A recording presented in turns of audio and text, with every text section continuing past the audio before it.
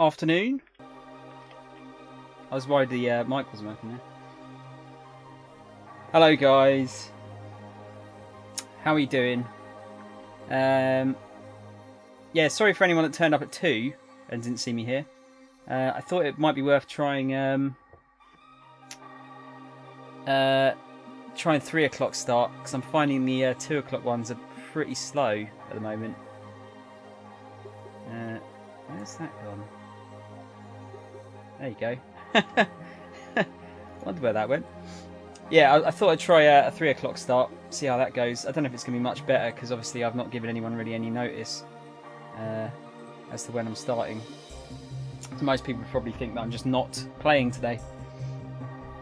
But yeah, I'm wondering if I should maybe push the, especially during the winter when, you know, it's cold and no one wants to go out anyway.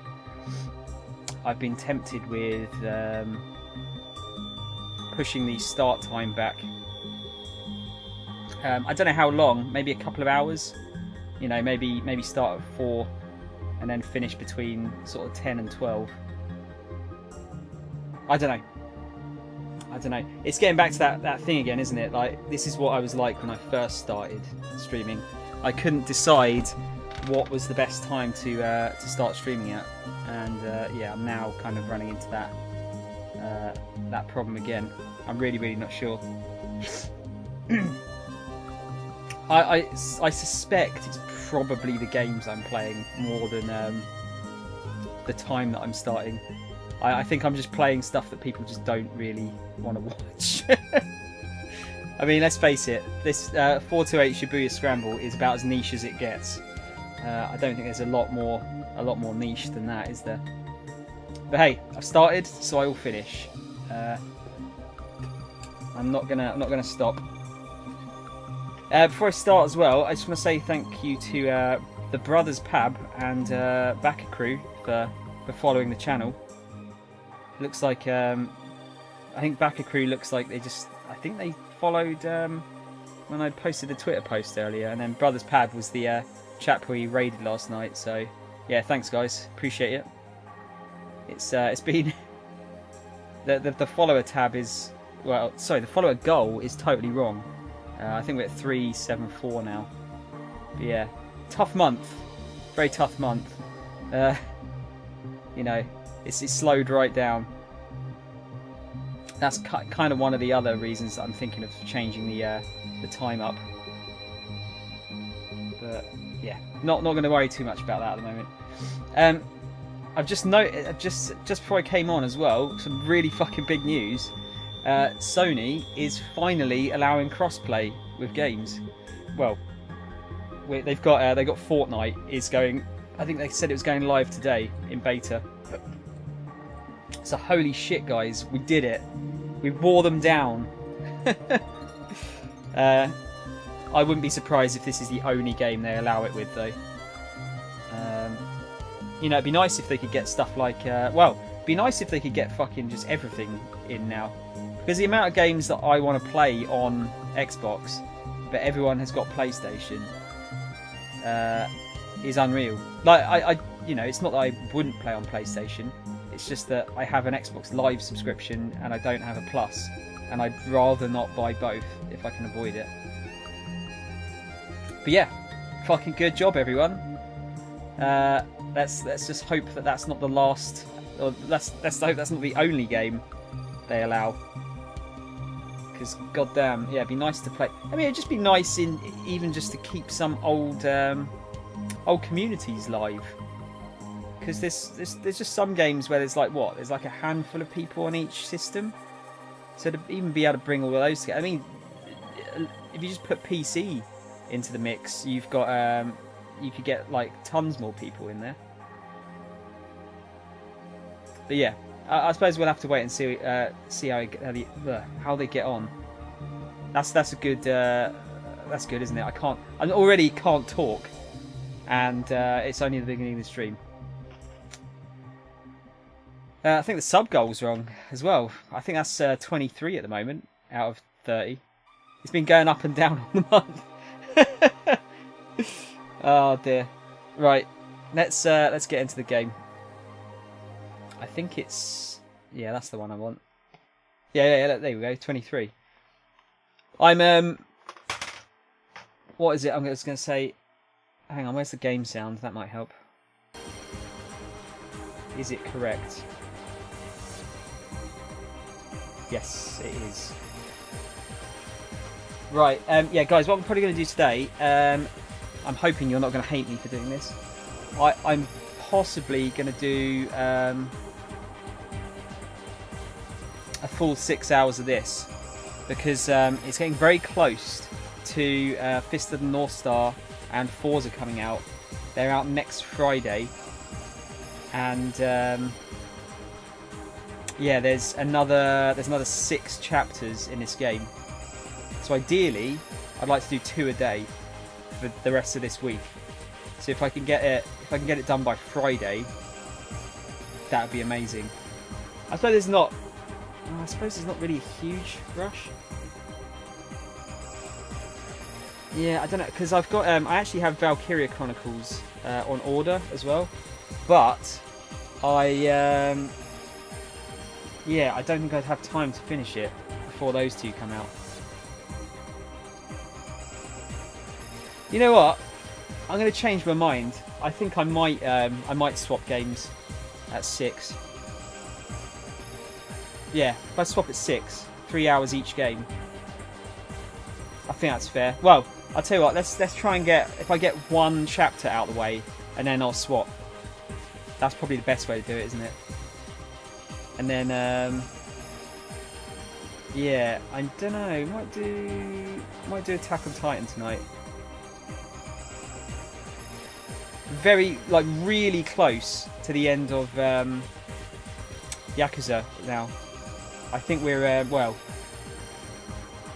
Yeah, I need to go out on a date with one of the other hostesses 3 times, and then do their sub story, and then it's done. But how quickly that can be done is well, it's not even that.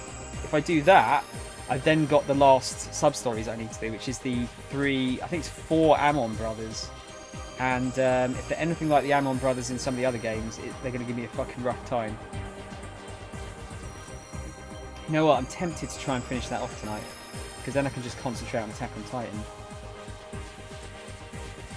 We'll see how it goes. Hopefully there'll be some people here by that time, and I can ask and see what people would prefer. Okay. Ugh. A lot of talking ahead of me today, potentially. Don't mind, I'm kind of invested in this story now. Right, let's swap over to full screen.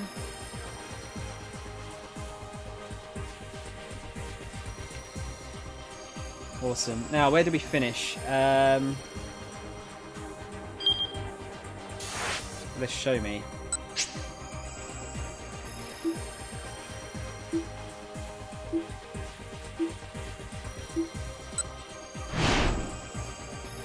Two years ago with Maria. Oh yeah, it was something to do with his the girls being twins, wasn't it?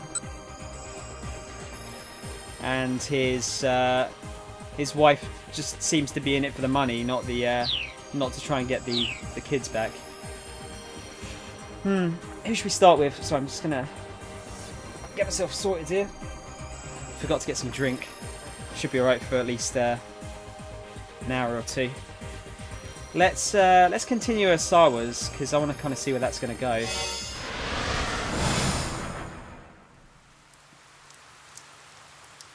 The rain won't let up. No matter how much time passes, it just won't stop. Ever since that day, the sound of raindrops has been burned into my mind. You could say it's a sound shower. Sorry. I'm not sorry. Such an awful, heart-rending sound, driving me to strip my life down to shadows. And yet, no matter what else I abandon, nothing will make the sound of the rain stop.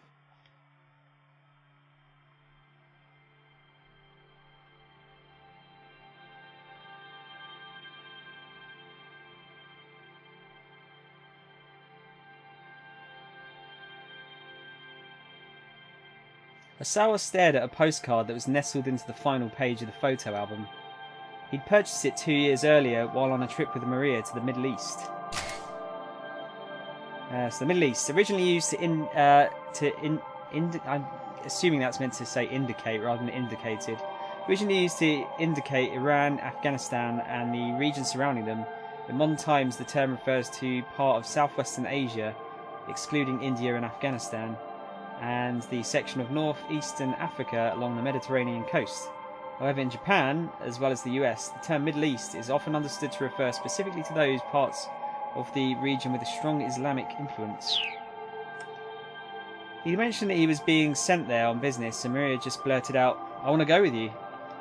She'd recently developed an interest in the Middle East conflict, and apparently she had been yearning to see the area firsthand. The ongoing friction in the Palestine region between the Jewish people who founded the nation of Israel and the Arabs who had been living there previously. The religious and historical context of this cultural clash is well beyond the scope of what can be elucidated here. God, you know what? This game is showing up my lack of English knowledge here and what words mean. Getting loads of new words. His daughter's newfound curiosity had taken him aback. She had always tended to be quiet and self-contained. The clumsy conversations aboard the airplane, the meals eaten together in awkward silence, it all felt like such a distant memory to Osawa now. "Ma'am, I'm afraid I can't let you do that." He heard Kajiwara's voice outside the door. "Why ever not? I'm just going out for a bit." The detective was arguing with Ai. "Great. And just who was it who told me I should try to go about my life as normal, Osawa's wife sneered. "Ma'am, please, How would you feel about being told to just sit around and wait?" Ai's angry shriek jerked Osawa to his feet. He hurried from the study to try to calm her down. Ma'am, please wait." But by the time Osawa had made his way downstairs, his wife had already stormed outside, despite Kajiwara's attempts to stop her. Osawa doubted anything he could have said would have stopped Ai from leaving. Trying to physically keep her from going out would only have made for an even worse uproar. He was glad that at least it hadn't come to that. He was turning to head back to the study when Kajiwara caught his eye. Resigned, he headed down the stairs and bowed to the detective.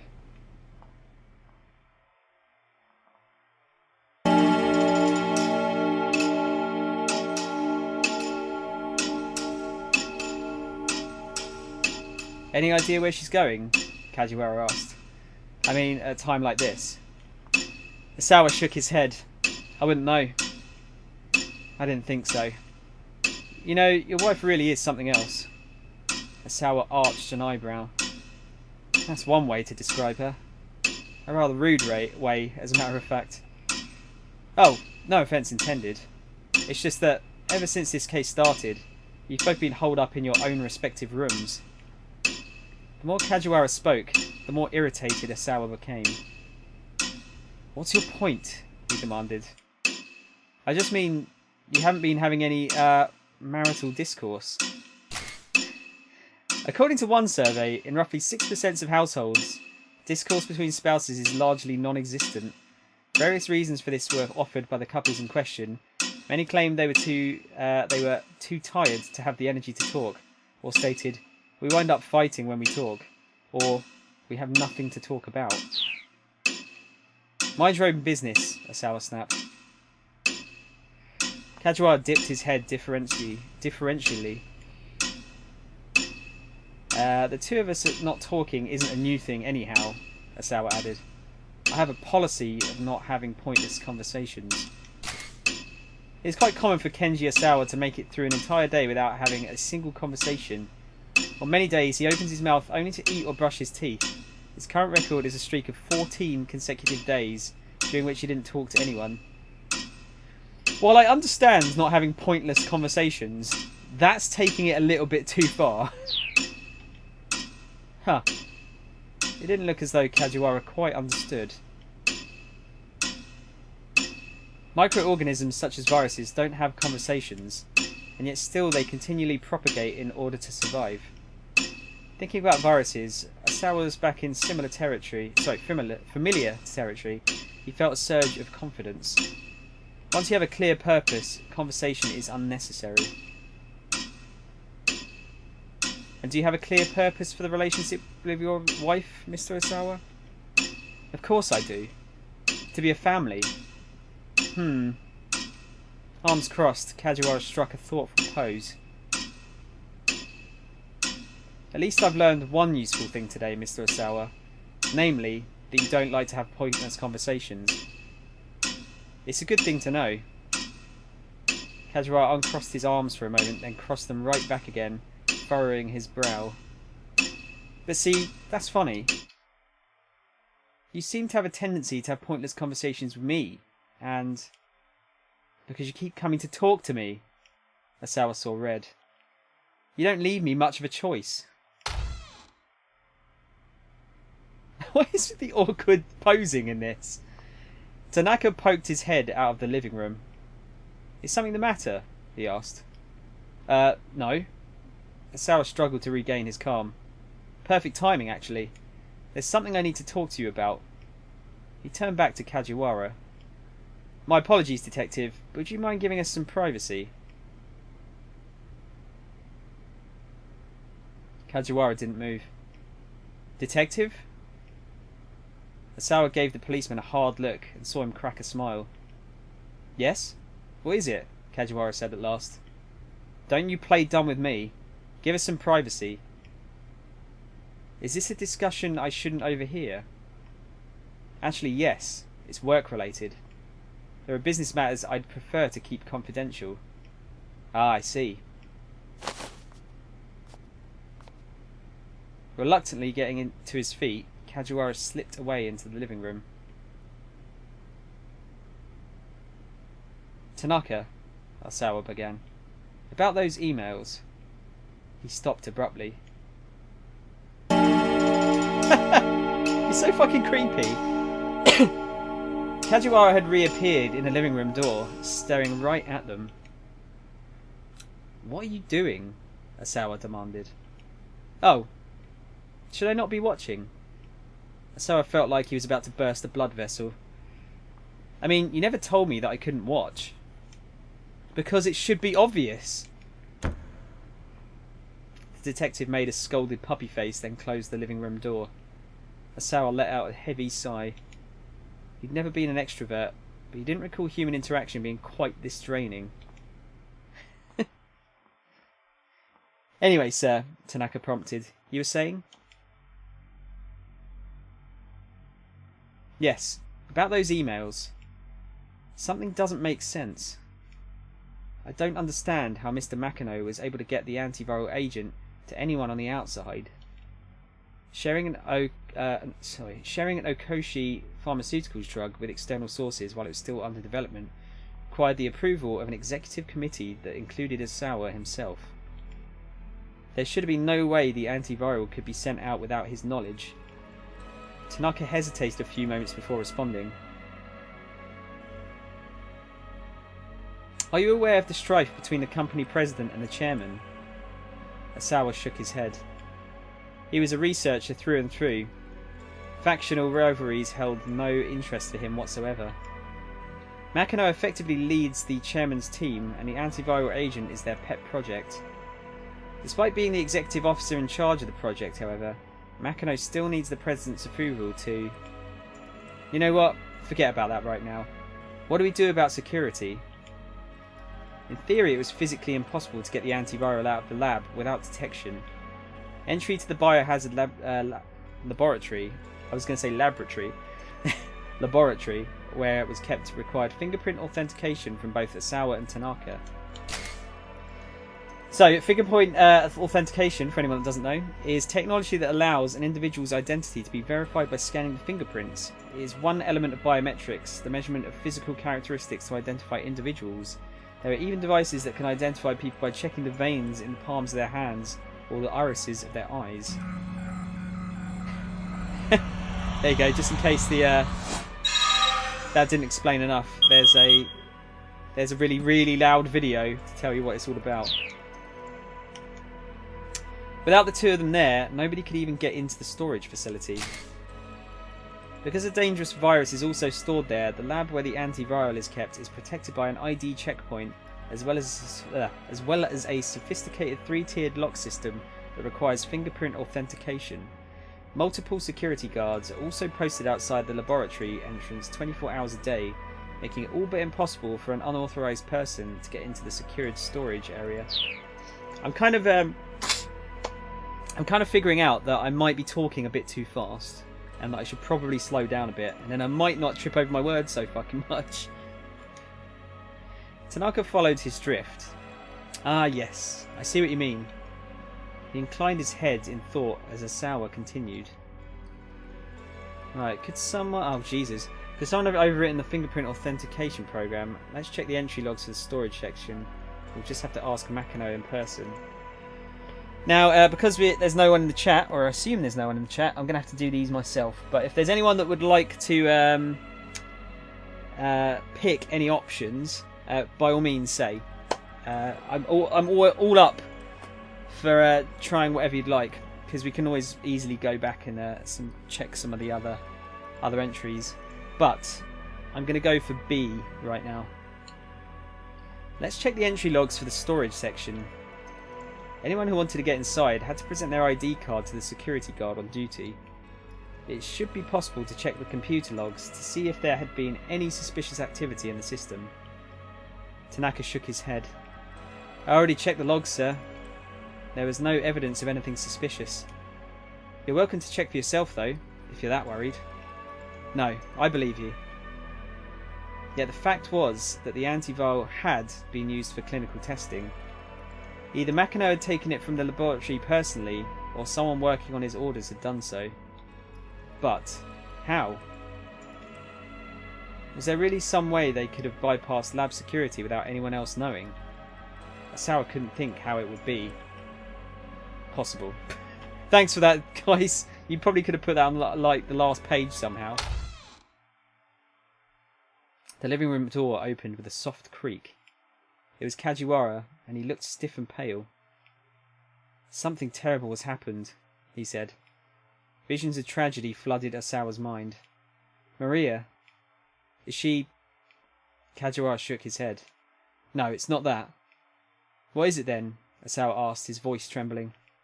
Sir, I need you to stay calm. Asawa swallowed the lump in his throat. You see... The toilet's clogged. What the fuck is this game? What is this character?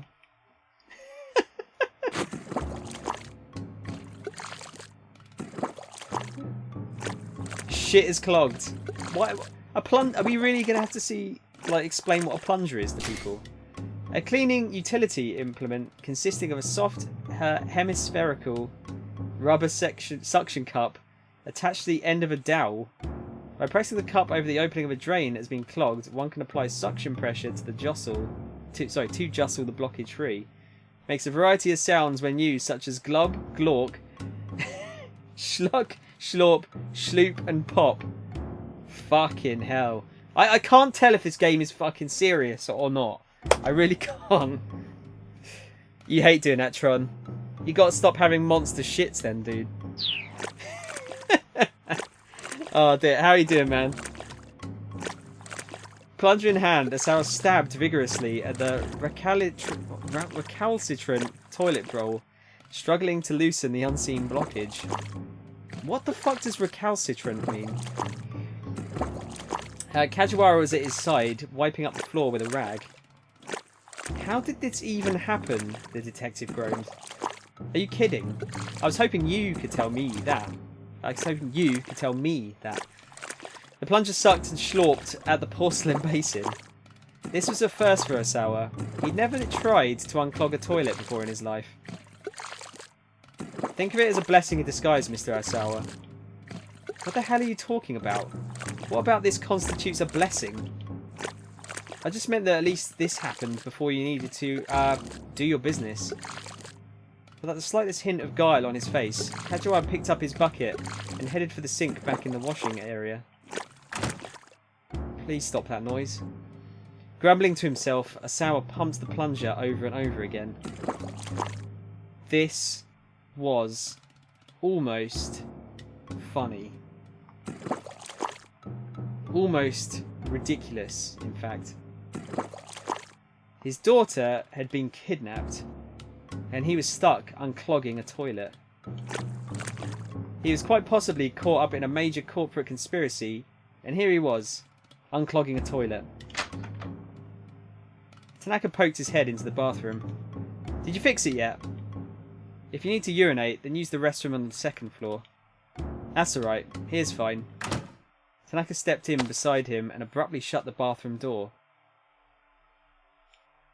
Now the two men were crammed together in the narrow lavatory. Hey, Asawa hissed. What the hell are you doing? Tanaka made eye contact with Asawa via the mirror. He spoke in a hushed voice. I've been waiting for a moment I could get you alone. What? Tanaka sidled around to face him, giving him an intense stare. Tanaka needs to fucking cut his nails. Sir, could you please be quiet for a moment? Tanaka had tears in the corners of his eyes. This will only take a moment. Asawa could feel the warm breath of his deputy whispering against his cheek. Tanaka reached for something inside his coat. Oh god, I don't like where this is going. Yeah, Tron, I think they're probably trying to make us think that, and it will be something perfectly normal. Right, so hey, come on, knock it off. Asawa lifted the plunger like a weapon.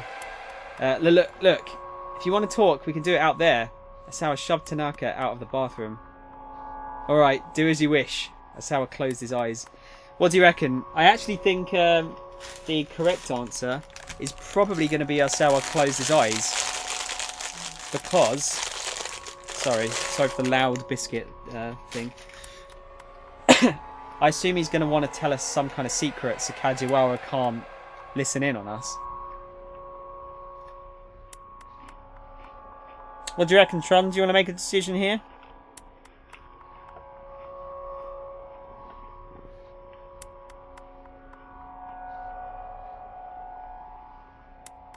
You would personally choose B. I mean, that's the sensible one. I just think that the way this game is going right now, I feel like C is going to be the right answer. You think it's C? Should we go for C then? Or do you want to go for B?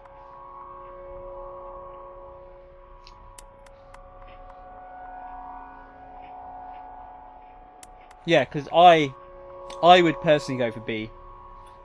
But I think it's C.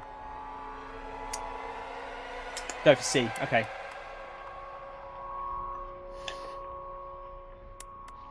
Better prepare yourself just in case I'm wrong. Alright. Do as you wish. Asawa closed his eyes. Are you sure you're ready for this? I'm not sure. This is all happening pretty fast. To be honest, I'm rather nervous. I understand, sir. I mean, now that I think of it, we do spend day in and day out in that lab together. I suppose this was bound to happen, sooner or later. Sir, could you please open your eyes? I'd like you to look at this. You'll have to forgive me. This is all a bit sudden. Please, sir, take a look. No, I can't. It's just the two of us. It's probably going to shock you, I know, but please, just look. Is it really that shocking? Oh yes, very. Now please, open your eyes. Okay. No, I can't. Sir, trust me, this isn't easy for me either. Alright. Bracing himself, Asawa opened his eyes. Tanaka thrust out his cell phone. Here, take a look at this. Huh? Asawa blinked, bewildered, then refocused on the phone. He could never have anticipated what he saw on the LCD screen.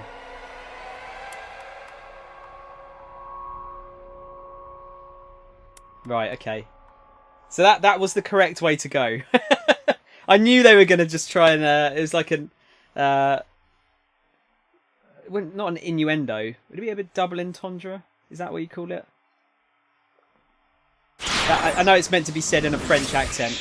I can't do a French accent. Who should we go for next? Anyone want to pick? So we got Minarakawa, Kano, Aichi, or Tama. Or Tama.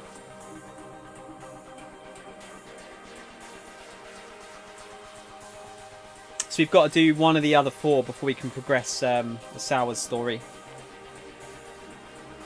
Trom, any preference here? Yeah, he does, doesn't he? I made that joke. I made that joke when he first popped up.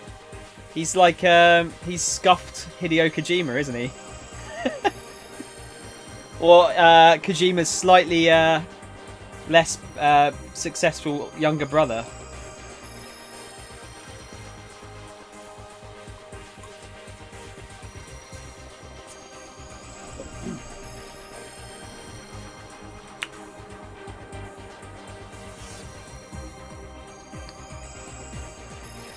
The furry, we'll go for Tama.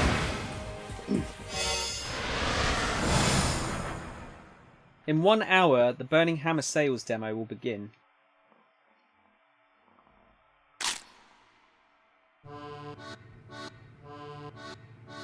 Chiri is laying out the assortment of snacks that we'll have on hand.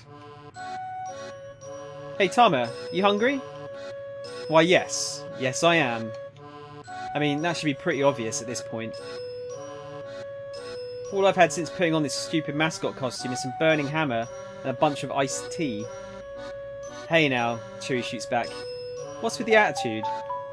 Chiri, you do remember that you ate my lunch, right? The sticker said it was best before noon. You just made that up. Heh, yeah. Chiri chortles merrily and chugs some more iced tea. Okay, folks, Mr. Yanagashita calls out as he slips into the room. Lunch break's over. Back to work. I don't feel like I've had much of a break. If anything, I'm even more mentally exhausted than I was before. There's a box full of Anagotchi toys in the storeroom on the 3rd floor. Mind bringing those down? Anagotchi? I ask. What's that? The name makes it sound like some sort of product knockoff. I'm guessing they're going for Tamagotchi there. Damn, those must be some hard chips. Her reaction looks like she broke a tooth. I don't know, it kind of looked like either that or just sheer joy at the fact she's eating. I mean, the guy is basically got her and Tama. Because Tama's like, apparently looks like a model, but we haven't seen what she looks like yet. And they're trying to use her as to show what happens if you drink this drink that apparently, you know, is better than going on a diet.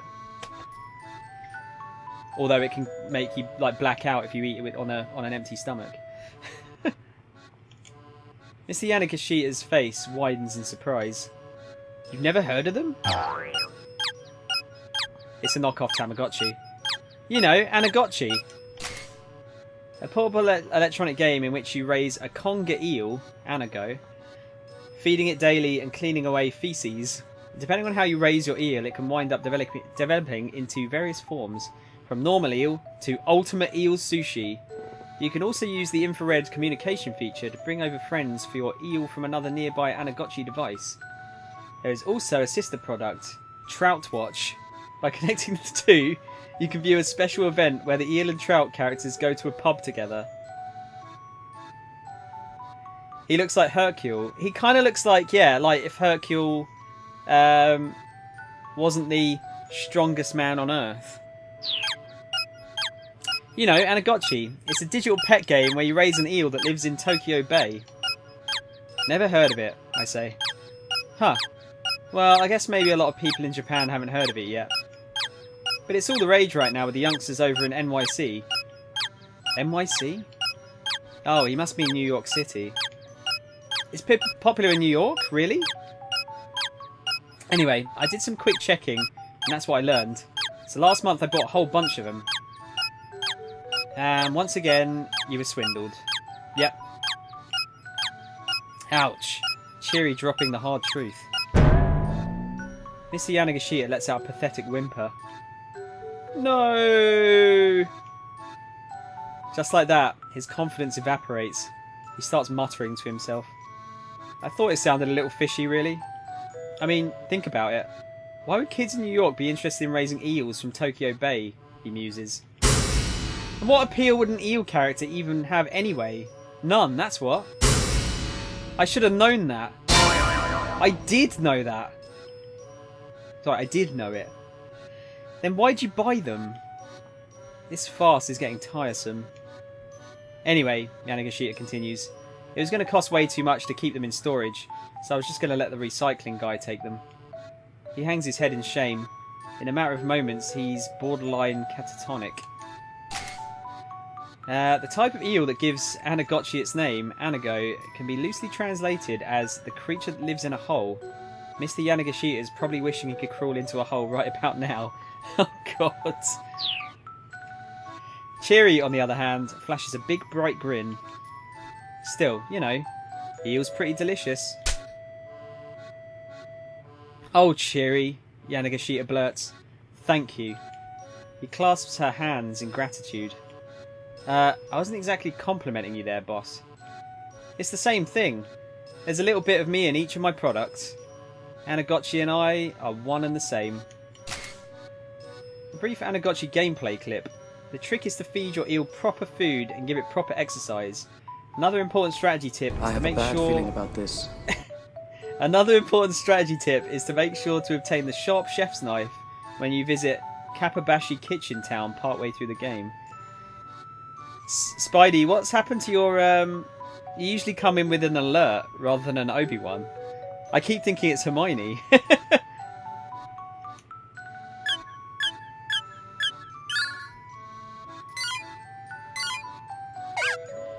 What the fuck are you feeding it? Cook. Well, I've got to cook the eel. Hello. Hello.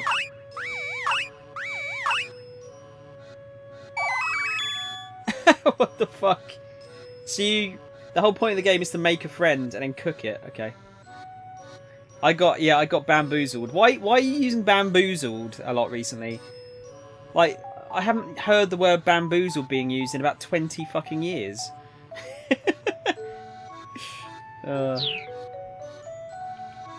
Which is to say, eels and I are one and the same. Go on then. Say something nice about eels. Cheery chimes right in without missing a beat. Eels are awesome. When it comes to eel sushi, 100 pieces barely whets my appetite. You know, these two make quite a pair. That really means a lot to me, Cheery. Thank you. Thank you. I don't understand what any of this is about, but if it helps mend Mr. Yanagashita's wounded spirits, I guess I can't complain. I leave them to their devices and head for the storeroom. It's a good word, yeah. I'm just wondering why you're choosing to sort of I don't know, resurrect it now. The storeroom door opens with a rough grating sound. Thank you for hosting, as usual, Spidey. Much appreciated. Okay, now where's the light switch? I fumble around in the dark, feeling for the switch box. My costume paws mute the sensations in my hands, enough that even finding that is difficult. I batter the wall willy-nilly until eventually the lights come on.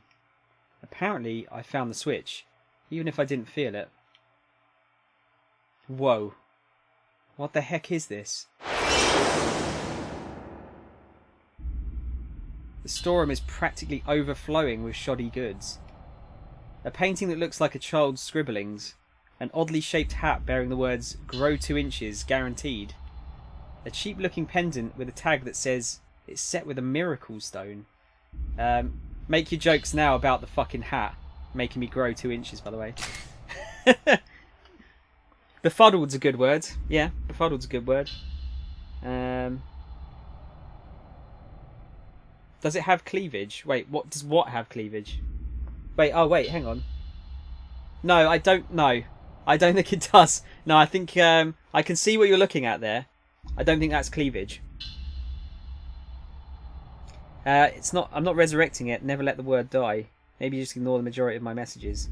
How can I? You're always doing sound effects alerts. I can't possibly miss them. Miracle stones. These stones are nothing more than simple glass beads that were purchased at 5,000 yen a piece. The seller claimed normally these sell for 10,000 a pop, but if you buy 100 of them, I'll give you half off. At which the buyer declared, "It really is a miracle," before joyfully agreeing to the purchase. The fact that someone like Yanagashita actually exists to buy these things up is also kind of a miracle. You know, now that you say that, I can't help but see it as like fucking cleavage. Oh, it's disturbing me. Oh, no.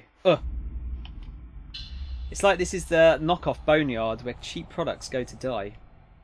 They break away from their pathetic herd, knowing their time has come, and end up in this graveyard of a storeroom. Let's see. Anagotchi. I quickly spy the cardboard box I'm looking for. Then I catch sight of a dark silhouette out of the corner of my eye. Eh! I yelp. Or eek. Ugh. It's one of them.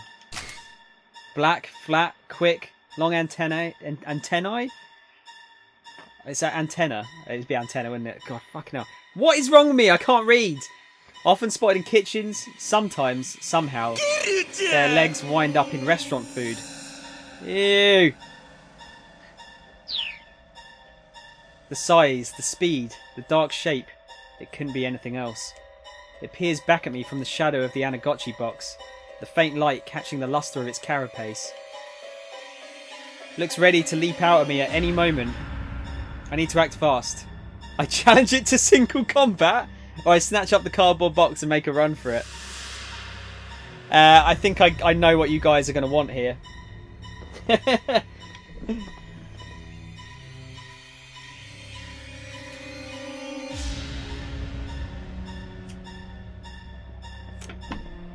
Well, A or B?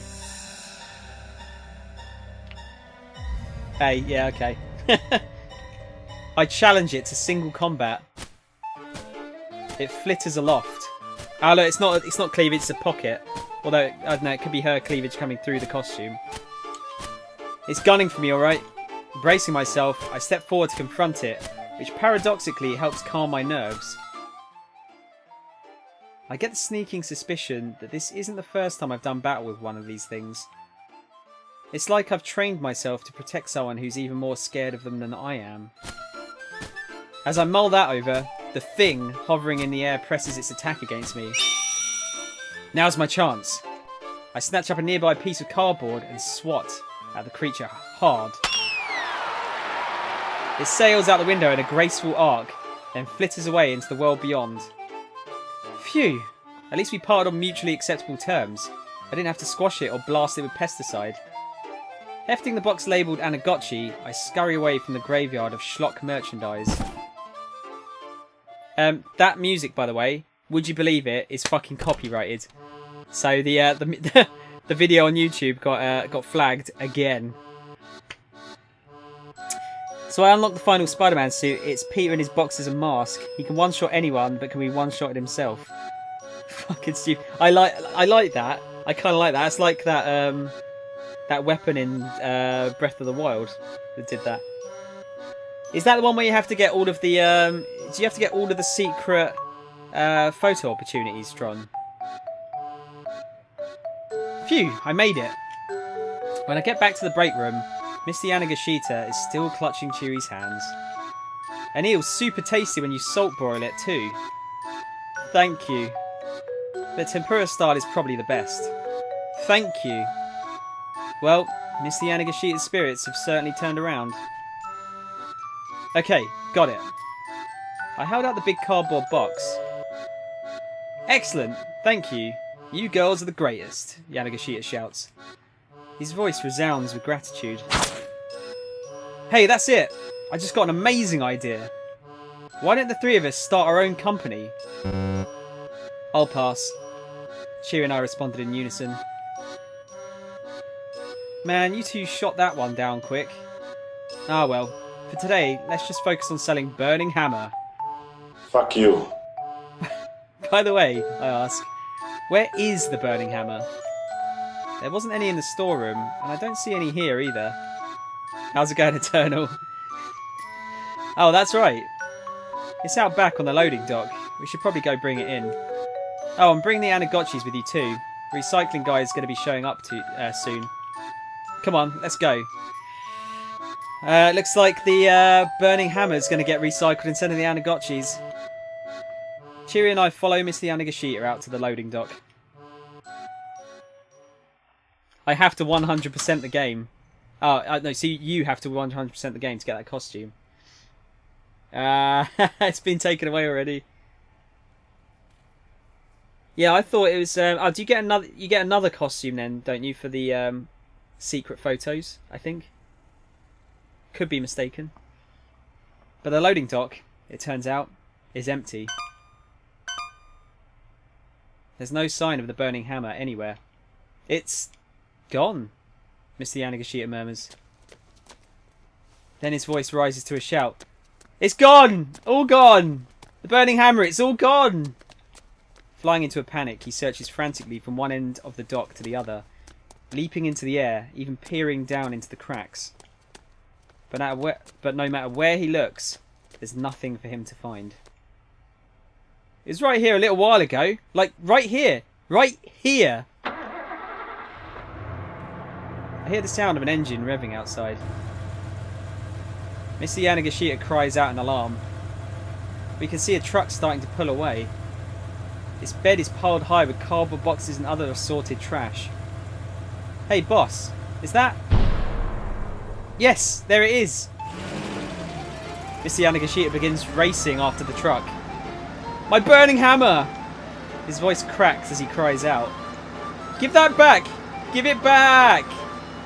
But he's no match for a speeding truck, and the boxes of Burning Hammer vanish before his eyes. Burning Hammer! Come back! Come back!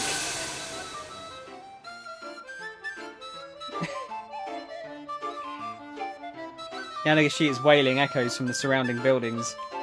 It's like something out of a movie. What the hell? What's up with that truck? Tama, who the heck was that? Hey, don't look at me, I reply. Huh?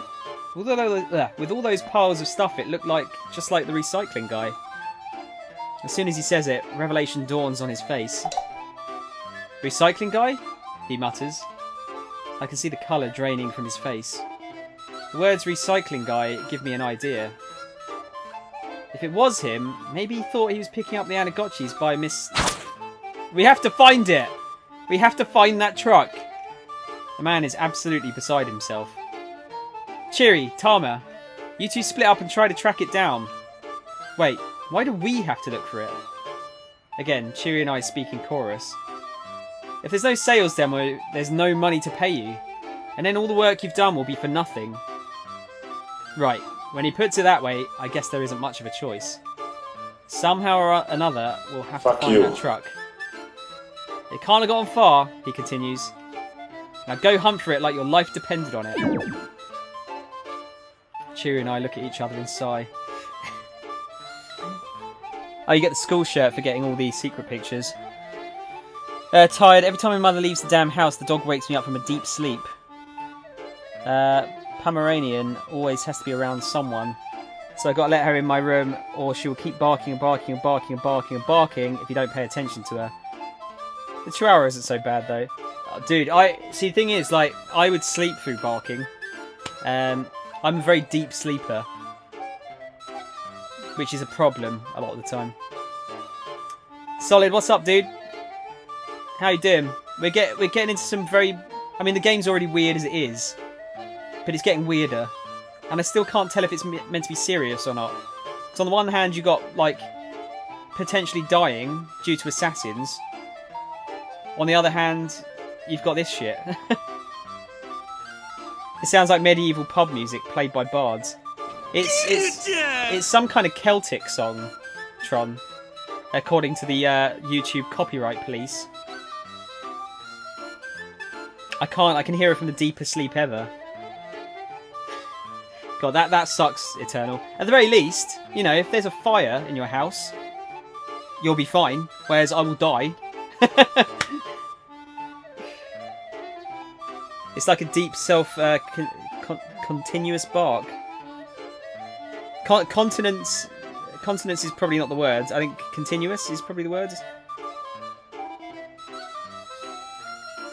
Fuck yeah, the clown. It's not really a clown music, is it? It's like Tron said. It's medieval pub music.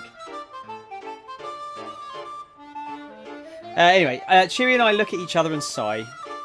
How do you want to do this? She asks. Want to search together, or should we split up? What do you reckon, guys? Go together or split up?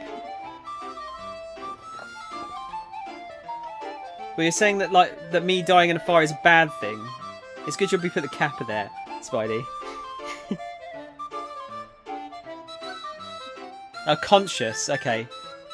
Deep self-conscious bark. Today there's no wife. Today wine in hell. Wait, what? You're gonna drink wine in hell? Or Twitch, whichever one is first.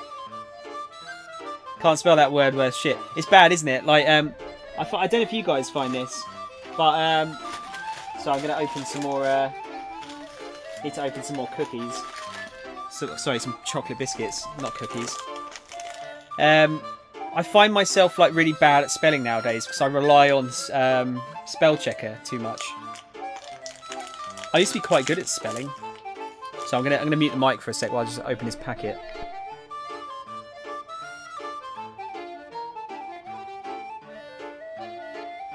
There you go, because it's kind of a horrible noise. I've mastered the art of making you think I'm kidding. Yeah, that's the thing now. It's like, are you kidding or are you being serious? I actually can't tell.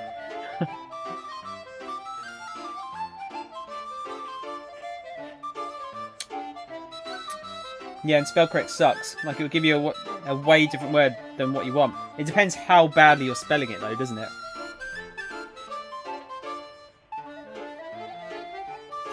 I'm the best at spelling. Yeah, guys, A or B? Well, by the time I finish this biscuit, I'm going to pick.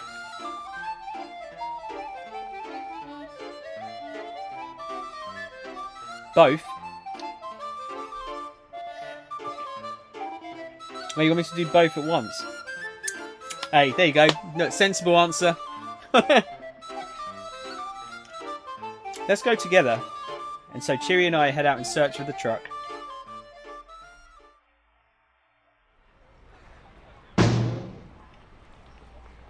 As we make our way down Centre Guy, peering in all directions, I accidentally bump right into a man who's out with his daughter. Both were sensible. How the fuck am I meant to pick both at once? Every time you ask, just imagine me screaming A in your ear. But Spidey, that's predictable. So this is the guy that tried to kill himself because he can't get his newspaper done in time. Oh, pardon me. I hop back to my feet and go to bow to the man in apology. Ow! He bows at the same time and we manage to bonk our heads together. Sorry. As her dad drops to her knees, clutching his head, the girl begins to wander off. Hannah, wait! The man lurches to his feet and rushes after the girl. She seems like an odd kid, only 10 or so, but strangely cold and distant for her age. She looks younger than 10. As we make our way back down the road, Cheery's eyes light upon a cafe. Man, I am super hungry, she mutters. Not now, we have to find that truck. Yeah, I know. I stride purposefully along, and though Cheery flashes the eatery a long lingering look, she falls into step behind me. If I don't talk for a while, it means I'm sleeping. Eternal, why don't you have you should have a nap, dude. Not like a full blown sleep, maybe, because you don't want to ruin your sleeping pattern like I have. But, you know, like, have a siesta. Have a 20-minute sleep. Green coat chick is thick. I just missed it. I just missed it. Hang on, can we go back and have a look? No. Sorry, yeah, missed it. My sleeping pattern's already fucked because of the dog. Oh god, I feel sorry for you, Eternal. I suppose there's not really much you can do, is there? Got to look after the doggo, after all. Cheery and I wander around town for another 10 minutes or so.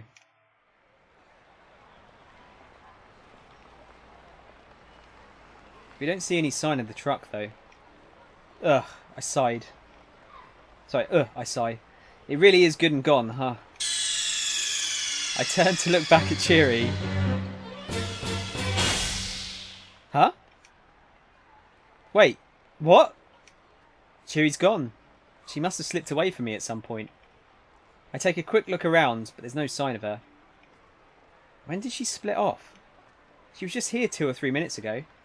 Guy in the background is like, what the fuck is this thing? Yeah, doggos are great. That was kind of good timing, though. Oh my god, G-Shock watches. God, I remember those. God, I remember getting a fake one from Germany on a German trip. It was not great. It's 12:35. The sales demo starts in 25 minutes. What do? I don't have time to go looking for Cheery. Guess I'll have to keep searching for the truck by myself then. But I have no clues to go on, so I don't know how I'm ever going to find it. Ah! What should I do?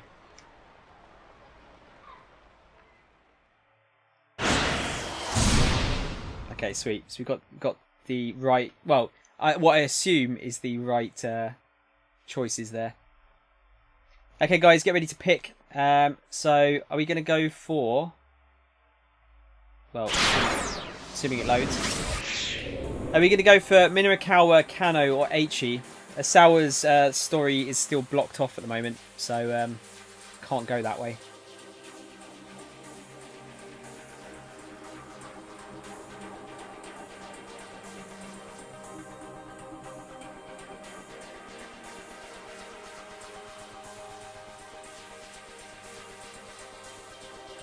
Spidey, you can't say A to this one either. You don't care. Okay, we'll go for Minorikawa. Minorikawa stood on the sidewalk, weighing his options. Chiaki's phone call had thrown him for a loop. He'd expected her to be anxious about doing interviews, but wow, she was a real basket case. So this is the journalist guy that's doing trying to finish off the paper for that guy we just bumped into. Fuck Still, you. that didn't change the fact that he had a schedule of his own to keep. The surveillance camera story had to be his top priority. Chiaki would just have to find some way to fumble through things on her end. He headed on down Dogenzaka, scanning his surroundings as he went. There were cameras set up on streetlights all over the place. There were so many, it was hard to believe he'd never noticed them before. One over there, another just over here. Electronic eyes peering down on passers-by from high above, where they were tougher to spot. Just how are the people who came to Shibuya reacting to this situation? Hey, you there! Minorikawa called out to a man riding by on a bicycle. Hey you, stop! The man brought his bike to a sudden stop. Taisei Yasuda, proprietor of a knick-knack shop in Udegawacho. Roughly 30 minutes earlier, while he was wandering along the JR tracks picking up lost and abandoned items, Aichi foisted off his trash onto him, and so he's in a bit of a foul mood. Since then, he's been going along on his bicycle, still picking up things from the roadside. There's a trunk on the back of his bike where he stores his finds. Huh? What's the matter? He asked. Hi, the name's Minoru Minorikawa. I'm a freelance writer. Okay. I'm just doing interviews for a magazine and I'd like to talk to you. Magazine? Which one? 4-Star General Gossip. Minorikawa did his best to sound proud. Oh, well, I'm actually in a bit of a hurry here. Minorikawa soldiered on. See that? He pointed at one of the nearby surveillance cameras. What? The man asked. The blimp? A massive blimp was indeed drifting slowly overhead. A type of aircraft that floats using lift provided by an enormous envelope filled with lighter-than-air gas. This envelope, the balloon, is often used for corporate advertising. This particular blimp has been puttering about the skies above Shibuya since last night. No! The camera!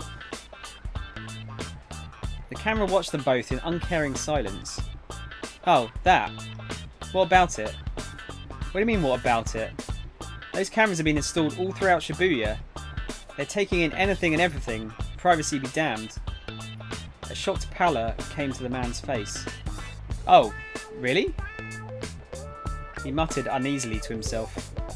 I guess I should be careful next time I go picking stuff up. Hey, what are you talking about? Minorikawa asked. Oh, nothing. Stuff. Way to dodge the question entirely. Anyhow, I think there are some good things about the cameras too, the man said hurriedly. Oh? Minorikawa asked. Such as? Well, I mean, they must have helped catch some crooks, right? Yeah, I think you're right about that. Oh, I am. The man looked shocked to have his own statement confirmed. Are you hiding something from me? Huh? No, nothing in particular. The man shook his head vehemently. Nothing at all, really. Well, whatever, Minorikawa said.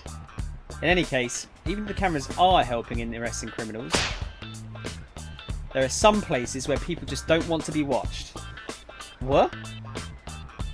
For instance, how would you like it if someone set up a security camera inside your home? What do you mean? I mean, a burglar might try to get into your home. If you had a security camera, you could be alerted right away. Isn't that kind of an extreme argument? Nope! You're the one making the extreme argument here. What? The man stared, bewildered. You're saying it's okay for folks to film people around town as much as they might like, but not to take a look inside people's houses? Yeah, I guess I am, the man mumbled. Minorikawa snorted. You don't think too deeply about these things, do you? He mocked. The man huffed in indignation. I don't see the problem, he said. I mean, it's a normal enough opinion. To want to bring down crime but also protect privacy. Well, yeah, so? So if they're going to set up cameras around town, I'm okay with that. Max, thanks for the host, dude. It's been a while, man. How are you doing? I assume you're still at work, right? Minorikawa grinned inwardly. You're being naive, he said. Way too naive. Naive about what? By now the man was getting worked up. Once you start letting people watch you some of the time, you'll eventually let them do it more and more.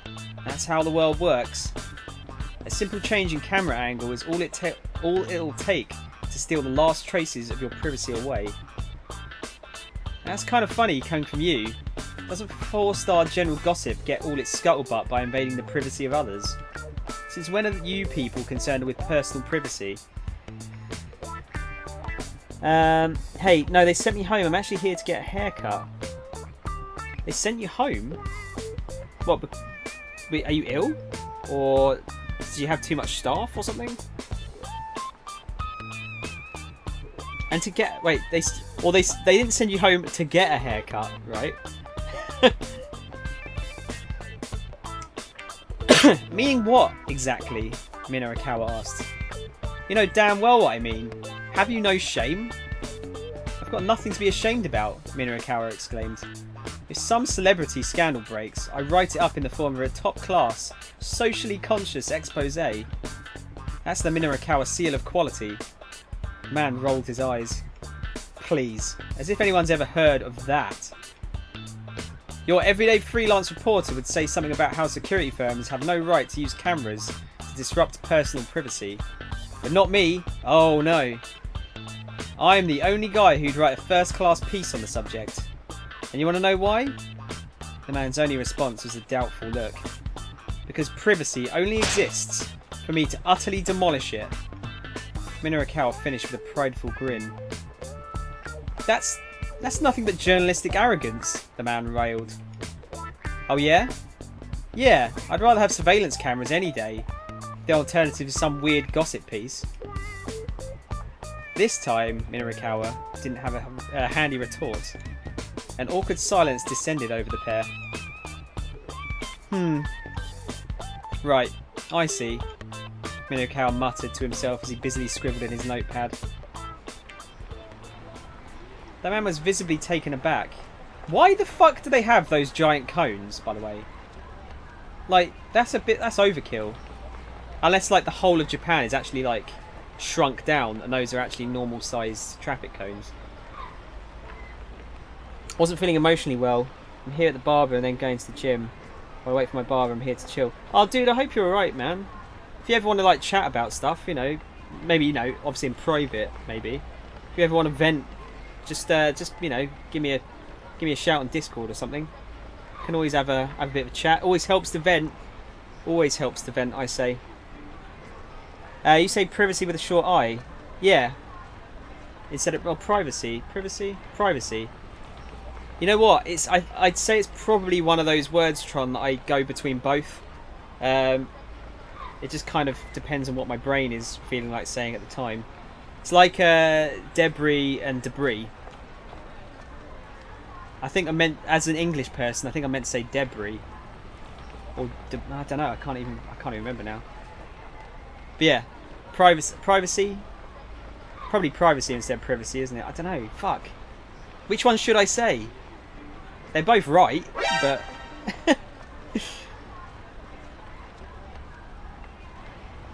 Yeah, Max, honestly, if you ever want to... Sorry, Phantom, rather. I shouldn't call you Max. I keep flip-flopping between Max and Phantom. If you ever want to talk, Phantom, just always always up for a chat, dude. The man was visibly taken aback. Thank you for your cooperation, Minorikawa said at last. Whenever anyone says that, I can only think of Robocop. Thank you for your cooperation. You gave me some good stuff. He held up a hand to forestall an angry retort. I realise I probably got you a bit riled up. You'll have to forgive me. What? The man peered up at Minorikawa in disbelief. This is just my interview style. Sorry, I know it's a little unorthodox. Buddy, you're a weirdo, you know that, the man said. Yeah, I hear that a lot, Minorikawa laughed. So can I go now? Sure, I'll quote you as Passerby A in my article. Sure, whatever, the man muttered. He quickly sped off on his bicycle. Minorikawa now had some material for his surveillance camera piece. He wanted to organise what he'd managed to put together so far. He decided to head towards his next interview location, keep an eye out for a cafe where he could stop to work on his copy.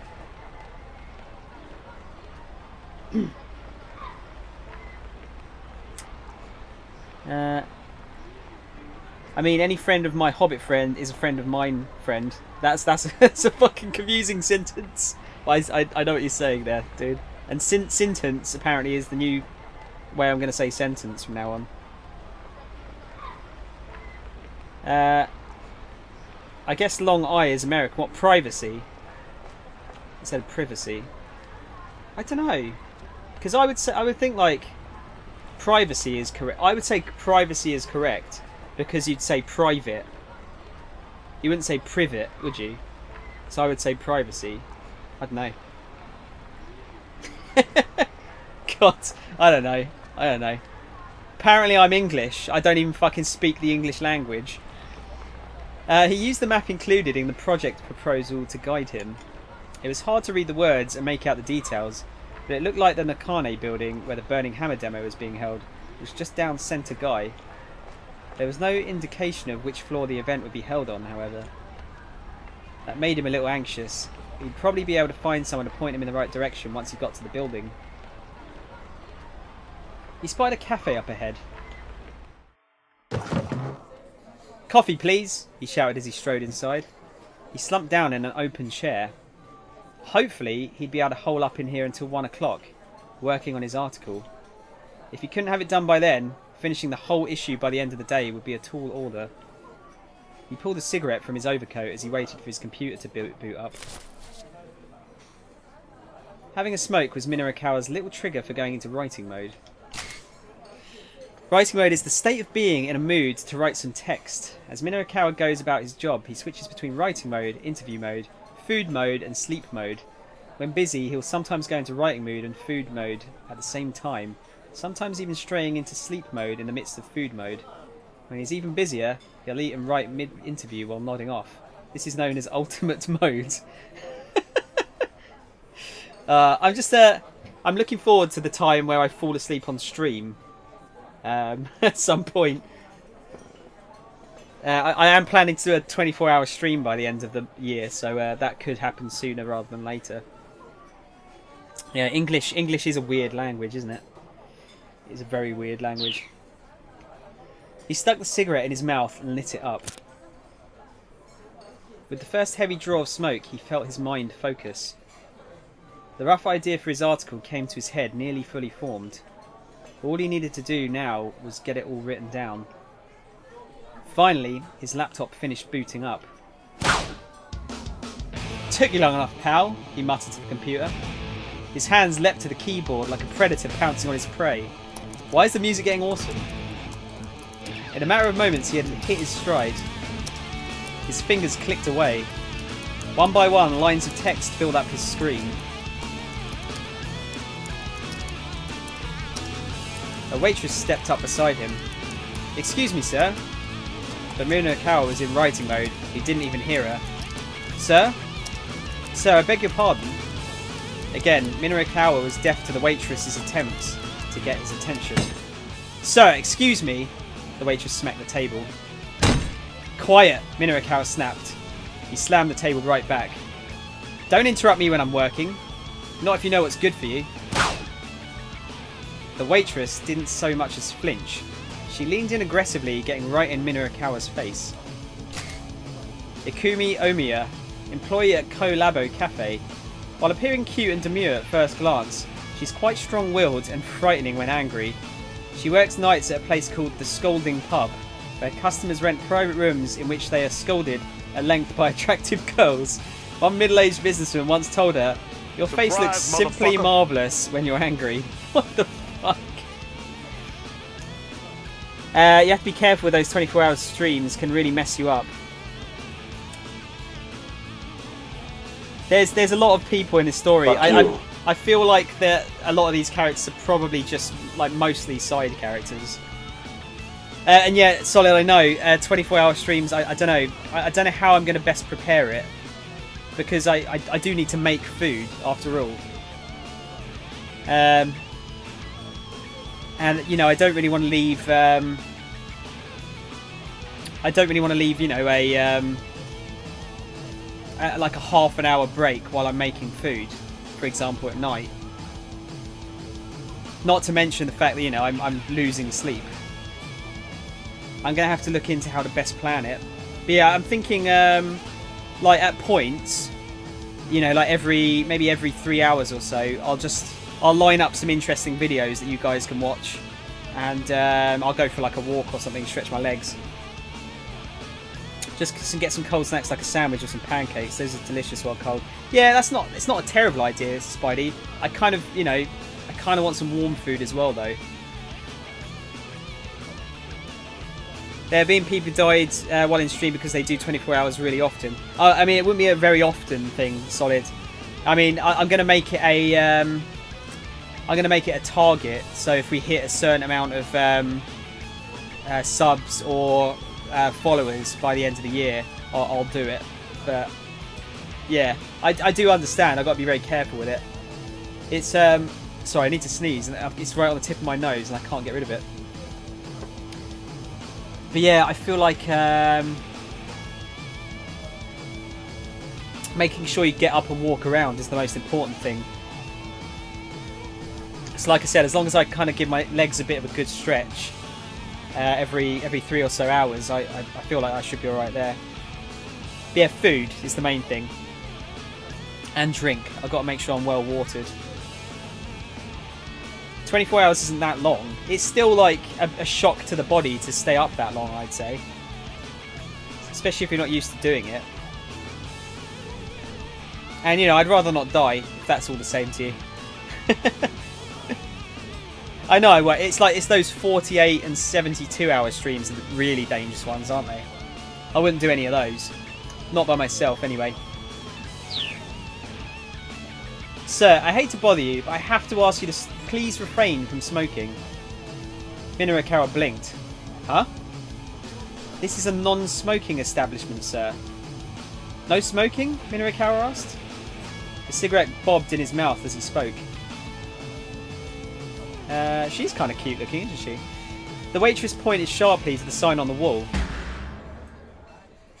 The words "no smoking" were spelled out as clear as day. We ask that patrons please not smoke so that other customers can fully enjoy the aroma of their coffee. The waitress drew herself up in arrogant triumph. The woman sitting at the table next made a face as she tried to fan the smoke away with her hands. Customers all around the shop were glaring at him. You guys don't know the first thing about the aroma of coffee, Minoru scoffed. The scent of coffee only truly comes to life amidst the choking stench of tobacco smoke. The waitress's only response was to jab her finger again. But this time, she didn't point at the sign, she pointed to the door.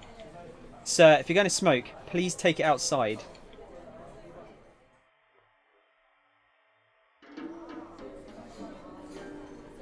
Sometime later, sitting inside the Café Lautrec, Minoru lit up his third cigarette. At last, a safe refuge. It had taken him quite some time to find a place that allowed smoking after he got kicked out of the first cafe. Right, so Café Lautrec is where... shit, I forget his name now. The detective guy's girlfriend and her father is... In recent years, many cafes and restaurants have phased out the concept of the smoking section in favour of prohibiting smoking across the board. This makes a place like Lautrec especially important to smokers. There are large air vents in the ceiling to help keep the interior more agreeable for those who do not smoke. I don't know if you guys have got this. It's actually illegal to smoke indoors in any establishment here in the UK now. As far as I'm aware, I don't think there's any way to get around it. I think it is literally banned across any public place. I mean, you can smoke in your own house, obviously, but... yeah, so pubs, you have to go outside. Yeah, everywhere. As far as I'm aware, everywhere has a no smoking ban.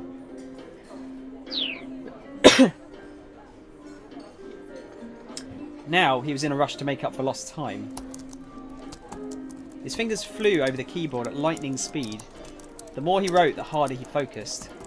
At this rate, he'd have the story wrapped up in no time. Today, you hear me? A voice intruded suddenly on his awareness. One of the other customers was shouting. You're breaking up with that fellow today. Minoru fingers drifted to a halt. These are the two in question. He looked around to see where the voice had come from. An older man, red in the face, was shouting at the young woman who sat across from him. Please, Dad, the woman pleaded. Stop. You're making a scene. Ah, a father and a daughter then. It was rare nowadays to see a father behave so imperiously towards his own daughter. Just how sheltered had he been trying to keep her? Minoru couldn't see her face from where he was sitting, but his interest was piqued. Should he move to another seat where he could take a look? Or no, he reminded himself that he needed to finish his article. Well, I know what Spidey wants. Spidey wants A. What does anyone else want? I think... Solid, you're saying B. I think... I actually don't know about vaping. I think vaping's a bit of a grey area. I don't know if all places ban it yet. Smoke outside on the town, but not inside. Yeah, no, you can smoke outside. That's fine. Smoking. I think smoking's gross. I've never tried it, but it just looks gross to me. Wait, vapes are called electronic dildos for you?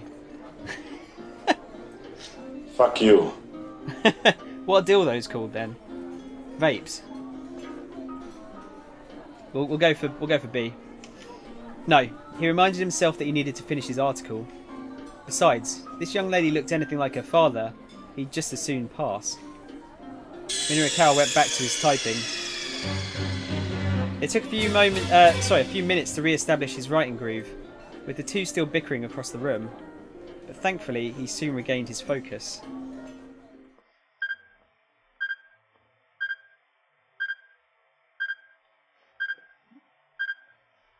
What's that? His hands went still as a strange noise intruded on his reverie. Whatever it was close by. Why in the world is that a sound? Good. I need to get to the bottom of this or I'll never be able to concentrate. Well, never mind. I need to focus on finishing this article.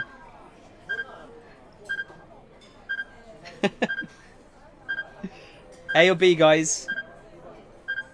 Whoever gets in first again. Yep, Solid got him first. But then, actually, you're agreeing with Spidey here, so we're not going to have an argument. I need to get to the bottom of this, or I'll never be able to concentrate. Just where the heck is that sound coming from? He searched his surroundings for a moment and quickly discovered that the noise was coming from his own bag. He pulled out one of the most important tools of his trade, a bug detector. A bug detector is an instrument for finding listening devices. Since wireless listening devices emit radio signals, bug detectors are designed to use wide area receivers to reveal their presence. Using a detector to find something in this fashion is known as fox hunting. How the fuck did he not know that that was his own thing?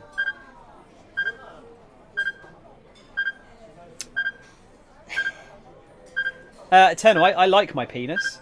Yes, if that's what you're getting at. What's not to like? It's really handy for peeing wherever I want to.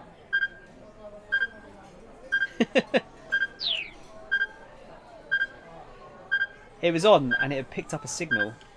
To a reporter, information was life. That made owning a bug detector a sensible precaution in his line of work. With the device in hand, Minurikawa casually scanned the area. Eventually, he zeroed in on the signal. He stood up. "Everyone, your attention please," he announced. "Someone set up a listening device in here." Several cafe patrons turned their heads in disbelief. The woman wreathed in pungent perfume flashed him a disagreeable look. "Oh, is this I?" "Oh, come on, that's ridiculous," she huffed. "There's something fishy going on."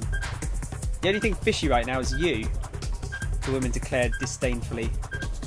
"Why don't you get out of here and let everyone enjoy their meals?"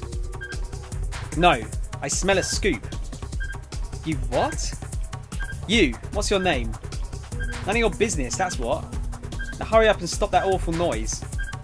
The other customers were starting to murmur loudly. "There's a listening device here, folks," Minurikawa said. "How can that not bother you? Do you know where it could be?" "Excuse me," the woman called out. "Could someone please do something about this man?" A waitress hurried over. "Sir, please, you're bothering our other customers. There's a listening device in here. That's what people should be bothered by right now." The waitress took a reflexive step backwards at the words listening device. "You're the one who's intruding on everyone," the woman shouted. "Honestly, could you please stop that racket? It's not me making the racket. It's the bug tracker. Just who the hell do you think you are? Police! Somebody call the police!" "Ma'am, please calm down," the waitress said. "There are other customers here and..." "I'll calm down once you get this disrespectful bore out of here. All I'm doing is sharing the truth. You can't kick me out for that." The waitress wavered, clearly intimidated by the both of them. "You've sure got a lot of nerve," the woman snapped at Minurikawa. "Go play detective someplace else." "I'm not a detective. I'm a reporter." "Really now? By far my least favourite profession." "Oh, and why is that? Did someone write a story about you, lady? Got skeletons in your closet?" "You shut your mouth. How dare you?" "Yeah, I smell a scoop here, alright. And the smell is coming from you." "I'll stop with your scoop nonsense already. It's no use trying to hide things from me. You have no idea what you're talking about." Oh, yes I do, lady. Go to hell. After you. Blah, blah, blah, blah. Blah, blah, blah, blah, blah, blah. Blah, blah, blah, blah, blah, blah, blah. Blah, blah, blah, blah, blah, blah, blah, blah, blah, blah. As they shouted over each other, their words blurred together until they were barely words anymore. The onlookers could hear only indistinct, meaningless raving. Oh god, what am I missing here?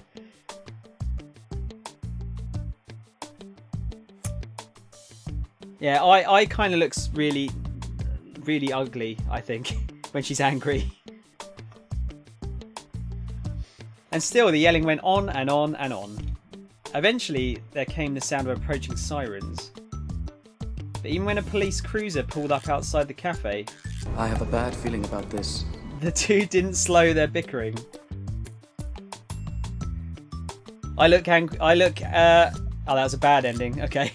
I look ugly when I'm angry. I'm never angry though. So how do you know? Minoru lost his cool and got drawn into an argument with a stranger, giving no thought to the consequences. By the time he came to his senses in a jail cell, it was too late to save 4-star general gossip. Maybe worrying about weird noises can wait. Right now, finishing up that article sounds like a better idea. Right, let's try that again, shall we?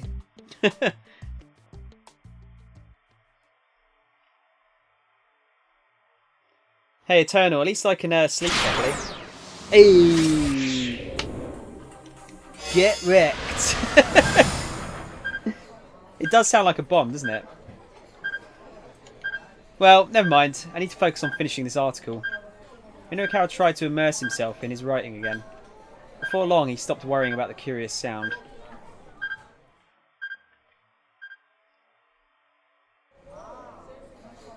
Time passed. Eventually, the pace of his writing slowed down a bit, and Minoru glanced at his watch. It was later than he thought. Pretty soon, he was going to head over to get an interview from the diet drink people. He reached into his bag for the project proposal to double-check the demo location. Huh? The proposal, it's gone. Crap, where the heck did it go? He checked all around the table, but he didn't see it anywhere. Maybe he'd left it at the other cafe, the non-smoking place. Well, he didn't have time to go back for it now. His phone rang. What now? Minoru snapped as he answered it. A tiny squeak came through the receiver. It was followed by the sound of sniffling sobs. I'm sorry. I just... Chiaki? Was she done with her interviews, maybe? It's no use. People won't stop to talk no matter how hard I try. Her voice broke into further sobs. Oh, come on. This again? Really? I can't do it. Don't worry about paying me. Just please let me go home. Minoru was already operating on a too tight schedule. He didn't have time to worry about Chiaki on top of it all. Look, just slow down and take a breath. Try and keep at it a little longer. Yeah, I was saying at the beginning of the stream, Eternal, about the crossplay thing. It's going live today, isn't it? We won! Hopefully it's more than fucking Fortnite, though. A game that I'm not planning to play. It would be nice if there was some other game. Like, I really want... it'd be nice if they could get Fallout 76 cross-platform by the time that comes out. Because then I could probably actually play with some people on the stream that way. Don't want to play with Xbox users. Why? Please tell me you're not a fanboy. Fanboys are dumb. You should like everything for what it is. Glorious multi-console / PC master race. Yeah, Tron. They've announced today that they're going to allow cross-play in Fortnite, but only Fortnite so far, and it's only a test. But we'll see if it goes somewhere else. He should have seen this coming when he first called her. Her shyness was practically pathological. But if you cut her loose now, all this frustration would be for nothing. But I can't do it, Chiaki whined again. Please, just forget you ever called me. She hung up before Minorikawa could get another word in. He tried calling her back, but she didn't pick up. Damn it, Chiaki! Don't you dare bail on me! Leaving money for his coffee on the table, Minorikawa jumped up and bolted from the cafe.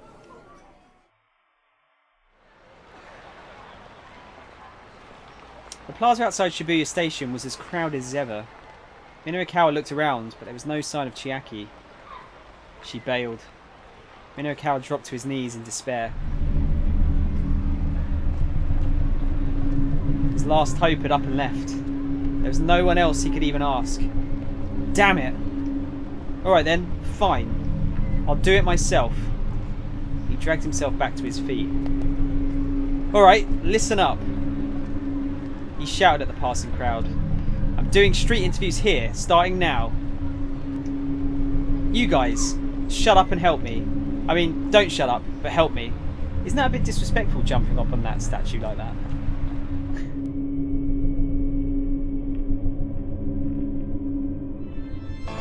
It is a start. Yeah, I mean...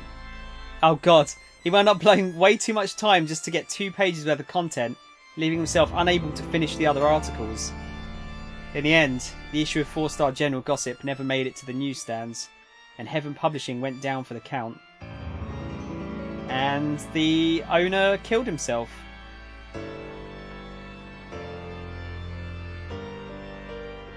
Don't ever get chill in Swifty's channel. His channel is PG-13. If you say anything remotely bad, you get timed out.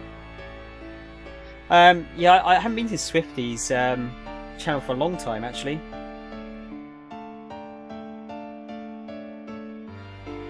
I mean, I understand why they do it, because they want to get more sponsors, don't they, that way, I guess.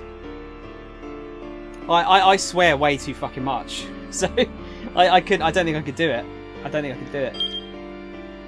Without Chiaki, Minorikawa just couldn't get the gossip finished in time. What made her run off, though? Chiaki shows up in Kano's story at 10 past 12. One of the decisions there is what ultimately put her over the edge. Yeah, Swifty's pretty old school. He was one of the first people I followed on Twitch, I think. Sponsors brainwash people so much. I mean, they seem to be very they care a lot about what people say now. I get it. I do get it, because like people are far more I don't know. I suppose it's another like political correctness thing, isn't it? Like, people are far more politically correct, so anything bad that's said can get you thrown off like a sponsorship or a team, regardless of context or things like that. But it depends what you say. I don't think swear words should be a bad thing necessarily, should they? Everyone swears. Swearing is fun to do, and it's a good way to vent frustration. I downloaded WoW but got bored. I guess it's more fun with people with you, so-called friends. Solid. I'd actually not necessarily agree there. I think it just either grabs you or it doesn't. But yeah, any game's more fun with friends, definitely. But yeah, MMOs I always find they either get their hooks into you like full on, or they just don't at all.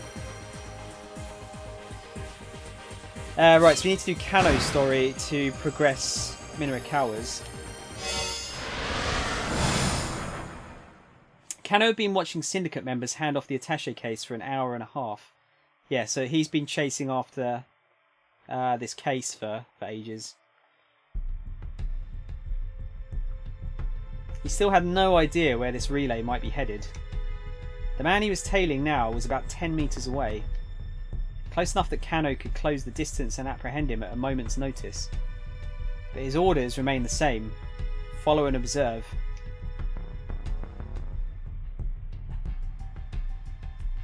He watched as the case was handed off once more. By now, the shock of seeing it pass to yet another accomplice had worn off. It's already been 90 minutes, huh?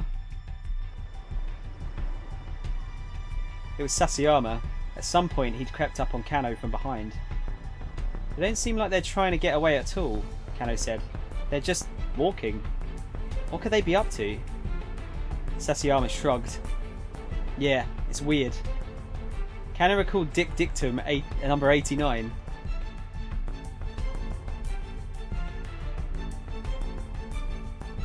Dick Dictum number 89. The more irrelevant something seems, the more relevant it's bound to be. If Tenno's wisdom held true, the Syndicate must have some reason for what it was doing. Were they just trying to throw the investigators off their scent? No, that couldn't be it. They were wandering in circles, staying right in the same area. They were just running up the clock. What if that's exactly what they were after? Buying time. Kano felt a sudden conviction that he was on the right track. If they needed more time to make sure they got their hands on the ransom payment... Wait, hold on. Could it be that? Right, hang on. I'm just going to catch up with the chat before we do this choice. If I was ever... Oh shit, I missed it. If I was ever sponsored, I'll straight up tell that sponsor I am who I am. You can't change me. Do not wish to be changed just because you want us the way you are. Then all they would do is pull funding. It's a tough spot. Yeah, that's the thing though. I think it is. I really want to go out and buy a webcam and try to start streaming, but I feel like it would just go nowhere. It is fucking hard, Eternal. I mean, keep bearing in mind that I've been doing this. I think I've had 2 or 3 days off, like apart from weekends, like weekdays off, since May, and I've been doing this full time since then, and I'm really finding it hard to get traction. I'm really finding it hard to get traction, but I figure that, you know, if I don't give it a go, I won't know.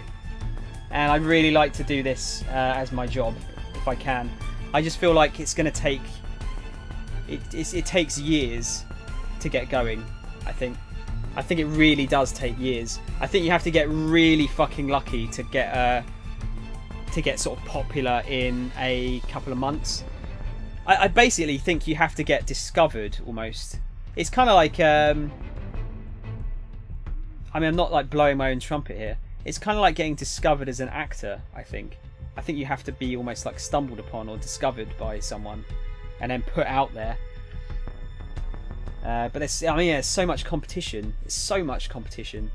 I mean, I'm actually doing quite well. The fact that you guys are talking now means I'm doing quite well, because there's like, you know, I'd say the vast majority of streamers probably have 2 or 3 viewers, and maybe lucky if any of them are talking. So I'm lucky that I've got that far. Yeah, there's a lot of competition in streaming. Maybe I can be that bad gamer streamer that talks shit about other streamers. No one does that yet. I don't know if you're being sarcastic or not. That's a good. Yeah, no, you can't do it. You could do it on YouTube, but you wouldn't be able to do it on Twitch. Plus, I don't think you want to burn your bridges necessarily.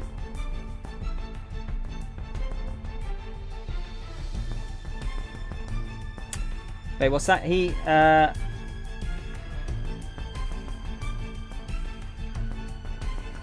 Are you saying I'm a trash streamer, Solid?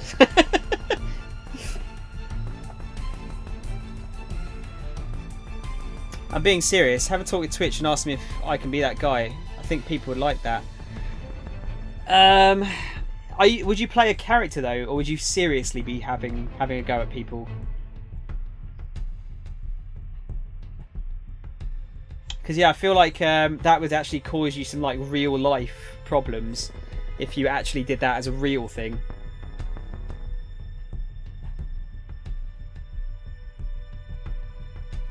I mean, everyone's allowed to have like a bit of a jab at people.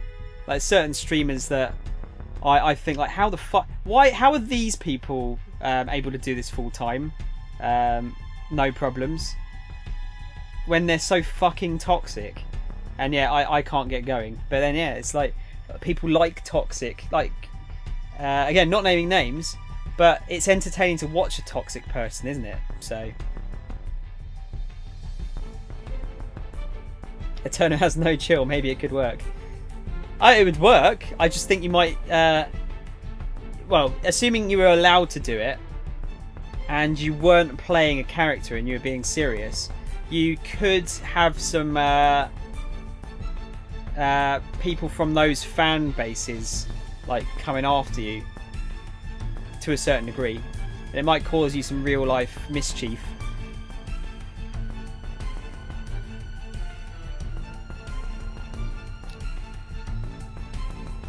But at the same time, yeah, you'd get a following from it, definitely. You'd get a following, but there'd be that added pressure of,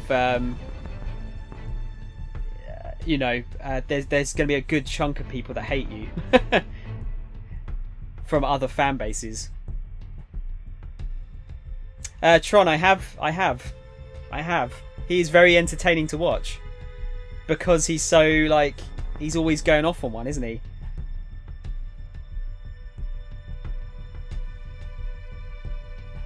If they want to hate me, hate me. Well, yeah, I mean, that's one way to look at it. Just look at his Doc. He's gotten his house shot twice now. Solid. I reckon that's... I don't know if that's a hate thing. I think that's more... I think that's just more of a popularity thing. Maybe. Oh, it's probably both, actually. Let's face it. Wasn't it BB gun, by the way? Not a real gun, wasn't it? It was I thought it was BB gun. Tron, he got banned from Twitch. Yeah, I'm not surprised. Some of the things he says about people was ridiculous.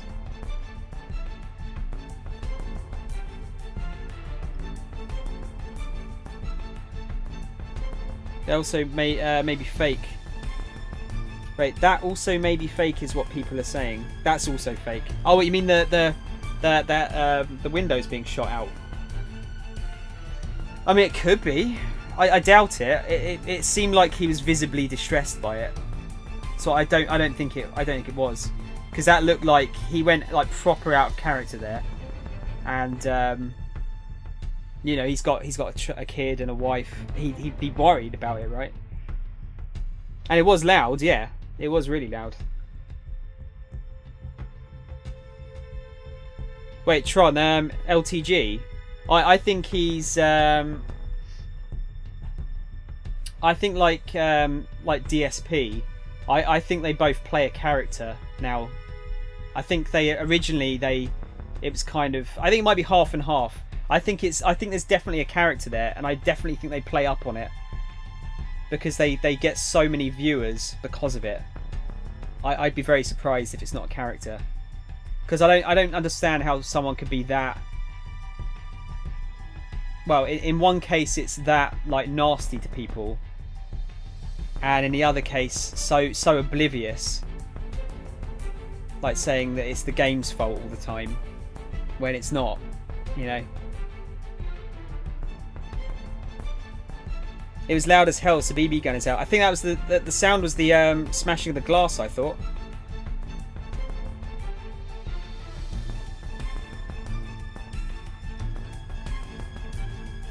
Their behaviour is it's embellished, yeah. I definitely think they play up on it. I definitely think they do. I think there's some people that don't and are genuinely that toxic. But I don't know. I feel like those guys, maybe. I really don't know. I really don't know. It's difficult to tell because it's like they could. That's either a really good, like some really good acting, or they're just fucking like this. They can be some horrible people sometimes. I expect non-toxic people, but a lot of people can be special snowflakes, though. I mean, like, you know, you should be allowed to banter. I think like a bit of banter between people should be fine. It's just when you're actually like, I mean, especially if you're sending your viewers to someone else's channel to like rip the shit out of them. I think that's kind of, you know, using your power for, you know, with great power comes great responsibility. I don't think you should do that. Wait, try what and see?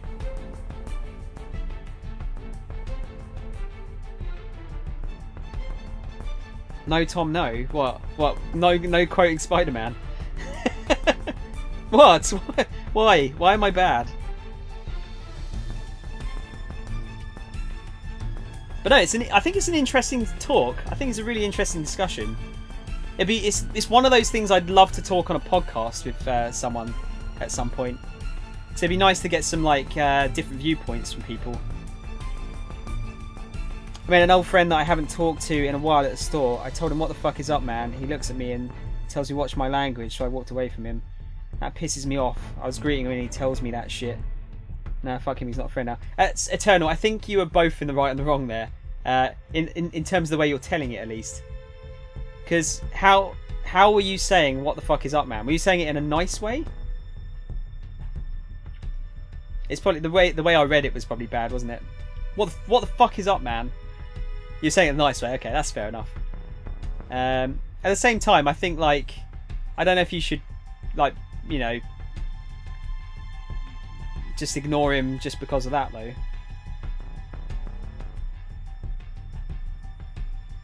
I know it's Spidey's. It's not actually Spidey's quote, is it? I don't think Spidey's ever said that. Spider-Man has said it. But no.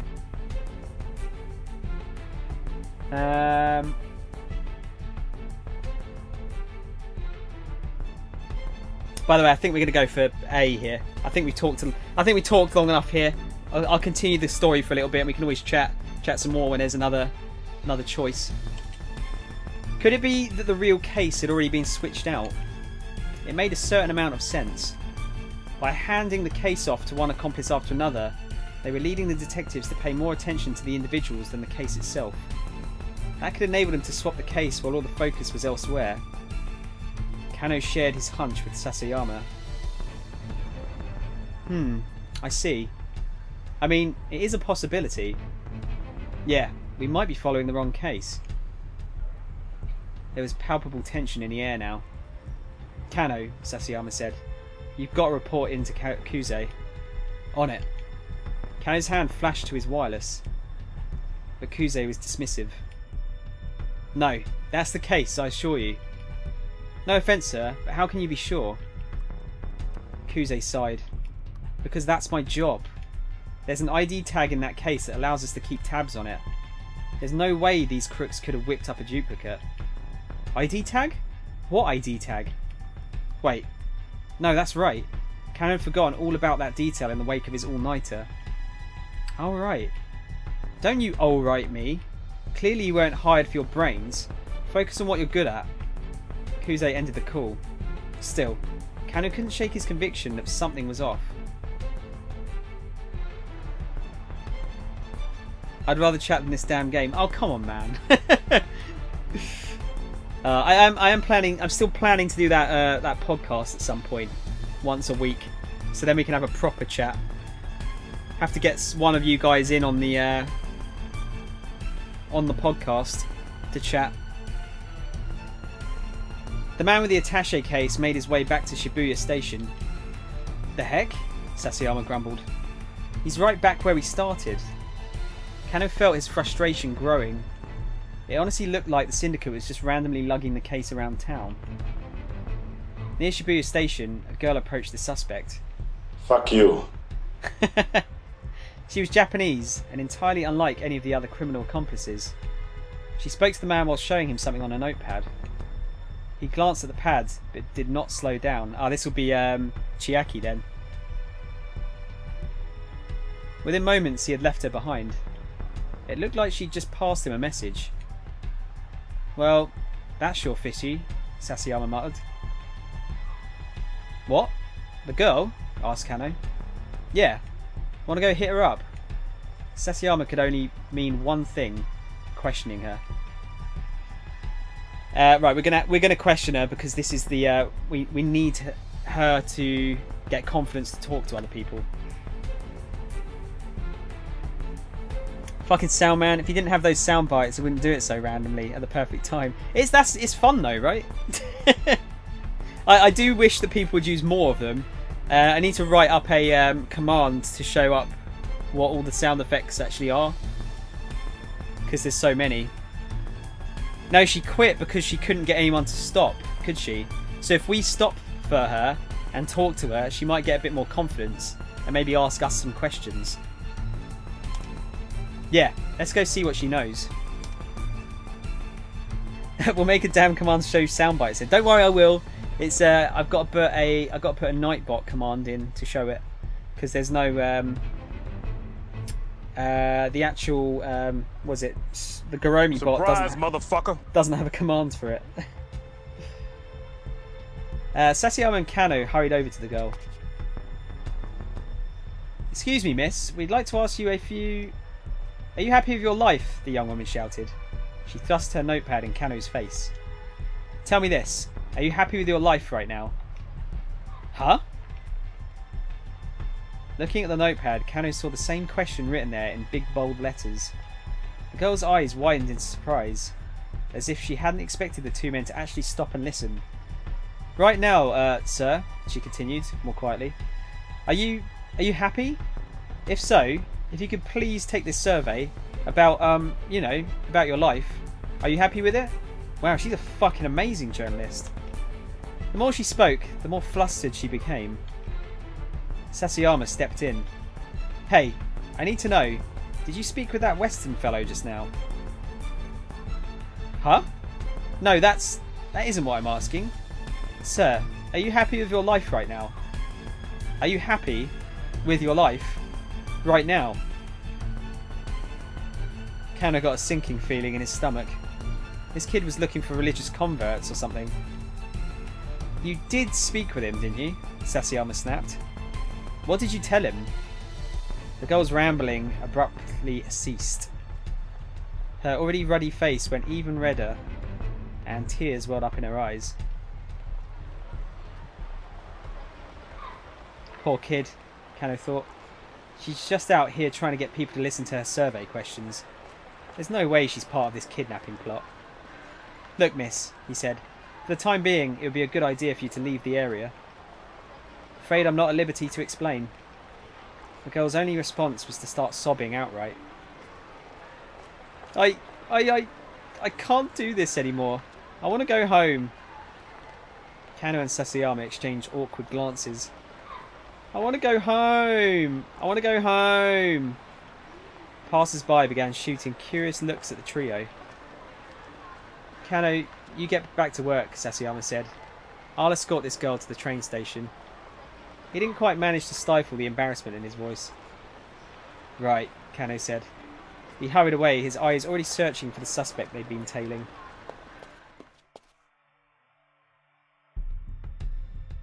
It didn't take long to find him. The man's black garb made him stand out in the crowd at the intersection. It occurred to Kano that all of the criminals who'd handled the attaché case had been wearing the same black clothing. That fact made the whole situation even weirder. Could they really be ignorant that they were being followed while they were all wearing the same eye-catching outfit? It was more like they were going out of their way to make sure the investigators spotted them. That still didn't provide any clues as to what they were after though. The longer Kano kept tailing these guys, the less it all made sense. Was it really such a good idea to keep this up? Someone's life was in danger and they were just letting the kidnappers carry out their plan, whatever it was. The very first page of the Dick Diary spelled things loud and clear on that front. Fucking Dick Diary. Do it now! Dick Dictum number 1. Never lose sight of what you're supposed to protect, ever.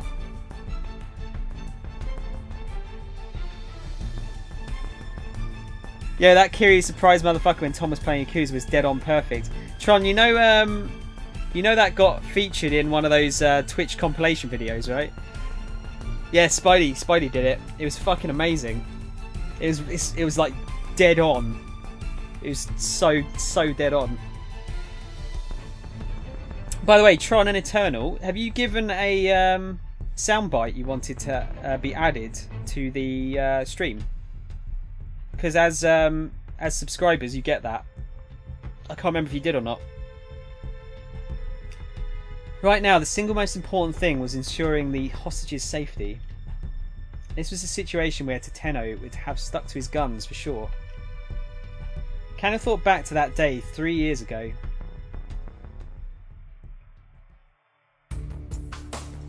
A burglar had shut himself inside a financial office and doused the place in gasoline.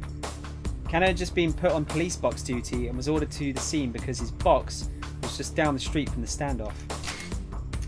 Nobody is assigned to a detective post right after graduating from the police academy.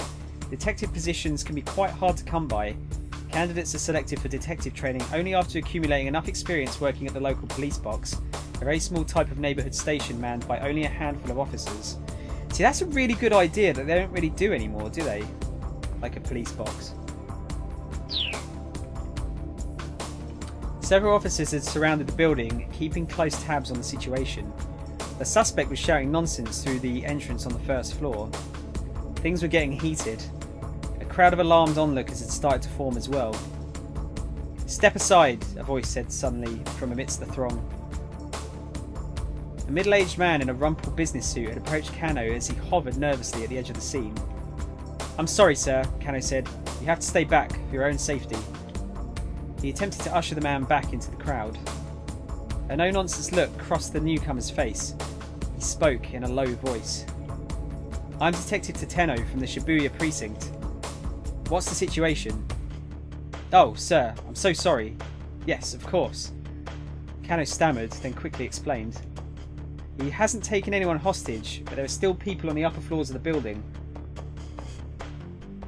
Giving only a slight nod, Tateno marched straight up to the building. The plastic container of gasoline the suspect had used was on the ground out front. Tateno picked it up and dumped the remaining contents over his head. Kano was at a loss for words. He couldn't believe what he was seeing. "I've covered myself in gasoline too," Tateno called out from the entryway. The tension in the air ratcheted itself up several notches. "Hey, what the hell do you think you're doing?" Kano heard the burglar shouting from inside. "If you're going to do it, Tateno called out. "We can die together." And he walked into the building. All Kano could do was watch things unfold through the plate glass window. Tateno was talking to the burglar, but Kano couldn't make out the words. The crook was clutching a lighter, his hand trembling. His expression was like that of a frightened child. Tateno slowly approached him and took firm hold of his shaking hand. The onlookers erupted into cheers and applause. Tateno handed the now docile suspect docile suspect over to the detectives, then wearily sat down against the planter out front. It was like something ripped straight out of a police drama. "That was amazing," Kano breathed. "You have to deal with guys like that as quickly as you can. You let a situation like this get even a little out of hand, and you never know how things might go south on you." Tateno spoke quietly, almost as if he was talking to himself. As the police evacuated the rest of the building, Kano noticed that there were children and elderly people among them. If the perp had managed to set the fire, there was no way they would have escaped in time. But I mean, what if he'd actually set the place on fire? If someone's willing to risk their life, you're not going to convince them of anything unless you do the same. Kano still remembered the awe he'd felt at Tateno's matter-of-fact tone. Kano hadn't become a police officer out of any real sense of duty. He just thought it would make Rumi happy if he became a detective like her father. Besides, civil servants tended to stay afloat in times of recession, and his time playing rugby meant he was in good physical shape for the job. He'd never really thought too much about protecting the citizenry or keeping the peace. But now here he was in the presence of a detective who'd literally risked his life in the line of duty without a second thought. A police officer never loses sight of what he's supposed to protect. Ever. Getting back to his feet, Tateno tugged off his gasoline-drenched coat and walked away. Kano wrote the words in a notebook he'd just purchased. Thus, the Dick Diary was born. Fucking Dick Diary. Tron, anyone that's subscribed gets they can add one sound effect they want to the stream within reason, obviously. It has to be quite a short one though. I'm saying sort of like about like five-ish seconds at the most. But yeah, if you've got one that you want to do, there's a section on the Discord you can request it in, and I'll take a look at it.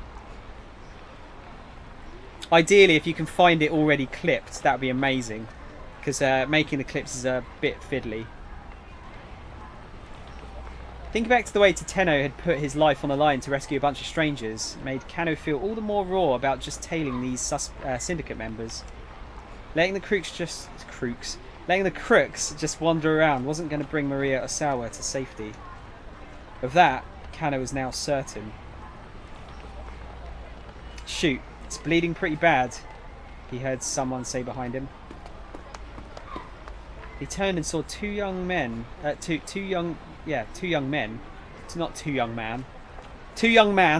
carrying another along. There was a towel wrapped tightly around the third's head. Hey, what happened? Kano asked. Shut your mouth. Kano blanched. Can the attitude, he's trying to help. Another voice cut in. It was Sasayama.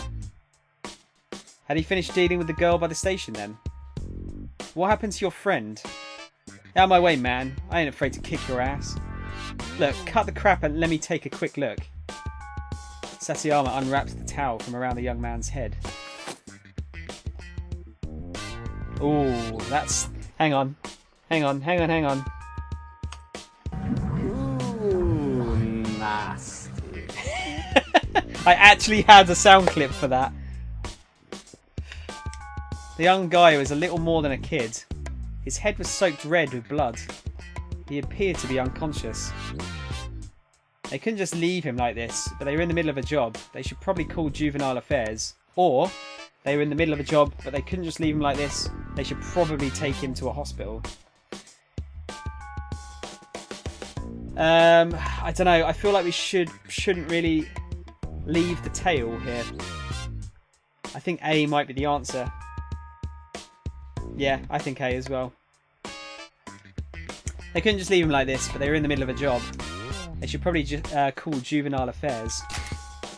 Part of the communal safety section, which handles crimes pertaining to public decency, finances and pollution and so on, juvenile affairs deals with misconduct and criminal activity involving minors. Since many SOS members are underage, the Shibuya Precinct's Juvenile Affairs Division has been ramping up its efforts to deal with the gang, although one detective in particular has been using this as an excuse to go on patrol at arcades, ignoring his duties in order to fuel his video game addiction. That'd be me. Kano took out his cell phone so he could call the precinct, but Sasayama stopped him, then showed the two youngsters his badge. Oh crap, you a cop? Sasayama nodded. Who you kids with? The Bamfs? The badass motherfuckers. Shibuya's number 2 gang, its leader Sohei Ikari, has gathered up some big mean dudes in an attempt to make Shibuya his turf. The gang's leadership is inferior to that of SOS, but on an individual level, its members tend to be stronger in a fight. Word is that the rise of the Bamfs is one of the reasons SOS has been growing more combative lately. SOS? SOS, admitted one of the young men after some hesitation. Who attacked you? Yo, it ain't like that. What was it like then? Infighting? The young man was silent. Sasayama must have been right on the mark. In the course of his police duties, Kano picked up a fair amount of street gossip from the young people in Shibuya. Lately, the scuttlebutt about the legendary SOS gang was that they were dealing with some internal strife. Look, don't worry about it. I get it. There's a hospital just down that way. Hurry up and get him there. The young man batted off Sasayama's offered hand, then quickly hauled his friend away. Sounds like SOS is on the verge of breaking up with all this infighting, huh? Kano asked. He kept his eyes on the young men as they headed off. Yeah, seems like it's been pretty rough. You know, what with the original leader leaving and all. The detectives in juvenile affairs were well acquainted with SOS's original leader. That would be Eiichi Endo. Initially, SOS was nothing more than a small group of like-minded young people who hung out together, but as its membership grew, the general public began referring to the group as a gang. Word has it that back when Eiichi was in charge, gang members never started any conflicts themselves, but simply responded in kind when others brought fights their way. The stories were like something else, out of some after-school special. There were tales of them taking down gangs who sold drugs to kids or breaking into Yakuza front offices to save their friends. The detectives with juvenile affairs took these stories with a grain of salt, but if there really were young people like that out there, Kano hoped to meet them someday.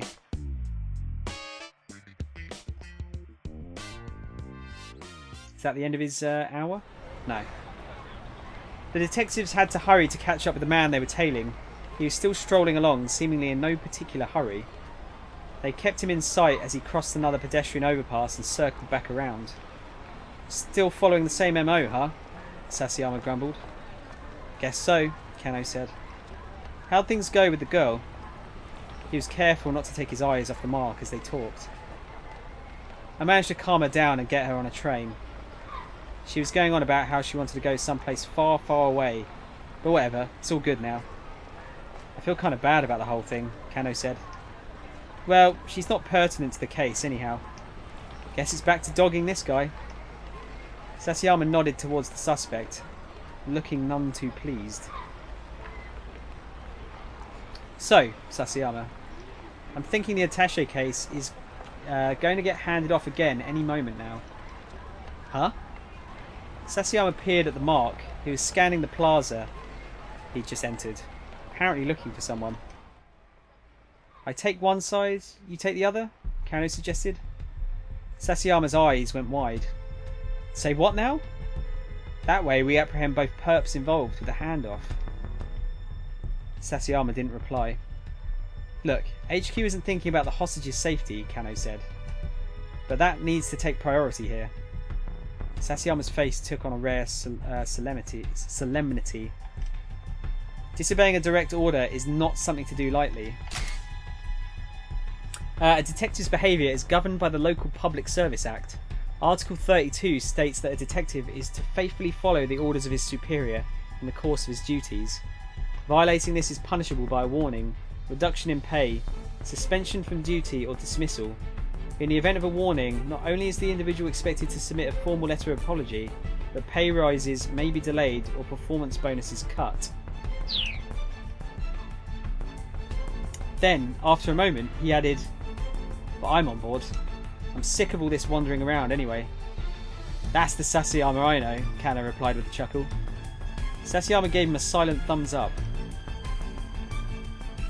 I think we're going to get a choice here, guys. The two detectives took up position on opposite sides of the plaza. Kano called up Sasayama on his cell phone. You ready? He asked.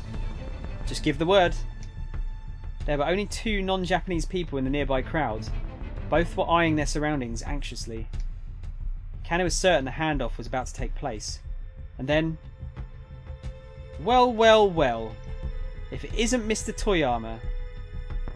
Kano's ears perked up at the sound of an aggressive greeting, the voice dripping with feigned cheer. He whirled around to see two rough-looking young men confronting a father and his daughter. He kind of looks happy about it. This news guy is not having a good day, is he? I have too much fun finding playlists on Spotify. What sort of music do you like, Eternal? The older man looked pained. Please, just hold on, he said placatingly. I thought we agreed on 4 o'clock. The young man snarled. Don't you try and play dumb with us, buddy. It's nothing like that, I swear. My girl was just hungry, so I stepped out to... Yeah? How come you didn't just order delivery, huh? Ah, yes, right. I suppose that would work too. Don't you ah-ha-ha-ha me, man. Kano watched the argument uneasily. The stranger's altercation put him in a bit of a spot. The crook he was tailing probably wouldn't risk handing off the case with an uproar like this going on. What's going on over there? Sasayama asked. I'm not sure, Kano replied. Looks like some kind of argument. The suspects are going to get wary of us. It's going to screw up the whole handoff. Yeah, I know. So do something about it and get over here, Sasayama said. What? Find some way to shut them up and then get over here. Oh, sure, alright. Kano headed toward the argument. He was only halfway there when Sasayama called again. He sounded panicked. Hey, Kano! He made a run for it. Huh? Oh crap! The man they'd been tailing had vanished in the brief time Kano had taken his eyes off him. Way up! Kano shouted. Sasayama was racing after the suspect and Kano rushed to join him.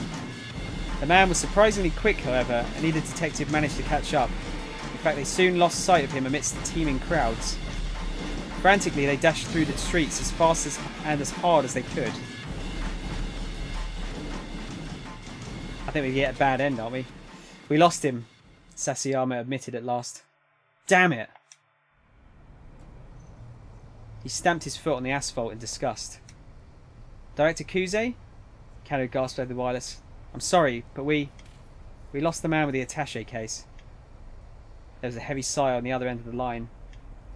Kano braced himself. He wasn't going to be able to weasel out of this one with just an I'll do better next time. Sasayama, Kano, get your asses back to the precinct. Kuze out. With that, Kuze switched off the line. Back to the precinct. Kano knew full well what they meant. They were off the case. There was a gnawing in his gut. If those two punks hadn't shown up... No. If that father and his daughter hadn't turned up, he might have been able to apprehend the suspect. Right, so we've got to stop them from turning up. Ah, don't let it get you down, Sasayama said. I mean, paper pushing can be kind of fun. The look on his face, however, suggested he didn't think it was fun at all. Not one bit. With the air of two men heading to an execution, Kano and Sasayama trudged back towards the Shibuya precinct. Damn. I have over 35 playlists full of songs. I think I have almost 5,000 songs. 5,000 songs! That is too much for any one person. Dubstep, EDM. What's EDM? Game step, 8-bit dubstep, metal, some rap. Only if it's good and like disses. Metal step, sorry. Drum and bass is too many genres to list. Bass is the best music ever. My taste in music is pretty selective nowadays. I like all 80s music. Doesn't matter genre. It just all sounds good to me. Some early 90s as well. But otherwise, it's rock, heavy metal, just any kind of metal really. There's certain genres that I'm not so fussed on. I really like video game theme tunes, like if they're good. I've got a soft spot for anime music. Like I know, you know, I'm a weeb, whatever. I kind of like anime music. It kind of gives me a good feeling. And the only one that's a bit off base for me is I kind of like retro wave and that kind of sound. I suppose that's getting into 80s again, isn't it? I'll never fuck with country music though. Yeah, country music's not my sort of not my sort of thing either. Kano was taken off the case because he'd lost track of the suspect thanks to a random altercation nearby, and his glum conclusion was correct. If that father-daughter duo hadn't shown up, this wouldn't have happened. A certain someone needs to give those two some better advice, and a certain other someone needs to meet up with them outside his or her house. Both of these are key to changing poor Kano's fate. I mean, we bumped into him with Tama, but I don't think we've met him with any of the others, have we? If I can find the Attack on Titan song I want you to listen to on stream, because you'll love it. I'm up for that, Eternal. I'd be up for that. I mean, I might play some Attack on Titan once we've finished this chapter. Might mix it up. I was going to do some Yakuza, but I think I need to like alternate the streams a little bit, maybe. Play some different stuff. Right, okay, so we're going to have to spend some time with the others.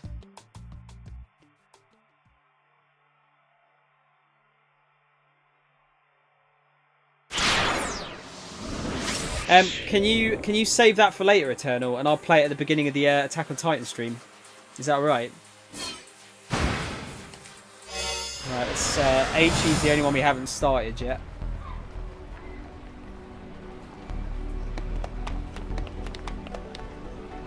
Aichi and Hitomi scampered through the back roads along Center Guy, white sneakers and pumps slapping on the pavement. Aichi kept his eyes peeled, continually checking ahead and behind as they darted through the gaps between the buildings. Finally, they stopped in a narrow alley.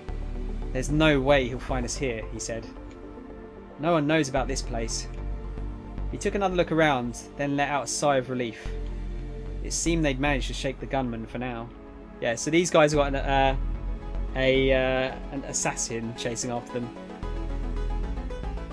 Well, I'll be back. I'm going to listen to it. I'll listen to it now, so it's so good. I will listen to it, dude. Don't worry. I will give it a go. If it makes more sense to play it at the beginning of the Attack on Titan stream, I think. Back when Aichi was with SOS, he had come through Center Guy practically every day. SOS is the abbreviation for Studs of Shibuya, the name given to the group by Aichi when he founded it. Originally just a bunch of like-minded young people hanging out together, it's since become known as a gang that picks fights around Shibuya. The gang had started out as little more than a group of local teens. They didn't do much in particular, just horsing around and killing time. What mattered was they were having fun. But it wasn't long before it was all fun and games. Before it wasn't all fun and games. Aichi couldn't help but notice the slobs who were making a mess of Shibuya, dirtying it all up. He wasn't about to let them get away with it. Most frequently, it was folks who tossed cigarette butts out on the street or plastered walls in graffiti. When he didn't respond to his more gentle warnings, he found slightly more forceful ways of getting his point across. SOS got a reputation. Street punks started trying to pick fights with its members. Those guys required a bit more force to handle. And when it came to the worst of the lot, the drug dealers, the muggers, the guys who tried to force themselves on women, it was full-on battle, no holds barred. Before long, SOS had established itself as something of a vigilante corps. Soon it became known as one of the biggest gangs in Shibuya.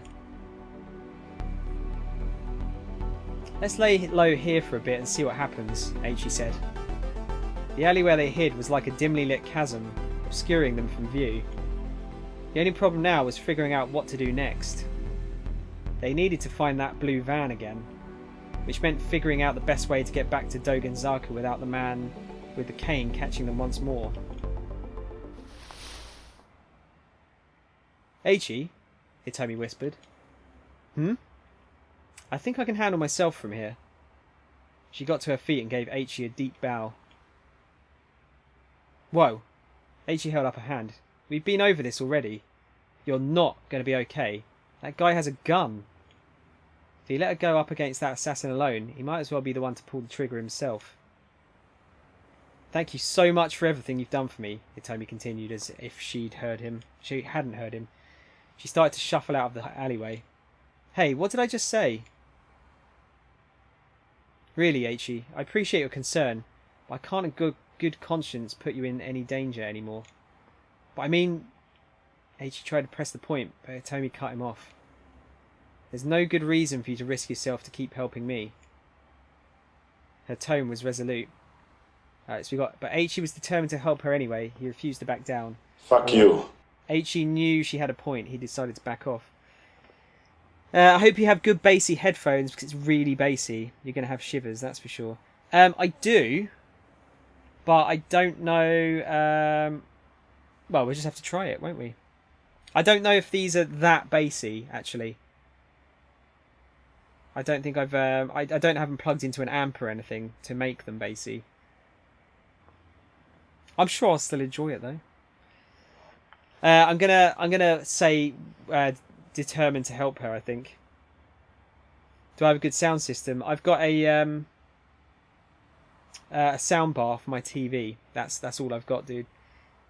Unfortunately, I can't get the subwoofer to kick in all the time because otherwise it is really bassy. That's really bassy. It's really, really bassy. What's the time? 5:20. Still, Aichi was determined to help her anyway. He refused to back down. "Look, I want to help people who are in trouble. What's so wrong about that?" "Huh?" He locked eyes with Hitomi, willing her to understand. "I'm not the most dependable guy, I know that. But still, I Hitomi dropped her gaze, and Eiichi trailed off, feeling like an idiot. Oh, it's no use. I'm no use. He hung his head with a sigh. Just then, a bit of light shone into the alleyway from above. It looked like someone on the adjacent building's upper floor had turned on the lights. Oh.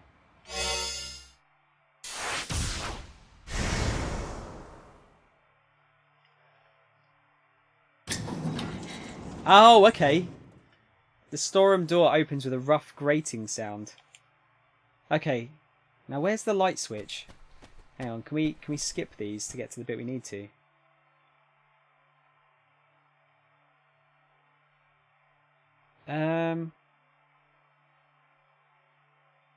I reckon we actually probably picked the right one there, because we hit the cockroach out the window, didn't we? And I reckon that's going to fall down on top of them or something. You can also try hooking your... Oh no, I don't think it's got an aux in it, dude. I don't think there's an aux port in it, as far as I'm aware. We'll see. We'll see how it sounds. We'll see how it sounds anyway. I'm actually going to go back and see if that changes things, because I don't think it. I don't think we actually needed to jump there.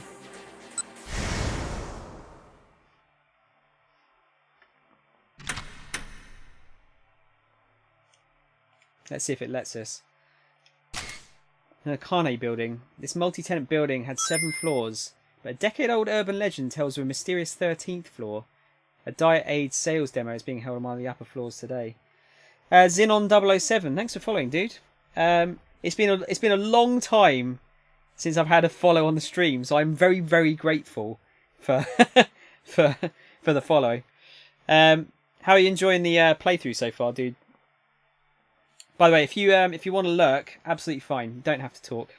I don't mind lurkers. But if you want to have a chat, by all means, have a chat. I'll pretty much chat about anything. The light illuminated Hitomi's face. When Eiichi saw the look in her eyes, he reconsidered his decision. She was trying her hardest to hide it, but she was clearly terrified. No way was he letting her go back out there alone. Still, if he tried to insist, she would only refuse him again. Hitomi? Humour me for a second here. Tell me, what's the proper way to dispose of a plastic bottle? She stared at him in surprise. Well, first you remove the cap and the wrapper. Then you rinse out the inside and crush it. Eiichi let out the breath he'd been holding. Okay, good. Huh? I don't understand. What's good? You gave me my reason why I have to help you out. I super respect people who respect the environment. I'm one of those whatchamacallits, an environmentalist. Eiichi pointed at his mean clean t-shirt. Hitomi hesitated. What was your plan if I'd said the answer was to toss the plastic in with the trash? Well, then I'd need to stick with you to help teach you. Environmental awareness begins with good education. So then you were going to tag along with me regardless. Look, I'm just super pumped to learn that you care so much about proper recycling. Eiichi cracked his huge grin. Okay then. Okay. If you're really that sure about it, I guess I could use your help a little while longer. Hitomi flashed him a little smile. Man, she's so cute, Eiichi thought.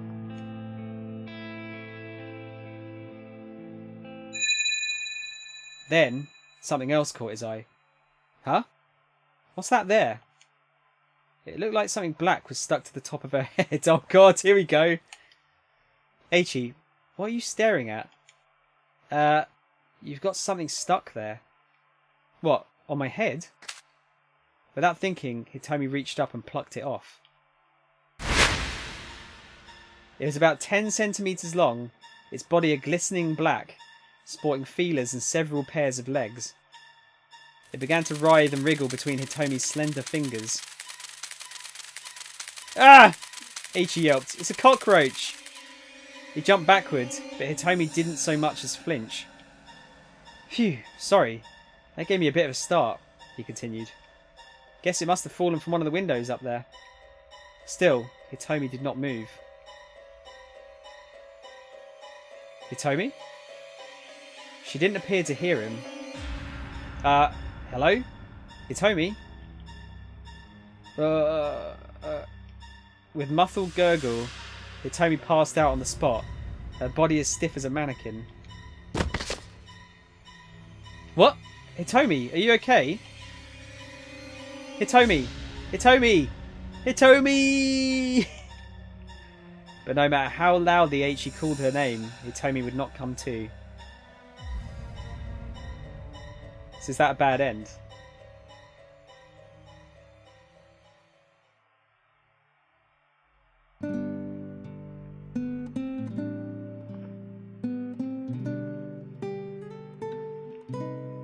From that day onwards, Eiichi devoted even more of his time and energy to collecting trash. It became his personal passion to see that his city was a clean one, devoid of cockroaches. That was the mandate he had been handed, or if nothing else, his atonement. Oh, what the fuck? She's not dead, is she?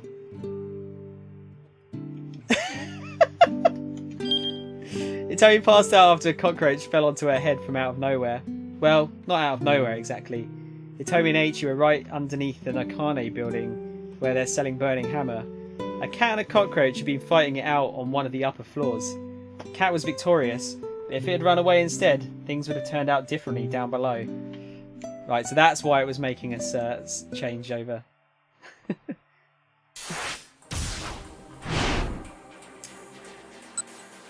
Is it? Yeah, it was that one, wasn't it? Right, so let's run away. I snatch up the cardboard box and make a run for it.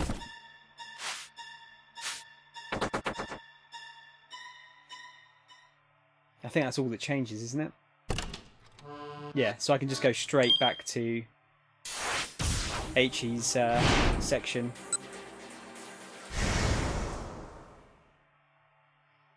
So yeah, if you haven't watched this already, you have to go back between all the different characters to stop certain things from happening to others.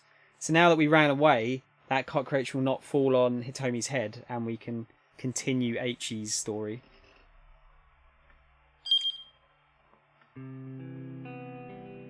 Okay then. Okay. If you're really that sure about it, I guess I could use your help a little while longer. Hitomi flashed him a little smile. Man, she's so cute, Eiichi thought.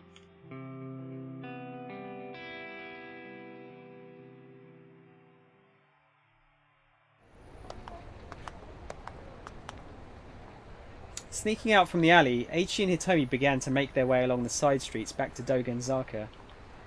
It was a pretty big detour compared to taking the main thoroughfares, but that would be worth it if it meant they avoided the man with the cane. Eiichi looked over at Hitomi as she walked alongside him. Her face was solemn. He could feel the intensity of her worry for her sister. Oh, well, well, well. Look who's got himself a little cutie. The sudden call startled him. He spun around. Yo, Mean Clean, over here. Eiichi spotted a young man up ahead, sneering at him. Oh, is this why one of the guys has got a bloody head? Because Eiichi beats the shit out of him. At his side were two others. Eiichi recognised the lot. SOS. Hitomi let out a nervous squeak. Eiichi? Don't worry about them. He led her onwards, attempting to stride right past the trio. Whoa, hey now. You just gonna ignore me? That's pretty damn rude, especially coming from someone who used to be an old buddy. The three toughs moved to bar Eiichi's path. Oh, she is hella fine. Come on, ain't you going to introduce us? Just in case you don't know what hella fine means. Extremely attractive. The etymology of hella is somewhat unclear, but its meaning is undisputed, very, a lot of, totally, and the like. Potential synonyms for hellafine include mighty fine, fine as hell, and bangin'. Doesn't sound right when I say bangin', does it? Sorry, man, H.E. said. I'm in a bit of a hurry here. He gave him a tepid smile. A big hurry, huh? Where to? Some love hotel in Maruyamacho.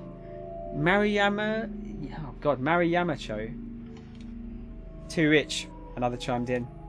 She a screamer, H.E.? H.E. Take a stereotypical way to poke fun at a would-be amorous couple. Now take H.E.'s name. There you go. They burst out howling like a gang of monkeys. One of them cackled like a grinning idiot. H.E. Archie. Oh god. Archie! Fuck's sake. Stop making me do this. H.E. felt his anger boil. These guys are in sore need of a major ass kicking. But there was too much at stake. He was just going to have to suck it up and ignore them for the time being. A or B, I don't know. Oh, Katie, how's it going? It's been a while. This is a visual novel called 428 Shibuya Scramble, where you take the... we're following 5 characters' stories that all overlap, but our choices affect all of them in different ways. You want to go for A? How are you doing, Katie? All right? It's been a while. You've been busy. Let's go for A. These guys were in sore need of a major ass kicking. H.E. stepped up to the ringleader. The tough dropped to the ground with a dull thud. Oh, sorry. That was terribly rude of me. H.E. kept his tone light and jovial, but he eyed the others like a hawk eyeing its prey. Is he going to be alright? Hitomi murmured. She looked at the man H.E. had laid out with some concern. He'll be fine. If that's all it took to knock him out, he's got no right to act all badass. H.E., huh? I don't believe I've had the pleasure. Oh god. I'm good, thanks. Yeah, our times interfere a lot, but I'm alright, thanks. How about you? Katie, I forget. Do you stream? Hang on, I can actually test this theory. Let's have a look.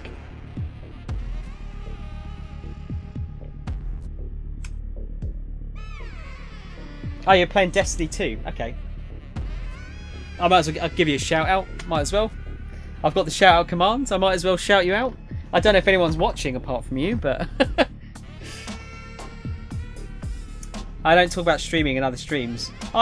You know, if I ask you to talk about it though, you know, I get that though. I try not to talk about my streaming in other people's streams unless they ask me how my stream was.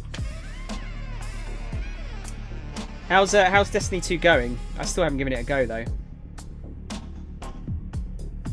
A taller man with an angry gleam in his eyes had appeared atop the steps nearby.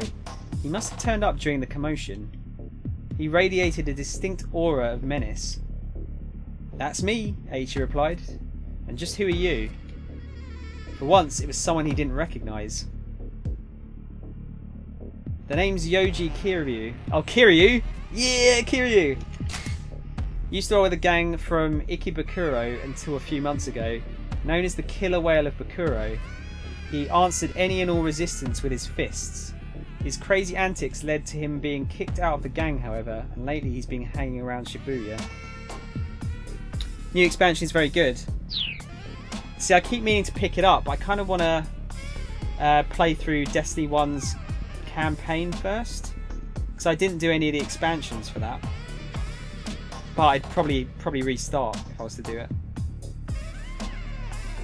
I joined up with SOS after you left. Now I'm Susumu's... Susumu? Yeah, it'd probably be Susumu, wouldn't it? Susumu's number 2 guy. The newcomer stared at H.E.'s face, sizing him up. Our legendary founder. I've heard so much about you. The founder. It had been a long time since anyone had called him that. there'd be a bunch of arguing over who would take charge of the new group that was forming to set things straight in Shibuya. At some point, folks had started hailing him as the force behind SOS. Welcome back, Spidey. They picked up a lot of shit that they didn't add at the beginning. The grinding aspect is back. Is that a good thing? But Founder, that was just something his buddies called him. He had never paid it much heed. Shibuya was a place of fun, not hierarchies. At least, in H's mind, that was how it ought to be. Like how he busted up some mean old drug dealers, rescued your pals from Yakuza bondage. You're a real hero. Here, bondage is used strictly in a sense of captivity. In any other types of Yakuza bondage... any other types of Yakuza bondage will not be featured in this game. Sorry if the tip link here got your hopes up. Oh yeah, I mean Destiny was always about the grind, wasn't it? PvPvE mode, Gambit, is really cool. That sounds like they took a thing from Halo 5's War Games mode, I think. Because that's got you fighting other people as well as the computer as well. It was good mode, really enjoyed it. Kiryu's tongue flicked from his mouth like a snake's. Tomi shuddered. Aichi couldn't blame her for being creeped out. But that's all in the past now, isn't it? Kiryu continued. You went modestly on your way. It's up to us now. And we've helped SOS grow by leaps and bounds to help carry on your legacy, no matter who stands in our way. That thought didn't sit right with Aichi. If aggressive expansion was the name of the game, the gang was losing touch with its roots. It wasn't about keeping Shibuya safe and fun anymore. Make SOS... I really need to make that quieter, it's so fucking loud. Make SOS bigger, huh? He said. I'm guessing that was Susumu's call as well. Kiryu didn't answer his question. His mouth merely twisted into a knowing sneer. In any event, I think these boys here need a little lesson in manners. The guillotine ought to do the trick. A capital punishment device invented in 18th century France, the condemned is executed by decapitation by means of a heavy blade that descends from above. Named for physician Joseph Ignace Guillotine, who advocated its use to the National Assembly, both King Louis XVI and Marie Antoinette were executed by guillotine. There you go, just in case you don't know what a guillotine is. Never played Halo, so I don't know. It kind of sounds like Halo's mode, Katie. I don't know if it's exactly the same. Best sound ever is Victory Fanfare. If you don't like it, I don't like you. It's simple. Wait, are we talking the Final Fantasy VII Victory Fanfare? Or which Victory Fanfare? So, Tom, in the Middle Ages, before plumbing, the bathroom was called a privy with a short I. So it's privacy then. Because, yeah, that's... so I know some people here that still say privy, actually. So it makes sense. Kind of. Because, yeah, in that case, saying privy wouldn't sound right, would it? A privy sounds right. Guillotine is spelled quite weirdly, isn't it? I mean, it's a French word. Originally a French word, so... The Final Fantasy VII Victory Fanfare is fucking amazing. No one can dispute that. The victory theme of Final Fantasy is actually my sub sound. Yeah, that's a good sub sound, Katie. That's a very good sub sound.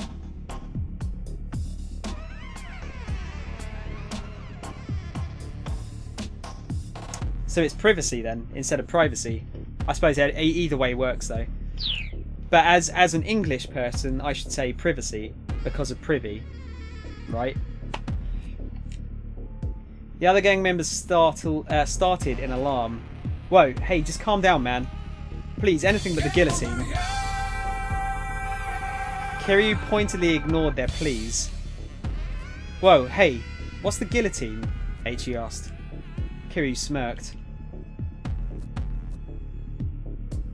The guillotine is the guillotine. With me, worms. Without a glance back, Kiryu strolled away. His two underlings followed him unhappily. Aichi wondered what lay in store for them, but right now he had more important things to worry about. Come on, let's go. He took Hitomi by the hand and they were back on their way. Man, Aichi's chapter's pretty long, isn't it?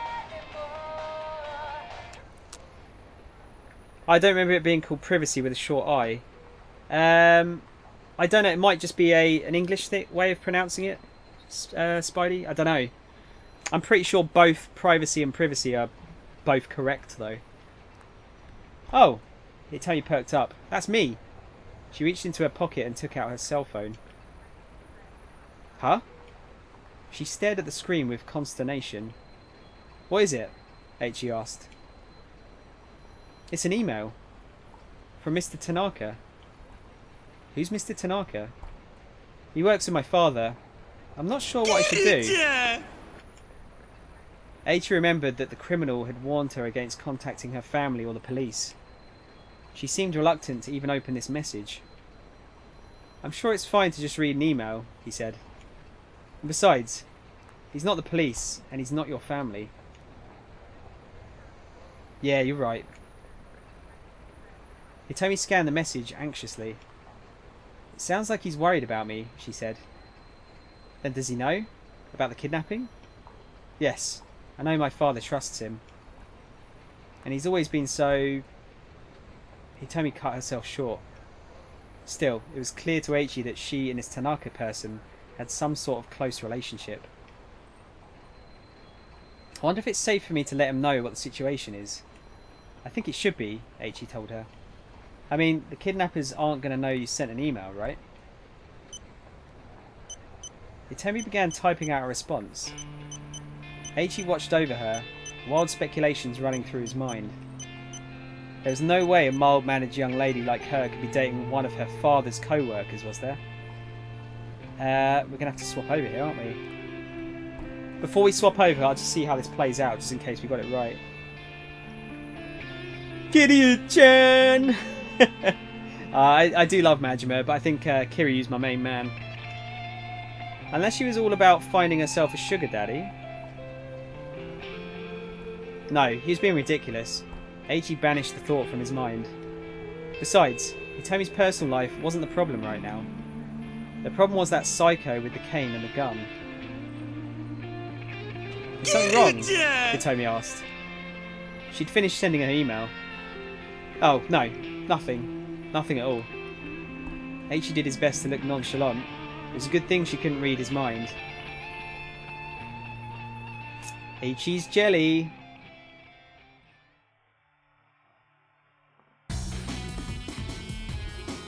I've spent more time with Kiryu than I have Majima, Spidey. That's my preference. Majima's a very close second for me. They exited Sentai and resumed their approach toward Dogenzaka by the way of Maruyama Show. Another long detour to increase their odds of running into the gunman. There are many hotels in Maruyama Show. These are not ordinary establishments, but rather the sort of hotel where two people who are so inclined might, redacted, a couple heading to this kind of place in the early afternoon would, without doubt, be assumed to be bent on, redacted. You might be wondering whether an option for these two to get up to mischief will appear as a selection prompt. Well, don't get your hopes up. This isn't that kind of game. They made an unlikely pair. Scruffy Aichi, limbs lackadaisically, that's a word you don't hear very often, swinging to hide his embarrassment, and brisk, purposeful Hitomi. Aichi found himself watching her out the corner of his eye. He could still feel her anxiety. He wished there was some way he could ease her fears. Hey, Hitomi, mind if I ask you something? Sure, go ahead. Okay, so I realise this might be kind of a weird question, but he put on a serious face. What does the eco in eco-friendly mean? Huh? I know it's about helping the earth and all, but I don't know what it really means, you know? Hitomi thought for a moment. I'm pretty sure it's short for the English word ecology, which is the science of examining the relationship between man and nature. A subset of biology that deals with the reciprocal relationship between organisms and their environment. Nowadays, the term can also refer to cultural and social effects on the global environment. The latter usage can be broad and imprecise, making the exact meaning somewhat difficult to define. Majima is far superior, Kiryu is so serious, Majima has snaz. I like both, but I've just spent more time with Kiryu. I mean, Majima's not in a lot of the games for too much of it. Whereas Kiryu, well, Kiryu's your main character. Majima is funny as fuck. Majima is a funnier character. No questions there. I just think, I don't know. I feel like Kiryu's possibly the my favourite character.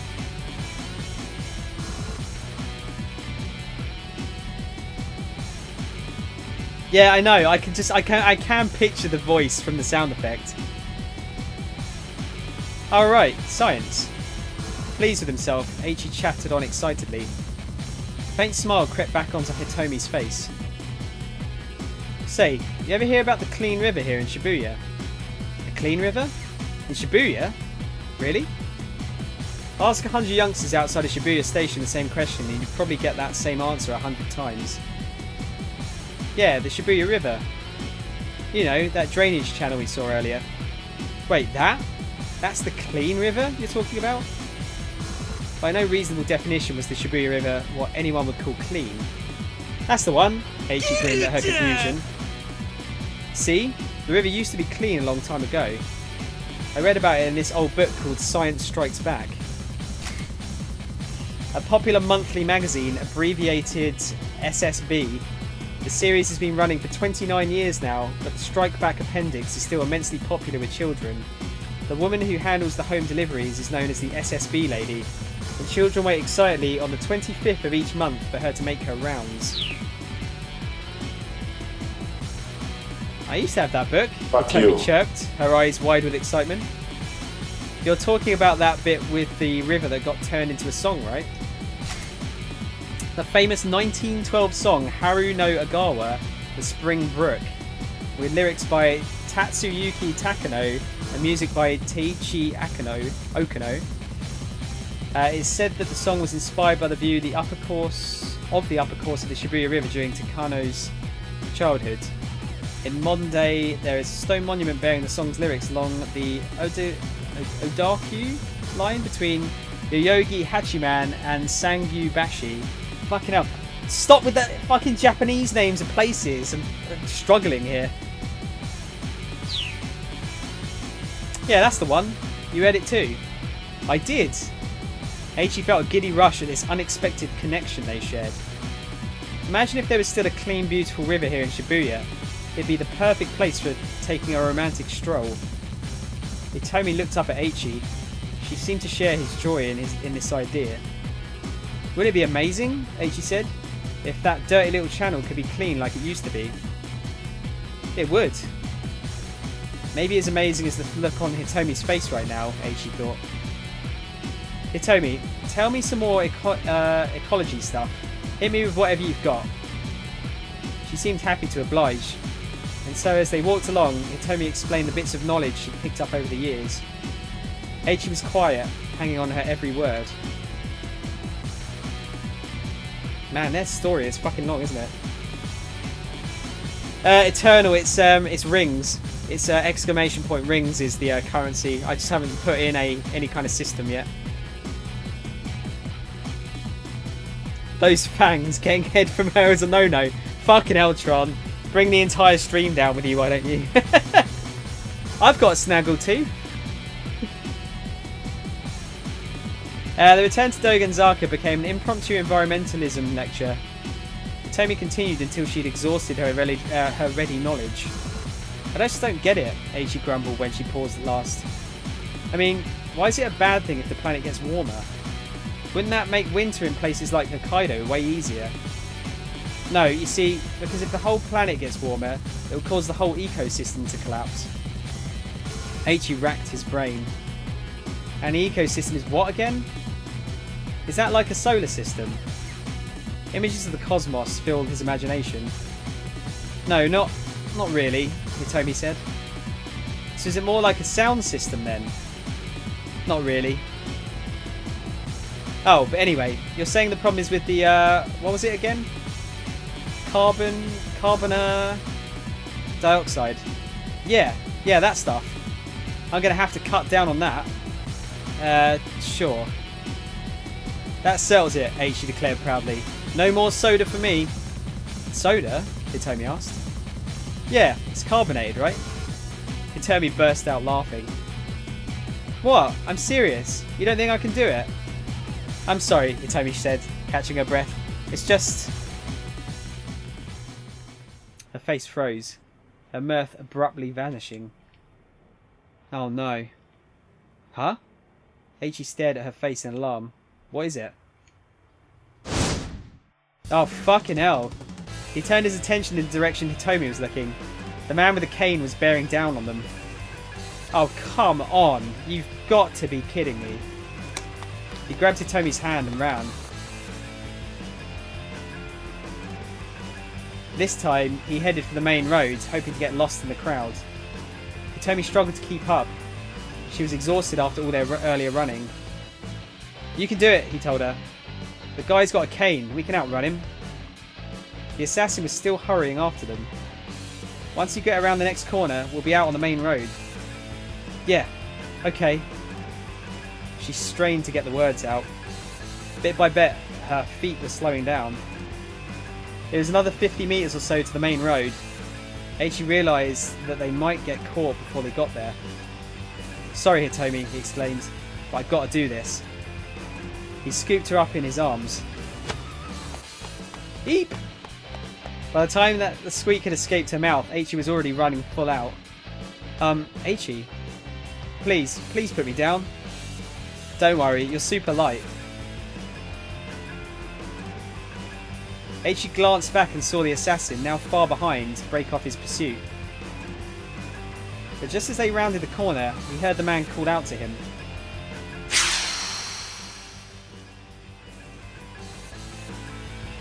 Eiichi almost stopped on reflex. Hold on, did he just shout my name?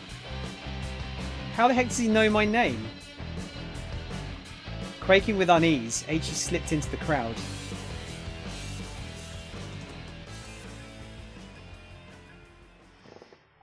So let me, I was just seeing how long.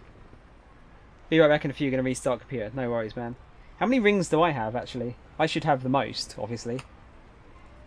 Yeah, look, 170 hours worth.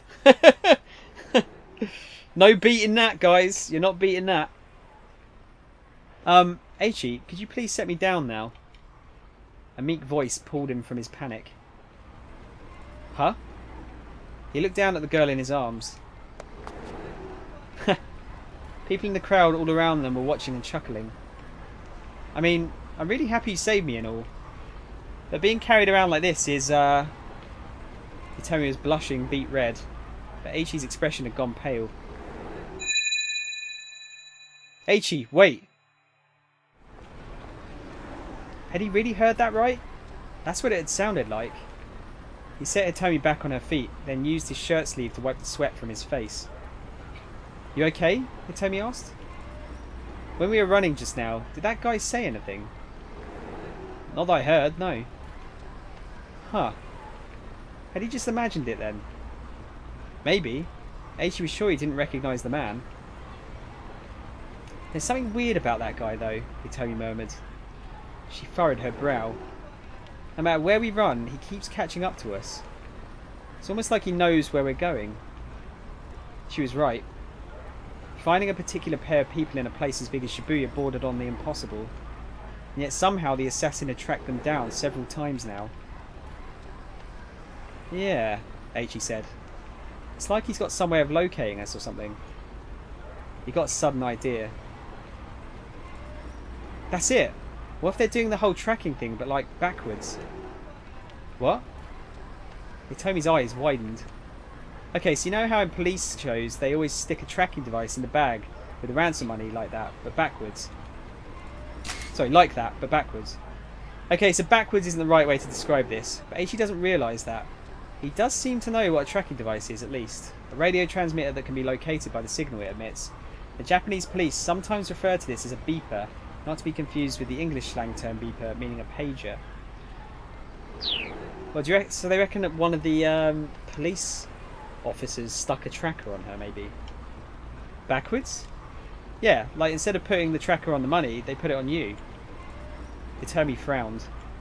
I don't see how I could possibly have a tracker on me, she said. I mean, I'm just wearing my clothes from home. Oh, huh. Well then, how is he doing it then?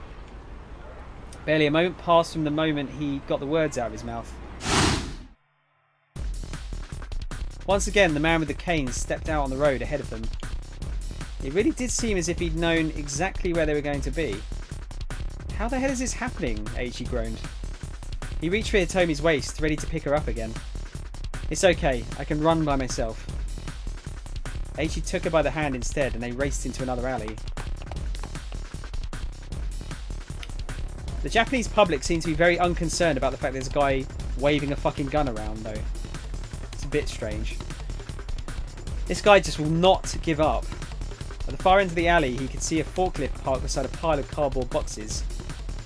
Aichi decided to A. throw the boxes at their pursuer, or B. hop into the forklift and drive it at the assassin. Oh my god. This looks like a scene from a Persona game. You reckon? I mean, Tron, Persona 5 is set in Shibuya, so it might look familiar in that sense. Right,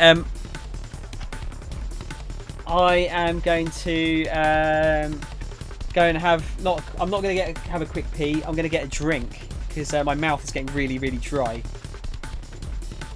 But oh, John, hello, John. How are you doing? Yeah, I'm just going to go and grab a drink. I'll let you guys pick. I will go into the be right back screen, but just try and remember these options and pick one of them. I'll be back in 2 minutes.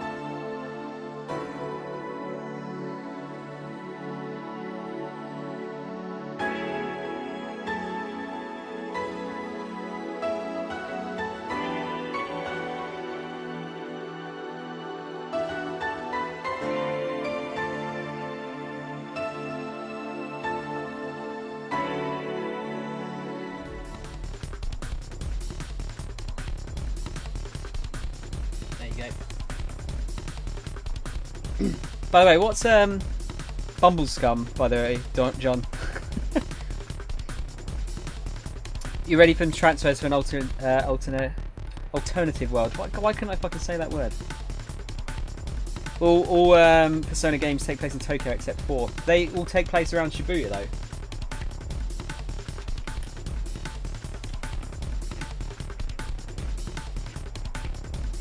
Sorry, I just got some new. I got some cream crackers.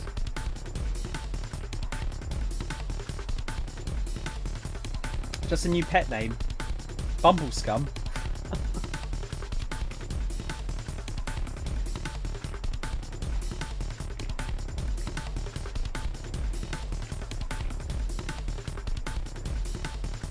I would say crackers are probably, you know, better for you than biscuits are. They're actually not that good for you.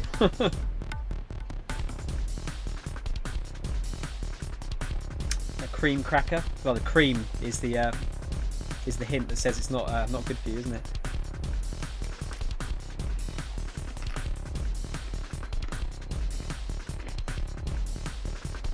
Full of carbs. I love carbs. Probably a bit too much, I think.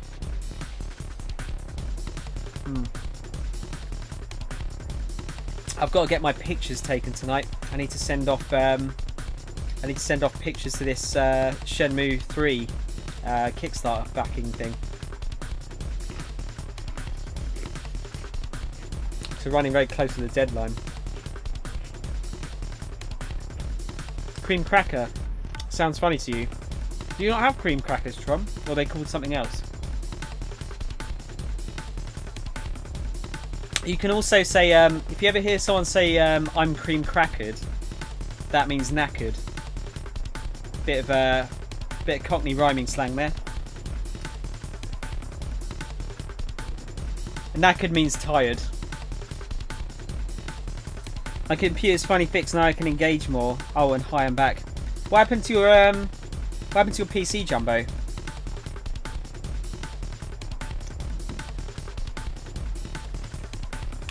Right, let me just go full screen here. Have we decided on what we're going to do yet? I feel like hopping into the forklift is a bad idea because we don't know if the keys are there.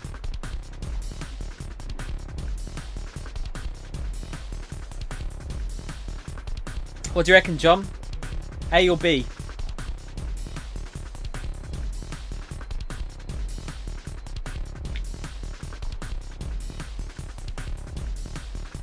You go A. Okay, we'll go A. Ugh. Aichi snatched up the nearest box, turned and threw it at the man with the cane. The box was filled with something heavy. This ought to do some damage. He watched with satisfaction as it struck the assassin in the face.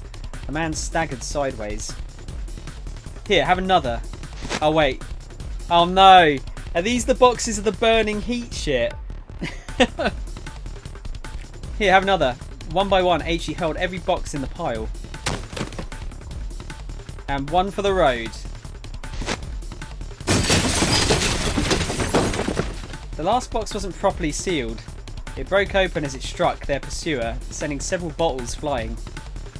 They shattered as they crashed onto the street, splashing red liquid.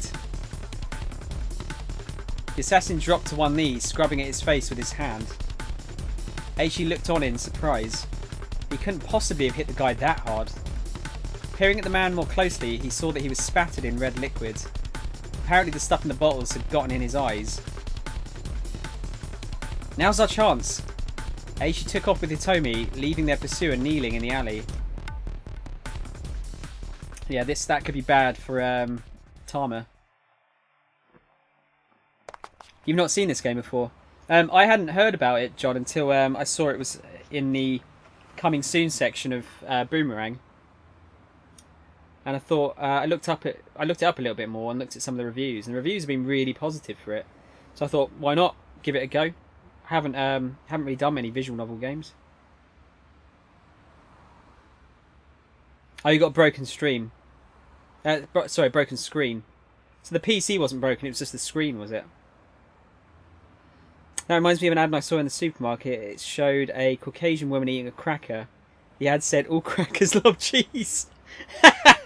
That's amazing. I love that. Is it bad that I find the word like, I don't know, like racist white terms are just funny to me. I think like cracker and honky, I think sound amazing. They sound fucking hilarious to me. Obviously, the origin of Cracker is not a good one. I don't know where the origin of Honky came from, but yeah, I think they're just kind of funny. Like if someone said that to me, I wouldn't take it offensively, really. I suppose I suppose it depends how the person's saying it. If they're saying it to like deliberately try and get under my skin, then sure. But like in Tron, in your example, like if that was an advert that just said all crackers love cheese, I think that's hilarious. Elton John had a song called Honky Cat, good song too. It didn't come from an Elton John song though, did it?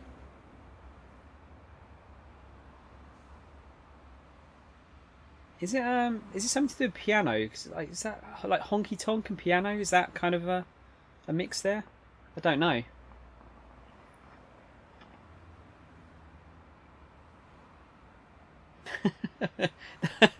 Oh dear. Tron, I'm assuming that that advert got pulled down pretty quickly.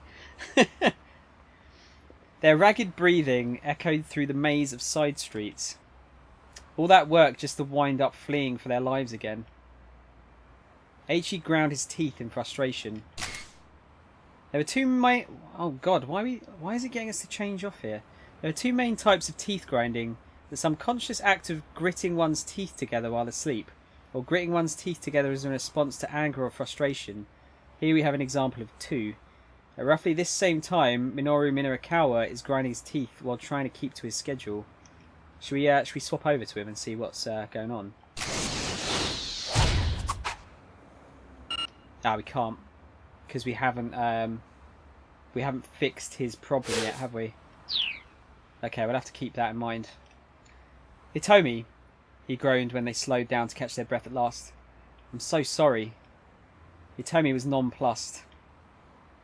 Sorry? Whatever for? I keep saying how I'm going to help you, but instead I just keep putting you in danger. Eiichi, no.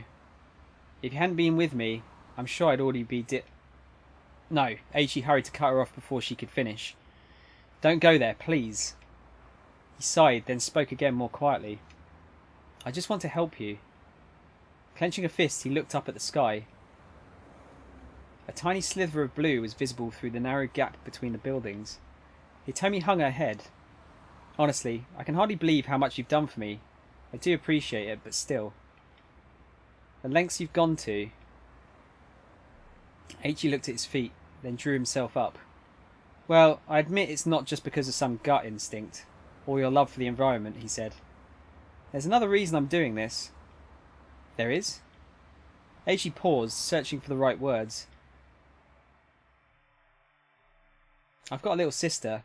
Her name's Suzune. She's cute and smart, kind of the exact opposite of me, you know. His voice took on an uncharacteristic solemnity. But she's got a weak heart, so she's in her hospital. Oh, I'm so sorry to hear that. But what does that have to do with wanting to help me? Back when Suzune was first admitted, I'd go and visit her every day. But she... Oh, he's getting all misty-eyed. Oh no, we're having a flashback, okay.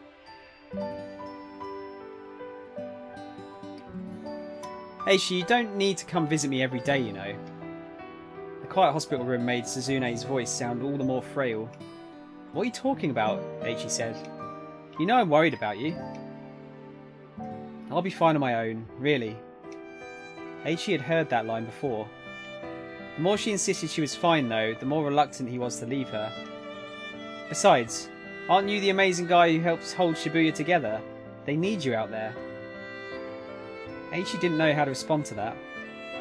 Much as it was flattering to think he played some important role, he was really just hanging out and goofing off with his pals.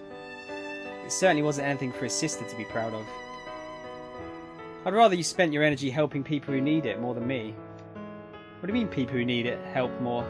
Who could possibly need help right now more than you? Eiichi scratched his head in confusion, and his sister gave him a weak, tiny smile. You'll figure it out, she said. I'm sure they'll find you soon enough. But I'm going to be here with you. I'll be fine. Suzune's face was pale, but her tone was firm. My big brother is going to be out there doing his best to help people. That's what makes me happy. That's what keeps me going. Her voice was clear and unwavering, as if to head off his rebuttal. All right, Eiichi said with a reluctant sigh. So then, I guess, I'll just go out there and help people who are in trouble? Satisfied, Suzune smiled. Thank you. And can you promise me one more thing? Of course. Anything you like. He thumped himself on the chest. If you're going to help someone, make sure you see it all the way through to the end, okay? Okay. No calling it quits partway through, yeah? You got it. I just worry, Suzune said. I know you have a tendency to lose interest in things. Look, don't sweat it. I swear I won't give up on this. Eiichi stuck out his pinky finger. I want you to promise me something in return. Promise me you won't let this thing beat you. Suzune hooked her little finger around her brother's, her sad smile fragile as glass. Ah. And so there you have it, Eiichi said. Kind of a rubbish story, I know. Not very funny. So your sister's heart condition, it's pretty bad? Eiichi nodded. You know, she called me amazing. There's nothing amazing about me, Suzune. Suzune, she's the amazing one. She's been in a hospital so long, in so much pain, but she never complains. All I do is hang out and goof off with my friends. He gave a shrug. But I just kept thinking about how happy she'd be if I really did help people. It had turned out that finding people in need hadn't been all that simple. The only helpful thing Eiichi had been able to think of was going around picking up trash. And that's why Suzune's idiot brother left SOS to be Shibuya's garbage man. Did your friends know, Hitomi asked, about your sister? I didn't tell them. I didn't want to pin this all on her being sick. Ah, I see. At least now Hitomi understood what the fight with the local toughs had been about. The sound of approaching footsteps jerked them back into the present. The man with the cane appeared at the end of the alleyway. He raised his gun. There was no time to flee. Eiichi quickly stepped in front of Hitomi. If you shoot us here, people are going to come running, he said. I'm guessing you don't want to get pegged for murder? The assassin didn't flinch. Stay out of my way, Eiichi. This time, there was no doubt. The gunman had spoken Eiichi's name loud and clear. How do you know who I am? The man stared at him through the sights of his gun. She has to die, Eiichi. It's for your own good. What? What does he mean? Hitomi whispered. Eiichi, what is he talking about? Eiichi's mind was a whirl. Things were coming at him too fast for him to process. I don't know this guy. Hitomi, please, you have to believe me. But... Hitomi took a doubtful step away from Eiichi. The assassin didn't miss his opening. He quickly aimed at her. Cut the crap, man. What do you mean killing her is for my own good?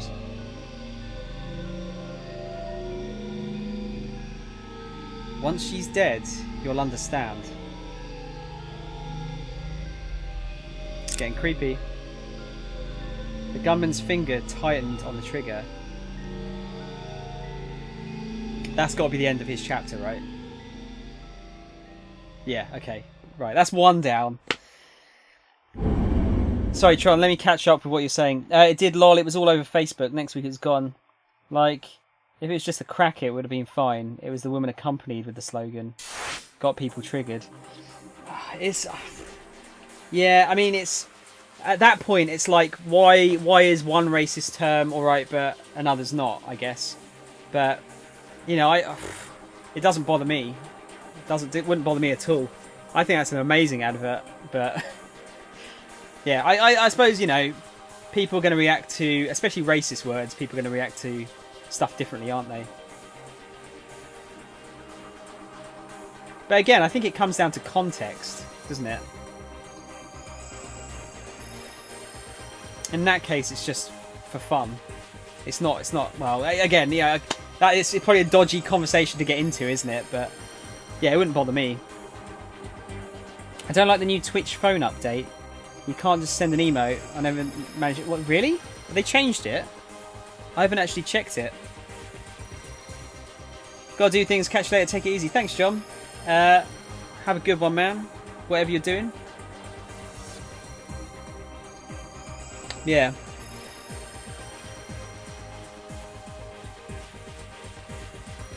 I don't know where to go back to now. Tarmas is still keep out. Can we change? What was the other choice here? I forget. We should split up. Let's do that. We should split up. We should split up. Chewie and I go our separate ways, searching for a truck full of junk.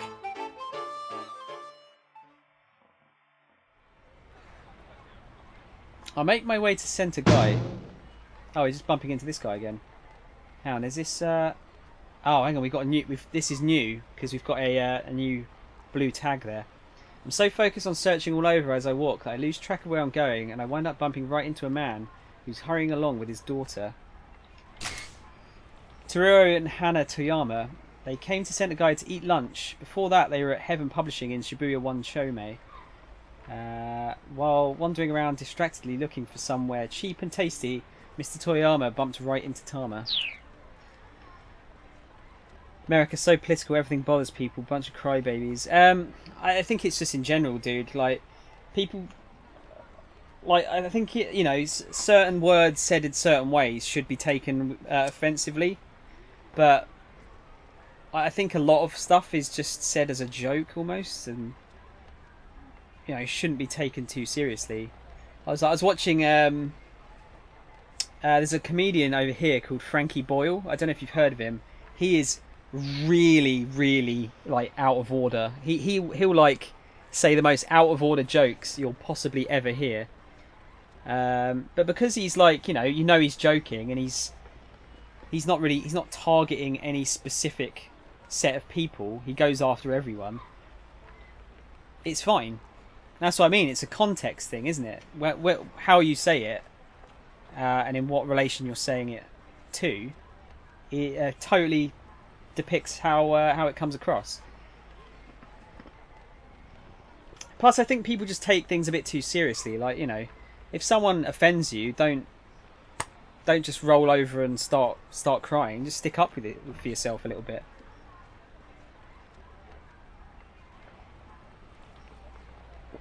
Or just take it in your stride. It's easier said than done. I think, again, that also depends on the situation, doesn't it? I find it quite easy to just not like just ignore all of that sort of stuff, but in certain situations it becomes a bit more difficult to ignore, doesn't it?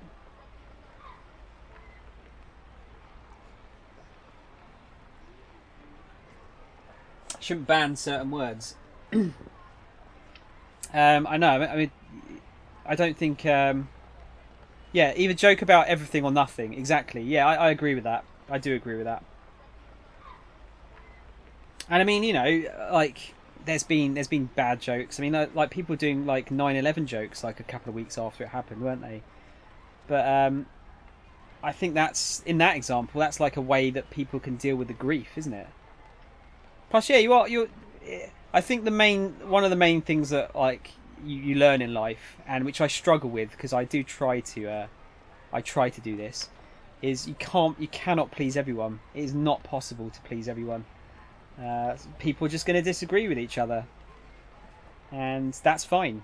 I think you should disagree with not with everyone. Everyone should have differing opinions occasionally, because life would be boring otherwise, wouldn't it? But yeah, I feel like this... I don't know if it's this generation of people or the fact that social media is so big nowadays, but I feel like a lot of people take words to heart a bit too easily. You know what I mean? then again, I also think it's because it's very easy to misconstrue what someone's saying through text. Without the tone, I think it's very difficult to tell sometimes if people are being serious or not. So that probably leads to a lot of problems, which again is that's a social media thing specifically, a social media problem specifically. But yeah, if we're not too careful, soon we'll have we'll be getting fines like in Demolition Man if we say any bad words. Oh shit! Nearly dropped the pad. Anyway, oh pardon me. I hop back to my feet and go to bow to the man in apology. I assume this is a different direction anyway. Ow! Hang on, can I skip these? No, I can't skip this. This is definitely a new route we're taking. He bows at the same time and we manage to bonk our heads together. Sorry. As her dad drops to his knees, clutching his head, the girl begins to wander off.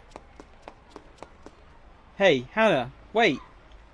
The man lurches to his feet and rushes after the girl. She seems like an odd kid, only 10 or so, but strangely cold and distant for her age.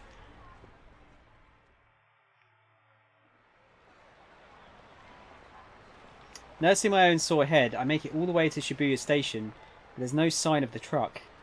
I'll probably never find it just by wandering around randomly. It's already 12:35. The sales demo starts in 25 minutes. I have serious doubts I'll be able to find the truck by then. Ah! What should I do? Yeah, naughty words. Alright, so I can't progress here still. So something is stopping us.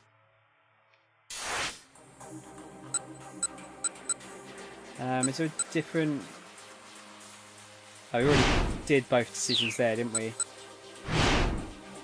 Yeah, okay, so there's...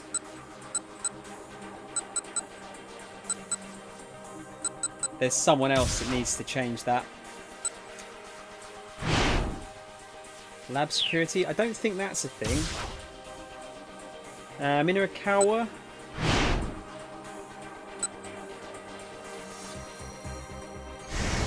Let's try this one. We'll go the other way.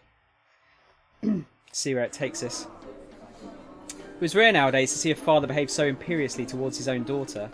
Just how sheltered had he been trying to keep her? Minorikawa couldn't see her face from where he was sitting, but his interest was piqued. Yes. Should he move to another seat where he could take a look? Gathering up his laptop, Minorikawa switched to a different table. I don't care if I'm making a scene, the older man was saying. I'm not leaving until I see you cut ties with that boy. Do you understand? I understand that you're never happy unless you get your way. You're acting like a spoiled child. Don't you talk back to me. You don't understand your own situation. You're letting your emotions cloud your judgment without putting any thought into your future. No, Dad, you're the one who doesn't understand. The father-daughter argument was getting more and more heated. Dad was clearly furious. Minorikawa shifted closer, curious to see what might happen next. Then he saw the daughter's face and gasped out loud. Oh! Hey, I know you. Wait. You're on TV, right? The father scowled up at him. You must be mistaken, he said gruffly. No, I'm sure of it, Minorikawa said. Gah, what show am I thinking of? The young woman seemed disconnected by his enthusiasm. Who was she? He called out to a waitress who was passing by. Hey miss, do you know this gal? She's an actress, right? It's right on the tip of my tongue. The waitress ignored him, but Minorikawa was undeterred. I know this. Weren't you in one of those TV dramas or something? Fucking hell, he's got like no social boundaries, this guy, does he? What's this? I love when parents are being douches, but if you're being reasonable back, they hit you with the "don't talk back to me." I don't tend to get that a lot nowadays, Spidey.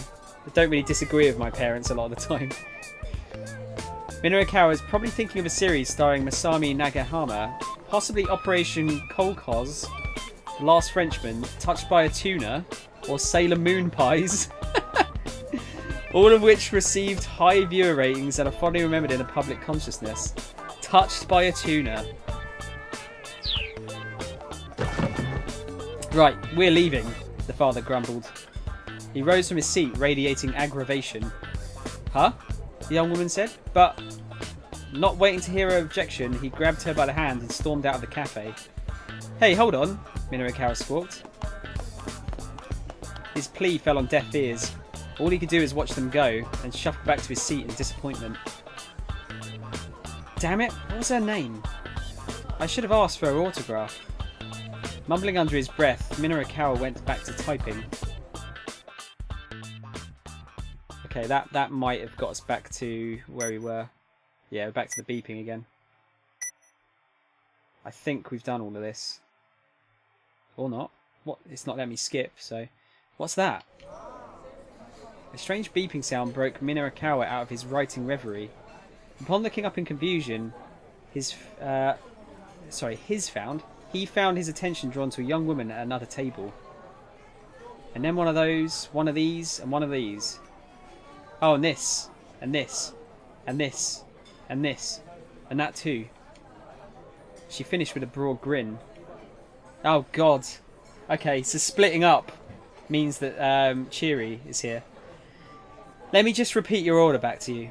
1 Japanese-style beef patty, 1 spicy fish roe spaghetti, 1 chicken casserole, 1 French onion soup, 1 fruit parfait, 1 chocolate parfait, and 1 deluxe chocolate parfait. Will that be all? The waitress anxiously awaited confirmation. So the beeping in this case is coming from her little till thing. Ryoko Kakinuma, a second-year student at Midoriyama Academy's law school. She was hassled by a pair of hustlers on her way to work and showed up 5 minutes late for her shift. The manager told her that those 5 minutes were coming out of her pay, so she's a bit irritated right now. So this is the guy that the woman that Aichi saved on the way to his picking up trash. You forgot the large caramel shake. The customer was a full-figured young woman, ensconced at a nearby table. Right, ensconced, sorry, at a nearby table. Oh, my apologies. The waitress quickly jotted down the addition to the order. That'll do it for now, the young woman said. For now? Yikes. She's actually planning on ordering more after that. Marvelling at this display of appetite, Minorikawa went back to typing.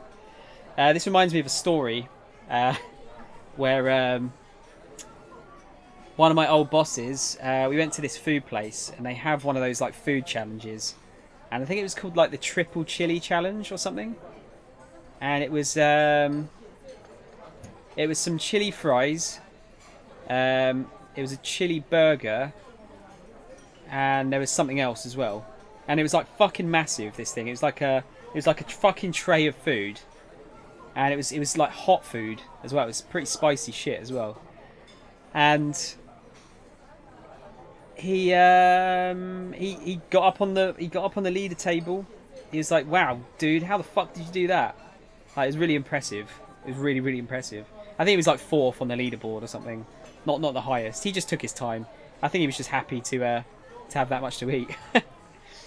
But afterwards, he when the like straight after they'd taken away his tray, he asked the waitress like, can I get another burger, please? And no joke, she said, "Are you fucking me? Are you fucking with me? Sorry, are you fucking me? Are you fucking with me?" And he's like, "No." Dead serious, and he ate another whole burger as well. He's a fucking machine when it comes to food. Bless him. Yeah, that was I kind of look back fondly on that. That was really funny. Like, yeah, it was, you know, any other establishment, like like someone saying to a customer, "Are you fucking with me?" would probably mean they're fired. But in this case, it was like a bar, and it was a pretty rowdy sort of food/bar type place, so I don't think they mind. Is this gonna be a half and half stream? Ish, Tron. This is taking longer than I thought, because I did want to do 3 hours of one and 3 hours of the other, but I want to get a chapter a day done, and that's like in game it's an hour, so I want to try and finish the whole hour for all of the characters And then I'll move on to... I'm going to do some Attack on Titan, I think. Rather than some Yakuza. Because Yakuza is just going to be more grinding cabaret clubs. Because I've got that one girl we need to talk to.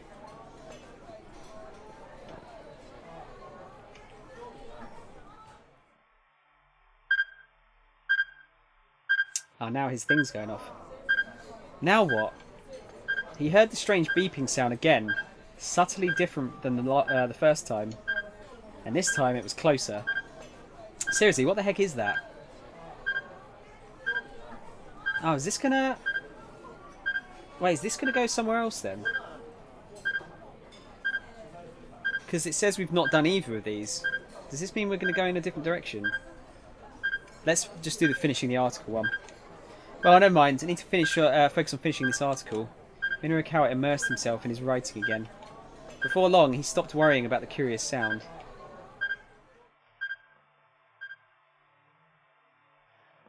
But yeah, I might, because this is going to take a bit longer, I might stay on a bit longer as a result. Because I should finish at 9, but I might finish a bit later, just to get a bit of a longer Attack on Titan stream, maybe. We'll see how it goes. We'll see how it goes. Where's he at where he can smoke indoors? I'm pretty sure he's not allowed to smoke in this place, but they haven't told him that he's not allowed to yet. The plump young woman set about devouring all the food she'd ordered, despite the strange look she was getting. Now that was an appetite to be reckoned with. It took her under 3 minutes to polish off the lot. Then, looking not the least bit sated, she picked the menu right back up. Was she seriously going to order more? It's funny, you don't never really see like fat Japanese people, do you? I think they eat pretty well usually. I mean, she's not like even fat. She's just like a bit chubbier, I'd say. I did start an hour later. That's what I mean. So finishing at 9 would be the normal time in that case. Yeah, I don't know. I'm thinking of. What do you guys reckon? I'm thinking of pushing the start time to a later time. The only issue with it is I am pushing my dinner way forward. Minoru was starting to take an interest in this young lady. There might be a story here. He conjured up a series of headlines in his mind. Woman inhales 30,000 calories in 3 minutes. This is the equivalent of 100 pieces of shortcake, 300 glasses of milk, or enough steak and rice to feed about 30 people. Oh, you know what? I could probably eat 100 pieces of shortcake. No, he needed something with more punch.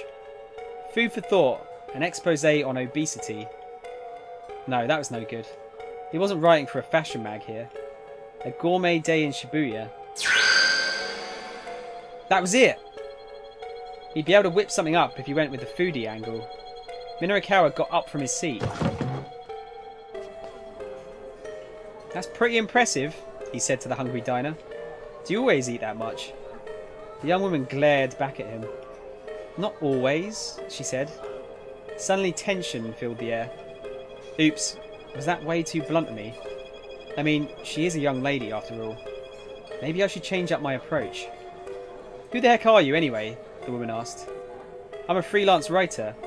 I was hoping I could do an interview with you real quick. You want to interview me? The suspicion was plain on her face. I do. I mean, girls all over the world worry about their diets, right? I hear that, yeah. So would you be willing to share your secret or your technique or whatever for how to eat without getting fat? What, me? Sure. I mean, look at the figure you're maintaining despite eating all this food. The young woman's expression brightened up. Oh, you noticed? There's actually a lot that goes into all this. Yeah? The basic thing, though, is to eat 10 meals a day. Minoru struggled to keep his jaw from dropping. 10 meals a day? She flashed him a chubby-cheeked grin. You don't know how diets work, do you? She chuckled. Eating only 1 or 2 meals a day, that's what will make you fat. You've got to space your food out into smaller portions throughout the day. That's the fundamentals of dieting right here. This is smaller portions? Right, but what happened to the smaller portions part? Minorikawa had to bite his tongue. Ah, I see, he said. Any other pro dieting tips you could share? Well, for the basics, I'd say always drink protein instead of tea, yeah? Drink protein all day? Seriously? Once again, it took all of Minorikawa's willpower to keep his thoughts to himself. Let's see, what else? Oh, there's this stuff called Burning Hammer too, but she trailed off with a little wince. Wait, Minorikawa perked up. Did you say Burning Hammer? Oh, you know it. I've heard of it, anyway. Minorikawa replied. He decided he was better off competing... oh my god, I can't talk. He decided he was better off keeping his plans to head to the sales demo a secret. There's a sales demo later on if you're interested, the woman said as if she were reading his thoughts. Though, full disclosure, I am working for them right now. She handed Minorikawa an advertising pamphlet. There was a more detailed map for the venue included. What a stroke of luck! Now he didn't need to rely on the crummy map in the project proposal anymore. I'm a bit, I wonder how the copywriting works in this game, because you've got HMV on that map, and I've seen HMV in the background in some of the pictures.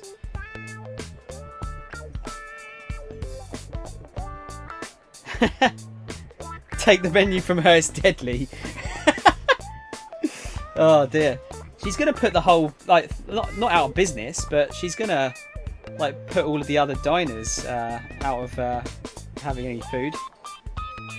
She's better off going to an all-you-can-eat buffet. That could bankrupt the buffet at the rate she's going. He'd have no trouble finding the venue with the building's various floors all broken down for him. And actually, I got to get back to work, the woman said. Sure, thank you so much for your time. I'm going to hang back and finish up my coffee here. The woman left the cafe and Minorikawa went back to his laptop. What is that going to change in the story exactly? He'd got some new info on the Burning Hammer sales demo, but he'd also lost some more time. The surveillance camera piece still wasn't finished. It was going to be a near thing to get it done before the sales demo started. Yeah, instead of returning to his writing, he got out his cell phone. What if Toyama had gotten another of his crazy ideas? If he tried to hang himself again? The thought had Minorikawa too worried to work on his copy.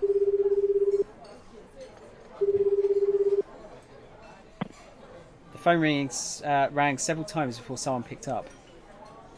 Mr. Toyama, where are you right now? Minorikawa asked. Right now? I'm on the run, somewhere near Shoto. An upscale residential district, despite being smack dab in the middle of the city, is a quiet neighbourhood, rife with greenery. The residence of the former governor of Tokyo is here, built on a massive 2,200 square metre plot of land. There's a shady hotel district a short walk to the south, making for quite the juxtaposition. That's a fun word to say. Toyama was speaking in an oddly hushed tone. Shoto? After he left the office, some guys came by to collect on my debts, so I made a run for it. Okay, so he wasn't dead, but the situation was still pretty bad. Look, we'll get you through this somehow, Minorikawa said, hoping it was true. Just keep your head down and stay out of trouble, stay where you are right now, or you need to get back to the office ASAP. Needs to get back to the office, I think, because they got caught in the park, didn't they? You need to get back to the office ASAP. The office? But they'll find me there for sure. Toyama's voice was little more than a pathetic whimper. It's a little bit of reverse psychology. The last place the debt collectors are going to think you went is back to the office, right? Ah, I see, Toyama said. He sounded impressed by the suggestion. For now, just stay hidden until I can get those articles finished. Alright, Toyama said weakly. He hung up. Minorikawa let out a deep sigh, then turned back to his laptop. Sweet. Okay, so we've progressed that slightly. I forget whose story that was. Was that Kano's? It was Kano's story, wasn't it? They got distracted. Right, so... yeah, we should be able to keep this going now. If we just... hopefully we can skip to the bit we got to. Or where the new stuff is. No, okay.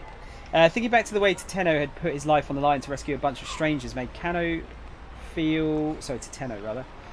Made Kano feel all the more raw about just tailing these syndicate members. Letting the Quicks just wander around wasn't going to bring Maria Osawa to safety. Of that, Kano was now certain. Never lose sight of what you're supposed to protect, ever. He uttered the fundamental dictum out loud. Well, you've lost sight of it completely, a voice said out of nowhere. What? Kano spun round. It was Shizuo. Oh, okay, because... right, okay, so the writer made them leave. And now, okay, wow, okay. Maybe this is bad. Maybe this is actually bad now. Rumi was with him. Sir? Kano stuttered. Weren't you supposed to be waiting at the cafe for... There was some lowlife there, so we left. Rumi's dad looked plenty mean under ordinary circumstances. Right now, he looked like a man possessed. Oh, I beg your pardon. I'm still on duty at the moment. I'm going back home, Shizuo huffed. You're not marrying my daughter. He turned to walk away. No, please, just wait. I'm done waiting. Now I'm going home. Please don't do this. Just hear me out. I've heard all I need to hear from you. Rumi, we're leaving. Dad, please. Goodbye. Seizing his daughter by the hand, Shizuo stormed off without another word, dragging her behind. Shinya! She called out over her shoulder. Rumi! She was gone. Rumi was gone. Kano desperately wanted to go after her, but he hesitated in an agony of indecision. I can't turn my back on my responsibilities. I'm a detective. My work has to be my first priority. Going after Rumi isn't what a good detective would do. Oh, Detective Tateno, rather. What should I do? Tateno, Still, the dictum echoed in his mind. Never lose sight of what you're supposed to protect. Ever.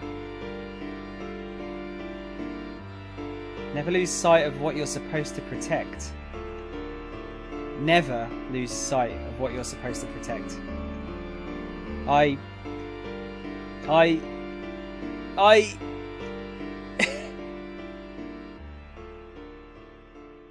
He's going to ditch the case. Oh, okay. Yeah, this is definitely a bad end then. Going to be happily married. 6 months later. Kano made his way through a small corner of a vast field in the Nagano countryside. Slowly and leisurely, he tilled the soil. He'd surprised himself with his own newfound enthusiasm for organic farming, learning more from Shizuo day after day. His father-in-law had taught him the ways of farming from the ground up, and while things had been rocky between them at first, their friendship was now growing strong. Pausing to wipe his brow, he smiled at the acreage around him. He looked forward to tending the crops he'd sown until harvest came around. If he stayed on as a detective, he might well never have known the joy he had found in his work. And this wasn't the only seed Kano had planted. By the time harvest season came around, the new life growing within his dear Rumi's belly would be ready to celebrate it with them. And that's considered a bad end, apparently. We got married! I went to a buffet with my brother a few weeks ago. We are fairly big guys, so to the restaurant people we eat a lot. So the whole time we were there, the waiter kept circling our table every minute. More drink? Filling our cups. So they're trying to fill your stomach up with drink rather than food, because I guess it's cheaper, right? Yeah. They're trying to fill us up on drinks in fear we were going to break the buffet. You're a machine, Tron.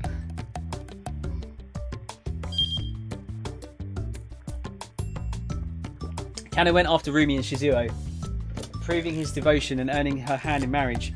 Now he's a farmer in Nagano, and crime in Tokyo is someone else's problem. But hang on a sec. Why weren't Rumi and Shizuo waiting at the cafe like they were supposed to be? Well, there's no way for Kano to know about how one man's bit of curiosity at that cafe led to his strange twist of fate. So we actually need to go back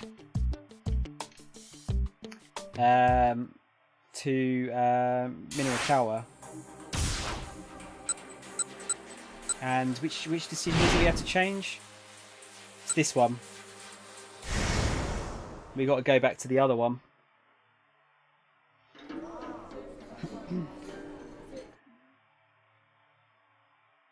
Ah, hang on, where is it? There it is. No, hang on, where is it? Wait, was that it?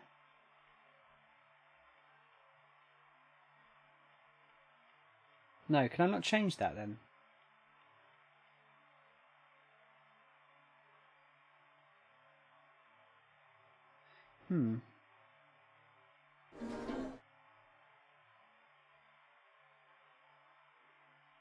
Wait, why is it not letting me change that decision?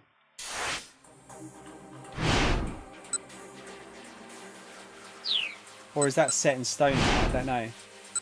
Weird sounds, keep out. I must be able to change it. Let's just see where this goes. Just out of curiosity.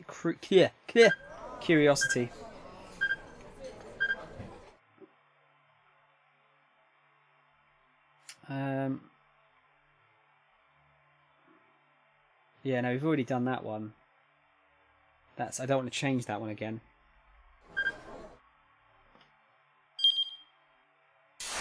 Do I have to go back to before that?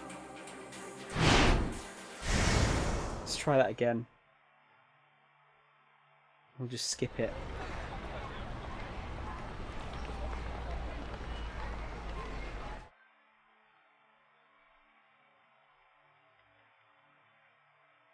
Yeah, that's the one.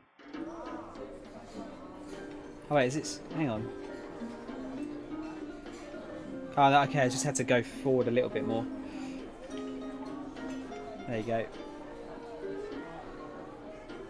So we'll go back with that one, and that should, in theory, let us keep going.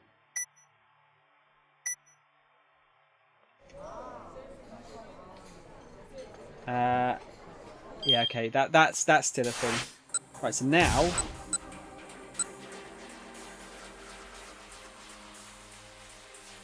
yeah, look, you see that's turned up again because it was there. That disappeared. That option there.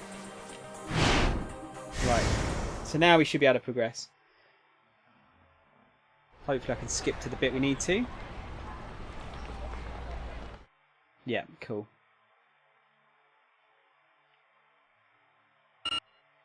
Oh, hang on. It's I'm guessing it's this bit.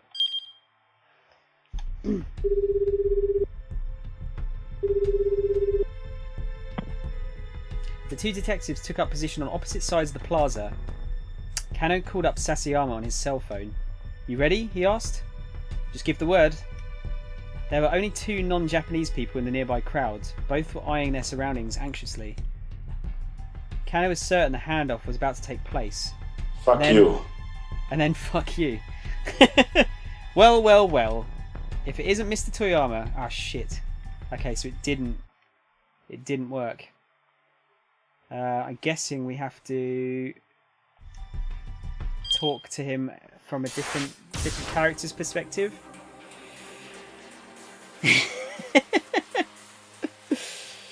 Okay, you off.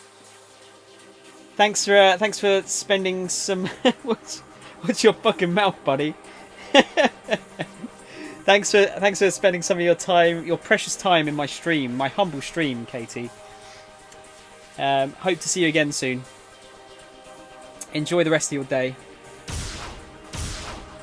Yeah, look, these are all keep outs. So 8 cheese is done.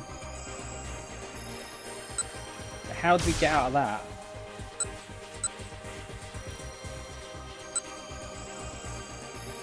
Unless it was the other choice.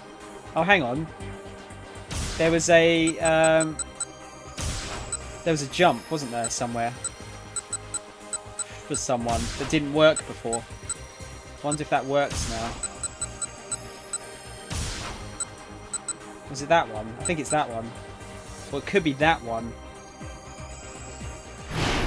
Let's try it out. I don't fucking like it when people fucking swear.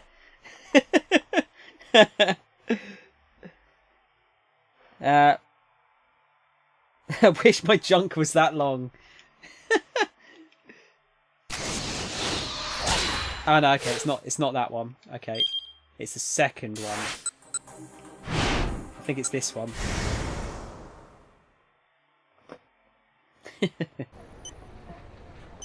Why was it ever called junk? Because like junk isn't a good thing, is it? Okay, where is it? There you go. Father's co-workers. Yeah, so now we can skip across. This was blocked before.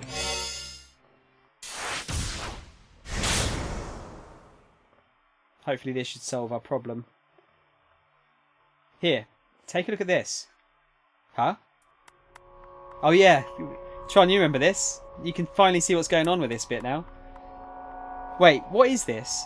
Tom, it's a visual novel, but you have to go back and forth between multiple characters' stories, because even like one choice can affect how another person's story plays out. Asawa could never have anticipated what he saw on the LCD screen.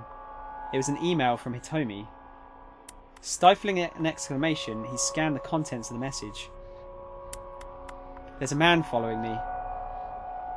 He has a gun and I think he's trying to kill me. I'm safe for the moment, so try not to worry. The kidnapper warned me, told me not to contact my family or the police. Please keep this email a secret.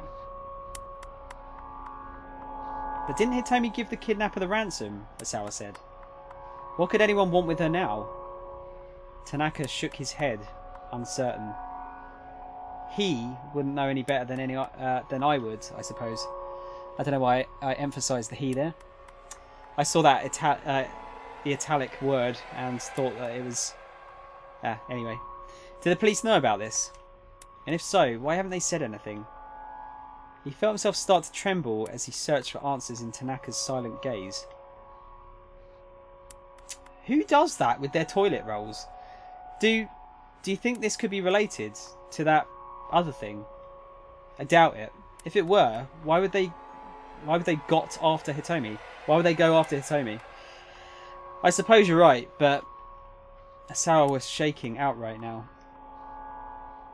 Tanaka laid a hand on his shoulder. First, just calm down, and let's think about what we know about the kidnapper. His composure helped Asawa keep himself under control. Didn't want to say dick in an attempt to sound less vulgar. Well, I suppose junk is slightly less vulgar, yeah. It's an interesting concept, Tom. I'm not sure how much people are enjoying watching it, though. Because essentially it's me reading you guys a story. Don't know. I'm having fun, though. Plus, I'm letting you guys pick, you know, some of the choices as well. Unless I know that it's going to go in a really bad direction.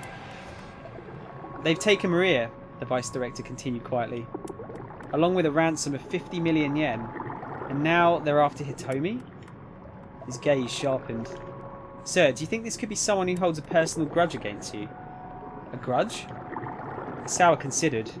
He couldn't think of anyone who would have a reason to attack him. He'd been too caught up in virus research since his time in school to have formed any hostile rivalries. He didn't have any enemies that he knew of. Maybe someone's jealous that I became head of a laboratory, he suggested doubtfully. He had held his position for years at this point. Why would that spur someone into kidnapping his daughter now? Has anything happened recently? Tanaka asked. Anything strange since you got back from overseas? Since I got back? Asawa's heart skipped a beat, then started pumping faster. The first thing that came to mind was the solicitation he'd got from the American laboratory. If he accepted the offer, it would put a Koshi pharmaceutical in quite a bind. Possibly enough to warrant someone holding a grudge over it. But the only other person who knew about the potential transfer right now was his wife, Ai. No, Asawa said. Nothing. Not that I can think of. I think the wife is like dodgy as shit right now. Do they seriously fold the fucking toilet paper? I don't know. I don't know. That can't be like a common thing, is it? Why would you do that? He couldn't bring himself to discuss the transfer of Tanaka. He felt a surge of guilt for contemplating leaving his trusted assistant behind. If he did make the move to America, he planned to recommend that Tanaka replace him as department director. Still, he didn't expect that to make up for his abandonment. Alright, I'll see what information I can find then, Tanaka said. The kidnapper had forbidden any contact with either family or the police. But Tanaka was outside of that circle, and he knew he knew how to handle himself with discretion. I'm sorry to have to put this on you, Asawa said. And thank you. For now, let's see if we can get Hitomi to exchange some more emails. An uncomfortable thought suddenly occurred to Asawa. He blurted it out without thinking. Why do you have my daughter's contact information on your phone? Tanaka gave him a worried look. Sir, I promise I can explain once all this is over. And with that, he stepped out of the bathroom. Still plunging. Something in the tone of his final words left Asawa to wonder. Could it be that Tanaka and Hitomi were dating? He hoped dearly for that not to be the case. Their age difference alone made the idea a disturbing one, let alone so many other considerations. Mamoru Tanaka is 40 years old, Hitomi is 19. This makes him just over twice her age. This does not necessarily mean, however, that they could not date or fall for each other. Many couples with such an age difference between them wind up in a happy, committed relationship. See, I don't know, I've had this discussion before. I don't know if I've had it on stream. I don't know what my boundary for, the lowest age I would date is nowadays. I think it might be 21. Because I feel like before that, people haven't really, leveled off. Not necessarily maturity-wise, but, personality-wise. I feel like at about 21, you kind of level off a bit more. Do you know what I mean?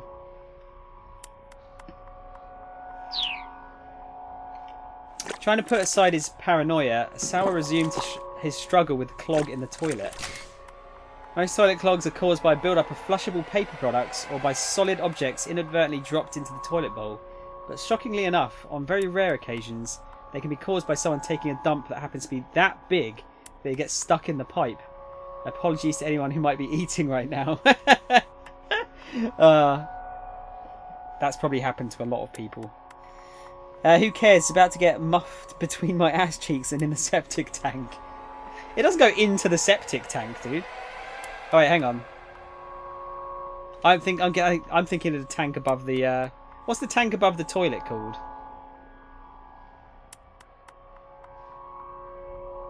Just water tank, I suppose, isn't it? Not septic tank. Duh. Oh goodness. Oh god, he's so creepy. Kajiwara reappeared, still toting the bucket. You seem to be having a lot of trouble there, sir. He made it sound like the whole mess was Asawa's fault. Of course I am. I've never had to do this before. Really? I think the research you do would be a lot more difficult than this. Fixing toilets gives me far more trouble, I'd say. So it would seem. Kajiwara stood watching as if Asawa's efforts made an interesting show. I don't know the first thing about viruses, sir, but I don't find unclogging toilets to be that difficult. Oh yeah? Asawa snapped? Then how about you fix the damn thing? Kajiwara really was a world-class pro at pissing people off. Are you sure? You don't mind? The detective asked. Be my goddamn guest. Asawa shoved the plunger into Kajiwara's hand.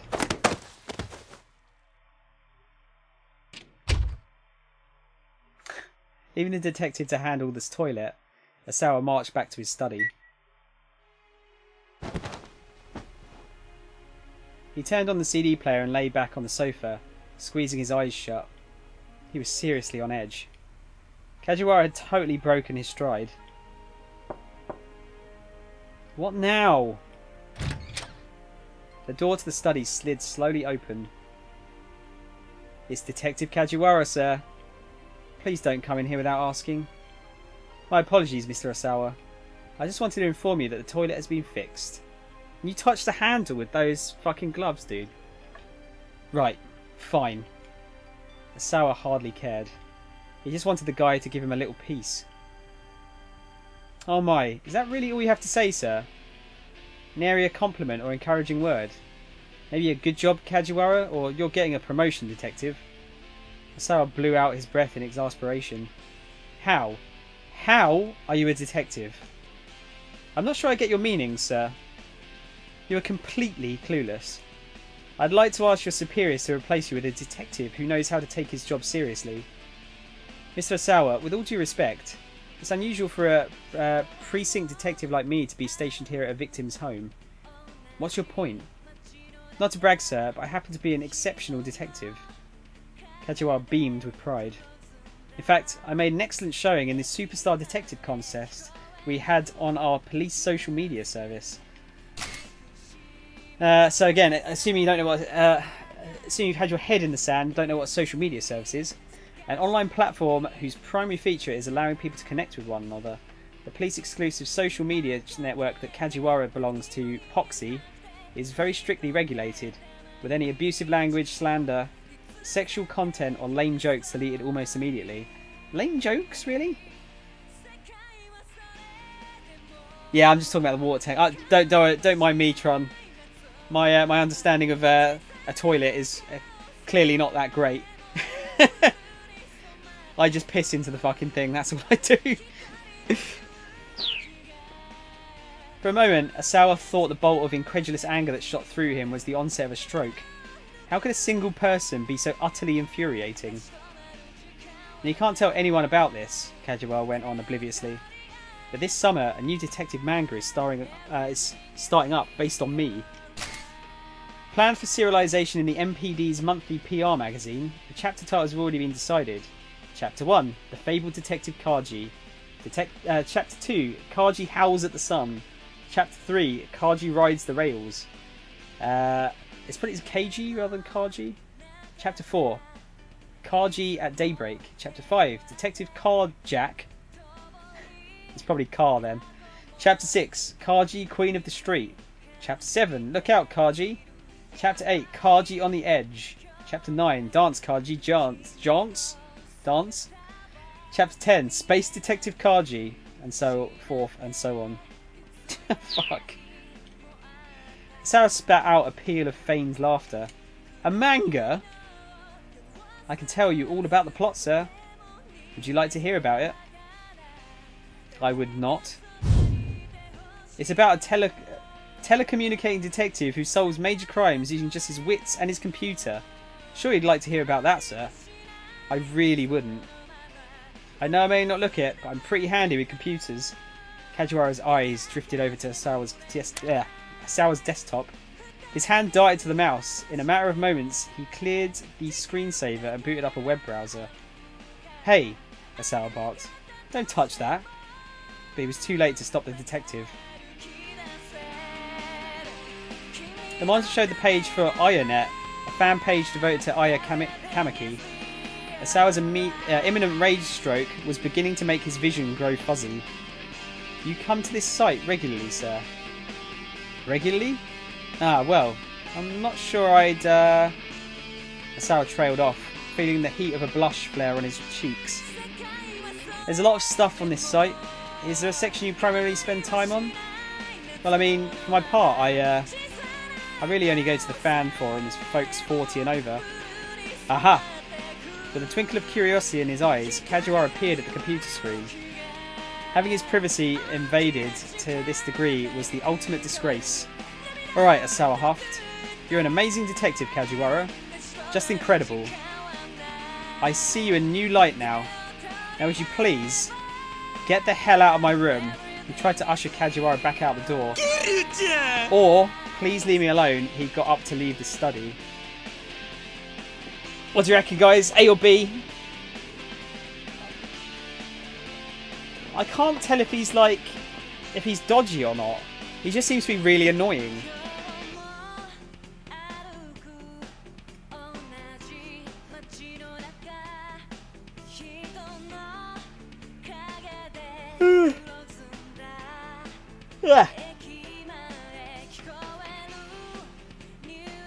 Spidey got in there first. We'll go for A.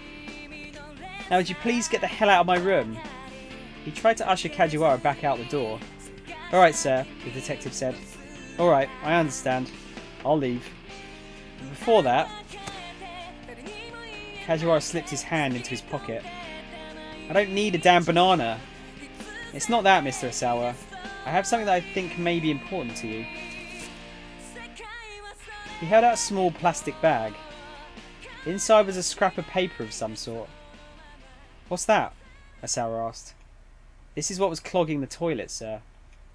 With some hesitation, Asawa took hold of the bag. Huh? That's... The passenger name here is listed as Kenji Asawa. In the plastic bag was a plane ticket. Specifically the one for his upcoming flight to the US the following week. He'd left it out on his desk. How had it wound up getting flushed down the toilet? This looks like it was pretty important, sir, Kajiwara said. I must say, it was pretty careless of you to accidentally flush it. A wry sort of smile came to his face. Although, the detective added, I suppose the question of who flushed it is another matter entirely. Asawa was at a loss for words. Someone had tried to flush his plane ticket on purpose. He was sure of it.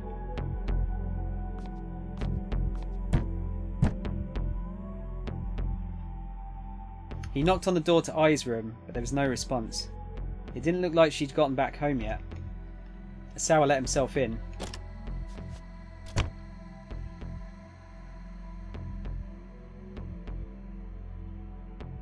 The stinging scent of her perfume pervaded the room, which was decorated all in white.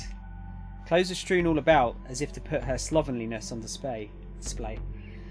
She'd been like this ever since they got married, and Asawa had long since stopped caring. It must have been Ai who tried to flush the ticket. He knew she didn't want him going to America, but still, couldn't she have found a better way to get rid of it?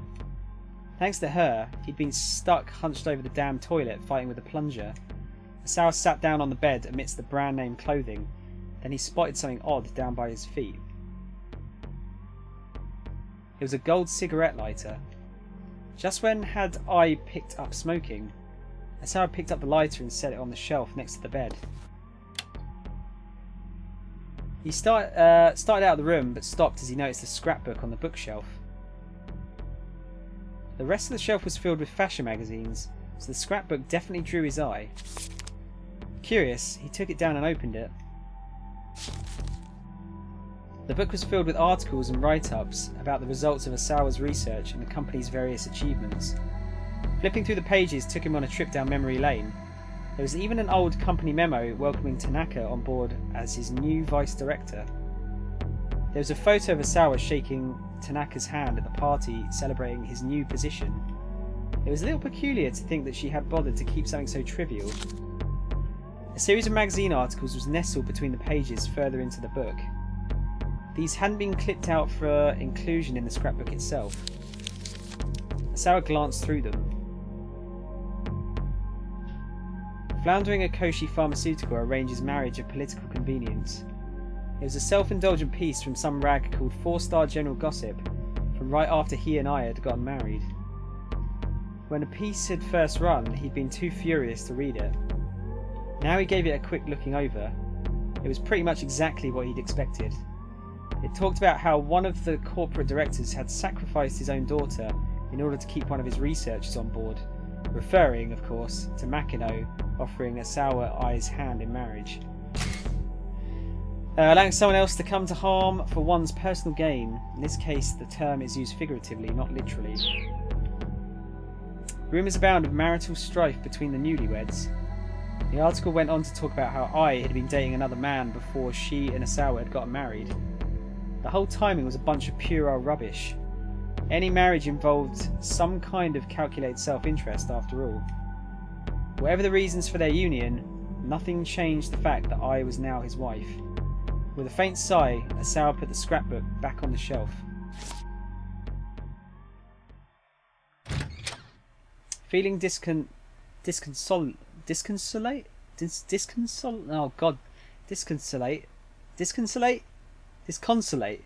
I fucking never heard. There's so many fucking words I've never heard of in this game. He returned to his study and began flipping through his CD rack. His eyes scanned for Aya Kamiki's album For Tomorrow, Forevermore. A lot of her more experimental numbers were on that album. Given how discombobulated he felt right now, This was what he needed to hear. Again, Asawa reflected on how there'd been a time when he didn't care about music at all. He'd simply purchased copies of the most popular CD at the moment as birthday presents for his 2 girls. And that had just happened to be an album by Aya Kamiki. Hitomi was thrilled by the gift, but Maria hadn't seemed terribly fond of it. The next day, she tossed her copy back on her father's desk. Figuring that throwing it away would be a waste, Asawa had stuck the CD into his computer to give it a listen. He was immediately bombarded by an intense beat bolstered by bold, uplifting vocals. Aya Kamiki wrote her own lyrics, which did a fine job of conveying the emotions of a teenage girl. Asawa could hardly believe it. After listening to just one track, he was well and truly hooked. Before the day was out, he had purchased her entire discography. Huh? He muttered. The Tomorrow should have been in the CD rack, but there was no sign of it. Where the heck is it? Why isn't it here? For a moment, he wondered if he was going crazy, and then he remembered. It was at the lab. He'd wanted something to listen to on break at work, so he'd brought the album there. Damn it. Damn it. Damn it. Not being able to listen to it made him want to hear it all the more. It wasn't like he could just go out and buy another copy right now either. He'd just have to borrow the copy he'd given to Hitomi all those years ago. Unable to contain his need to hear that music, he went into Hitomi's room. There, he quickly rummaged through the CD rack beside his daughter's bed. Part of him felt like he was being a little sneak thief. I was going to say thief. You thief? I should pronounce my THs, Thomas. According to the email Tanaka had shown him, someone was trying to kill Hitomi. Under the circumstances, he knew that what he was doing was ridiculous, and yet he still couldn't resist the impulse to find this CD. But his efforts were to no avail. There were no Aya Kamiki CDs in the rack at all. There's a German. Oh, it's a Mozart CD, I was going to say. Asawa pulled out every CD on the rack, but they were all classical music. He slumped back in disappointment. It had to be somewhere here in her room. Asawa jumped at the sound of his cell and fumbled to get it out of his pocket. Makino's name was displayed on the LCD screen. I'm out front. That was all Makino said before hanging up. Hurriedly, Asawa began tidying up the CD rack. As he worked, he thought about what he was going to say to Makino. To think that someone had violated corporate policy to such unethical ends, it sullied his research. Asawa wasn't about to let anyone get away with it.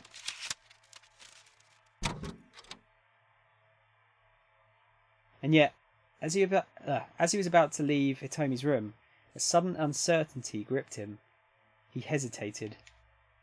Did he have any right to condemn Makino for running trials in secret? His hand began to sweat as it gripped the doorknob. No, he didn't. How could he? His hands were dirty and all this too. Oh my god, we've actually got some fucking full motion video. We need to keep this a secret, just between us. WTF? He'll be fine. We've already cleared animal testing.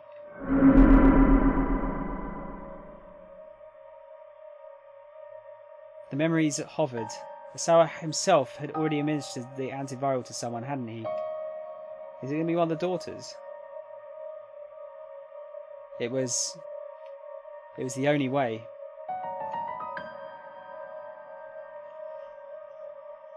That's going to be the end of that, isn't it?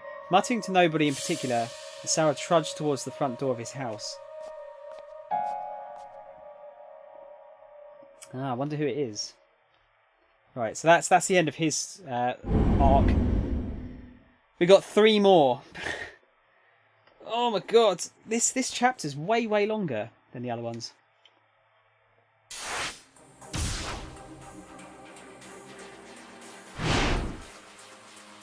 Advice for Toyama. Maybe if we give him the other advice, maybe. Maybe that's what's stopping Kano from doing it. Look, we'll get you through this somehow, Minorikawa said, hoping it was true. Just keep your head down and stay out of trouble. Stay where you are now.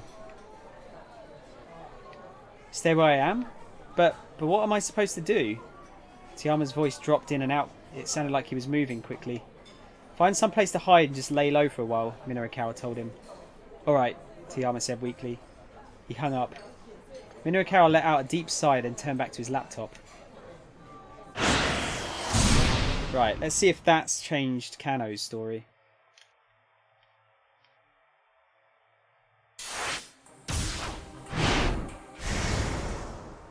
Hopefully it has. I'm not gonna read this bit again because I've already gone through it a couple of times. So I'll skip through this. Just hopefully we get to a point where this has changed.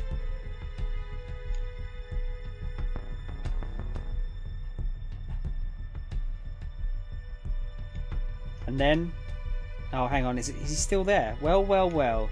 It isn't Mr. Toyama. Kano's ears perked up at the sound of an aggressive greeting, the voice dripping with feigned cheer. Yeah, he's still there. How the fuck do we get him to move?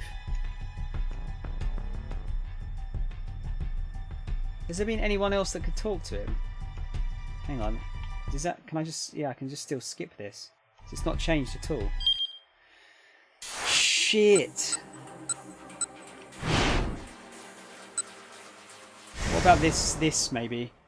Maybe we're meant to go this way. I suspect this might be a bad end. They were in the middle of a job, but they couldn't just leave him like this. They should probably take him to a hospital. Kano offered to help carry the bloodied young man, but Sasayama stepped in front of him. He quickly flashed the two youths his badge. Oh crap, you a cop? Oh, is this... Yeah, we can just skip this as well. Hang on. This is new. I think. The detectives had to hurry to catch up with the man they were tailing. He was still strolling along, seemingly in no particular hurry. They kept him in sight as he crossed another pedestrian overpass and circled back around. Still following the same MO, huh? Yeah, that's the same, isn't it?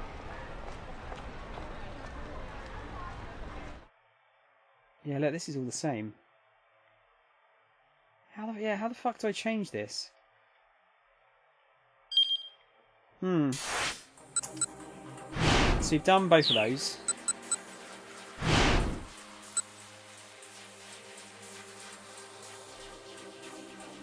Do you think we have to like ignore her maybe? Should you try that? What, the girl? Asked Kano. Yeah, wanna go hit her up?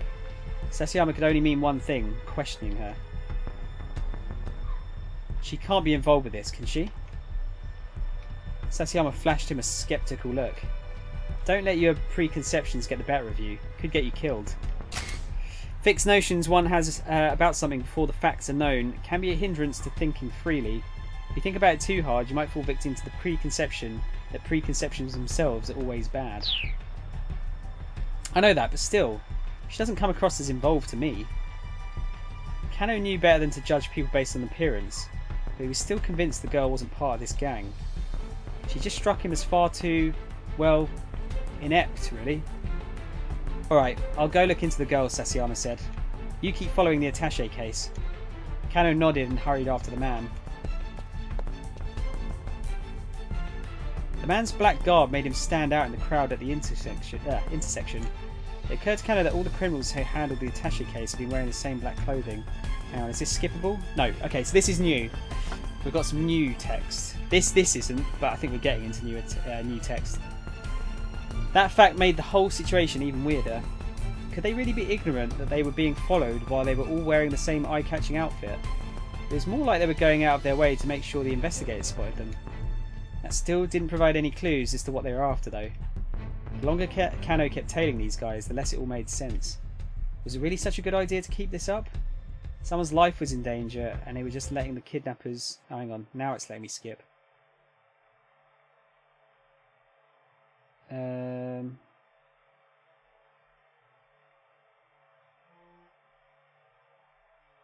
Is that all that changed? See, I don't know. I can't remember if it's the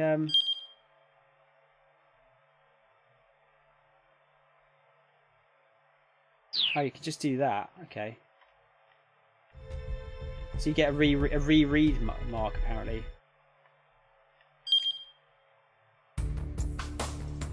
burglar had shut himself inside a financial office and doused the place in gasoline.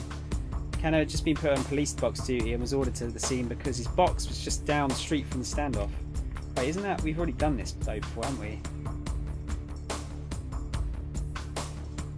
Yeah, we've already done this. Hang on. What am I doing? No, I don't want to do that.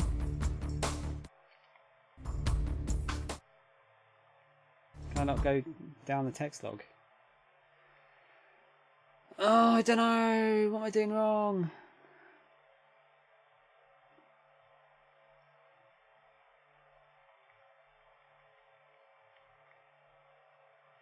Ah, here we go. This is different.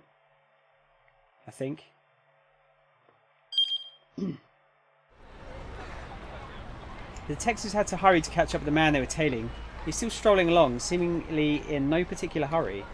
They kept him in sight as he crossed another pedestrian overpass and circled back around. Still following the same MO, huh? Sasayama grumbled. Guess so, Kano said. How'd things go with the girl? He was careful not to take his eyes off the mark as they talked. This seems like the same, doesn't it? You were right. She's not part of this. Just one of those street evangelists or something. Oh yeah?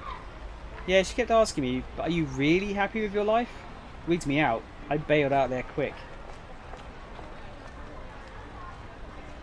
So Sasayama, I'm thinking the attaché case is going to get handed off at any moment now. Huh? Sasayama peered at the mark, who was scanning the plaza he'd just entered, apparently looking for someone. I take one side, you take the other? Kano suggested. Sasayama's eyes went wide. Say what now? This is skippable, isn't it? Yeah, I don't know. Hang on, let me just go through that again. I'm really not sure how to skip this. Might have to go back to the main menu and get the hint get the hint up again. I think it said it needed 2 people to convince him to move. Yeah, look, he's still there.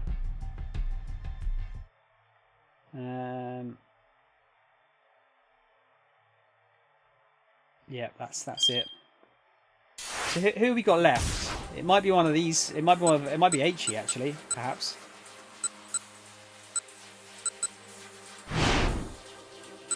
Tomi's reservations.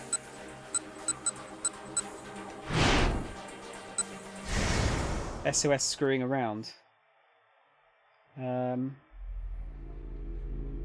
One of them cackled like a grinning idiot. Oh yeah, it's this bit again. I'm not doing that again. Let's try this one. But there was too much at stake. He was just going to have to suck it up and ignore them for the time being. Gritting his teeth, he tried to slip past them, but the largest of the 3 grabbed him by the collar. You ran out, man. Susumu's the one who runs this town now. You got no right to keep acting like you're the boss of us. He shoved Aichi up against the wall. Says who? Aichi asked. Susumu? Say what now? Did Susumu say I've got no right to act like the boss? Bitch, please. Susumu ain't got time to worry about your sorry ass. Ah, is that so? That was pretty good timing there. Aichi's fist flashed out, catching the man clean on the jaw. He dropped to the ground with a dull thud. Why can't I plug this in? So tell Susumi this. Everyone in Shibuya needs to just play nice and have fun. Aichi kept his tone light and jovial, but he eyed the 2 other toughs like a hawk eyeing its prey. Yeah, this is all the same again, isn't it?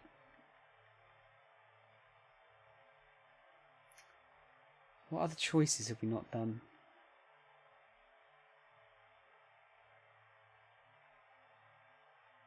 Man, my lips are getting dry. Oh yeah, we haven't done this one. Hop into the forklift and drive it at the assassin. See what this does.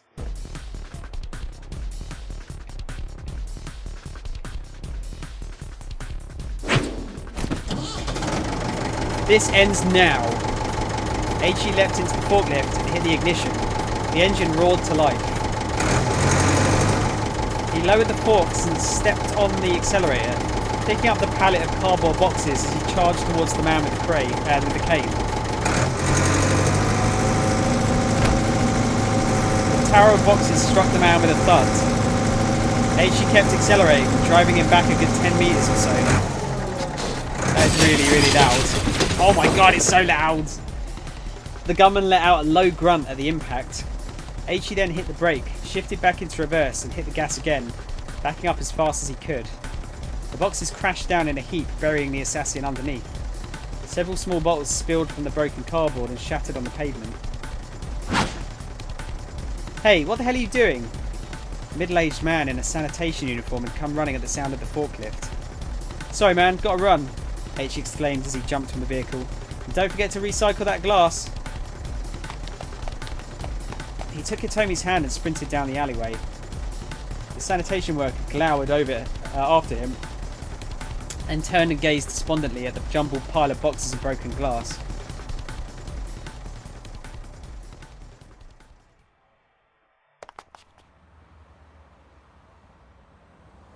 Yeah, this is all just the same again, isn't it?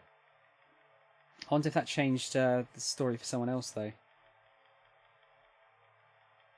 Yeah, we've already done all of those then for them.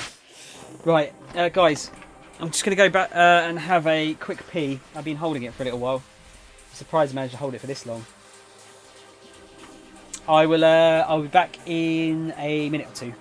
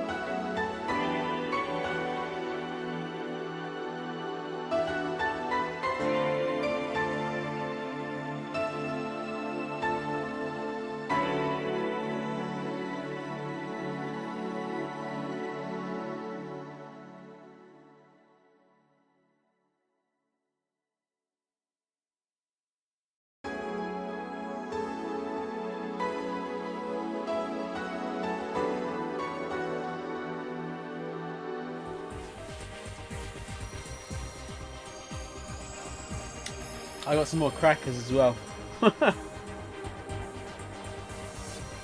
Oh dear. Guys, I'm not really sure if I'm going to be able to do any extra games after this. At the rate it's going, I'm just going to get stuck here. Yes, we've split up. That changed that. Already done that.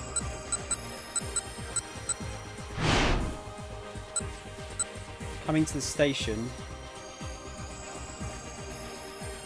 I assume this isn't going to change.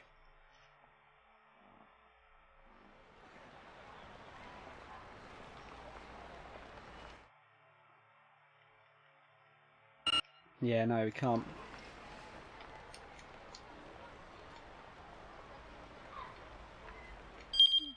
Now, I think I need to go back to the main menu. Hang on, can I? Can I go back to the main menu? That's just controls.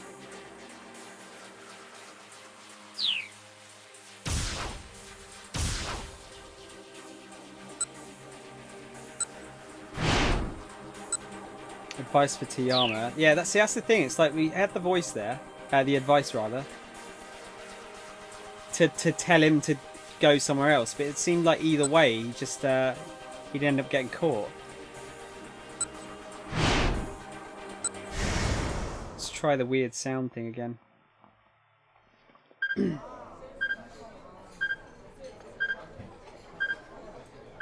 I need to get to the bottom of this, or I'll never be able to concentrate.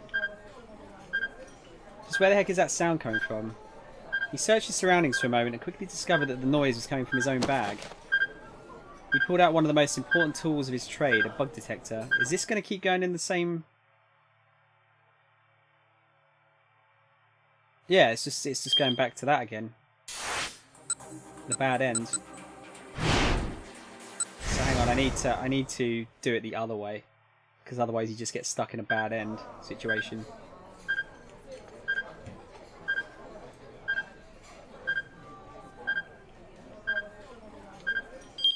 There you go. So you see how that bad end disappears. So there's got to be one option that I'm not getting right here. Can I actually just back out of this entirely? Like, how do you get back to the fucking main menu? Or can I not?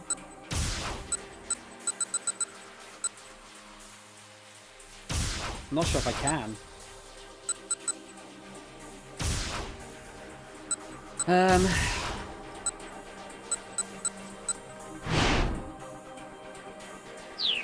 Could try the other one there.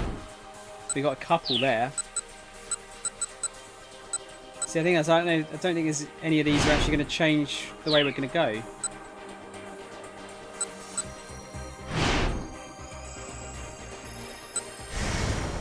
Let's try it out. I'm a bit stuck otherwise as to what to do. Tanaka followed his drift. Ah yes, I see what you mean. He inclined his head in thought as Osawa continued. We'll just have to ask Makino in person. The fact was that the antiviral had been used for clinical testing. Either Makino had taken it from the laboratory personally, or someone working on his orders had done so. But how? Was there really some way that could have bypassed lab security without anyone knowing? Yeah, see, that's not going to change things by the looks of it.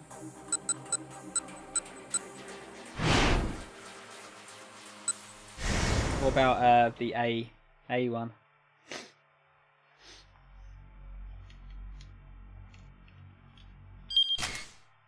Ah, this is what I wanted. Bad ending list. Check for hints as to why things ended as badly as they did.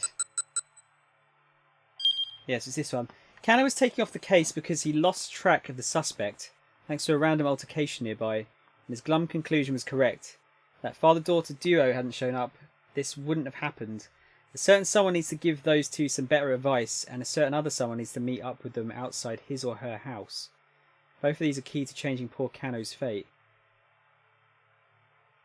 Right, so the advice was from Minorikawa. But yeah, a certain someone needs to meet up with them outside his or her house.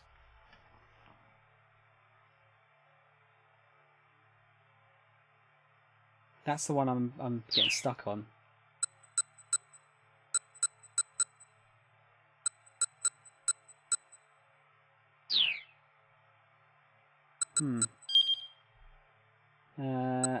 Points of note. The game will automatically save your progress. By default, the autosave. Yep.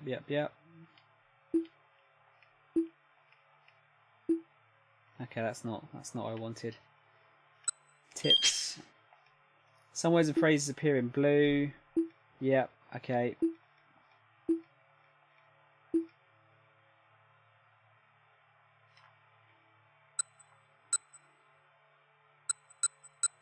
Autoplay.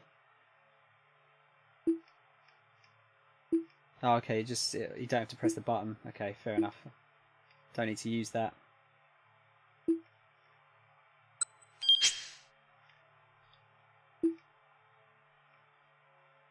Press and hold X to automatically advance for as long as the button is held. You can still read tips and jump while advancing or rewinding through text.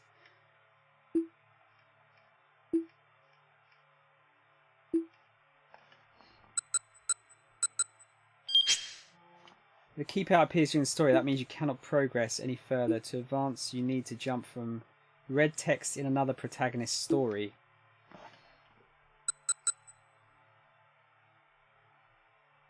I don't think we got any other red text, did we?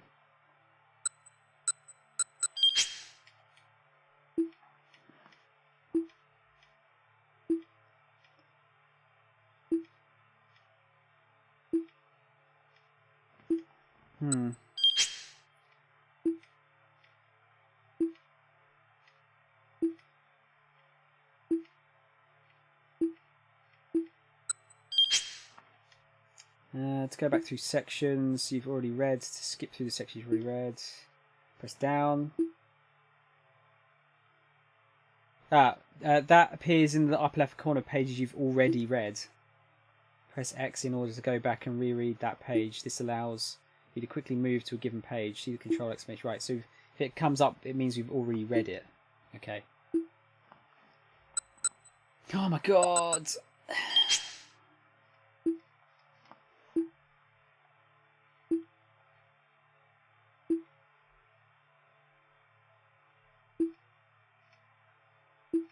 Key to getting all the characters through to the end is to go back and change choices for the other characters that have already cleared the current hour.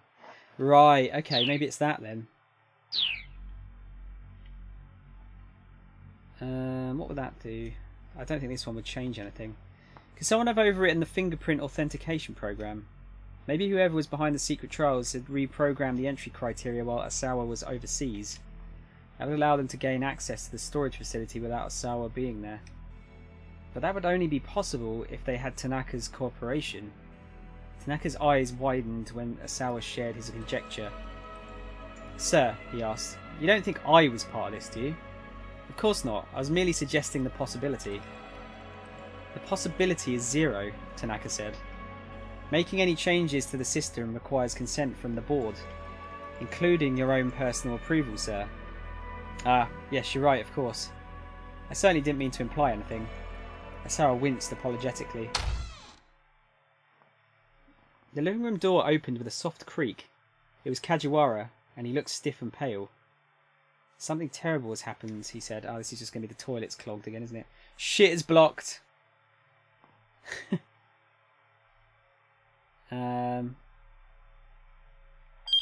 What about these ones? Hey, come on, knock it off. Asawa lifted the plunger like a weapon. Quiet, Tanaka chided again, taking out a cell phone. Here, take a look at this. Okay, so that choice probably is just for our enjoyment. The bit where he closes his eyes and whatnot.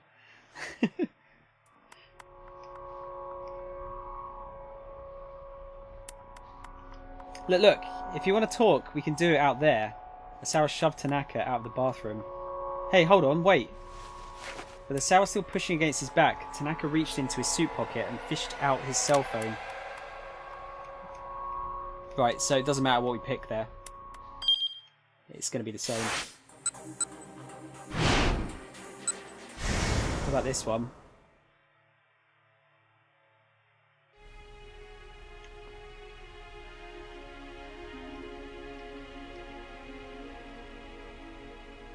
Please leave me alone. He got up to leave the study. Now would you please leave me alone? He got up to leave the study. Sir, hold on. There's something I wanted to give you. Kajiwara reached into his pocket. I don't need a damn banana. So he doesn't get the ticket this way. Asawa fled the room. He needed to be alone, if only for a few moments. But even if he could somehow shake Kajiwara, the other detectives had eyes all over his house. He had reached the limits of his patience. Couldn't even think straight anymore. He headed for the back door, trying to avoid the police.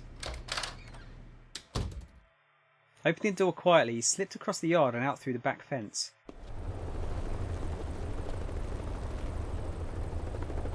He didn't want to venture too far from the house.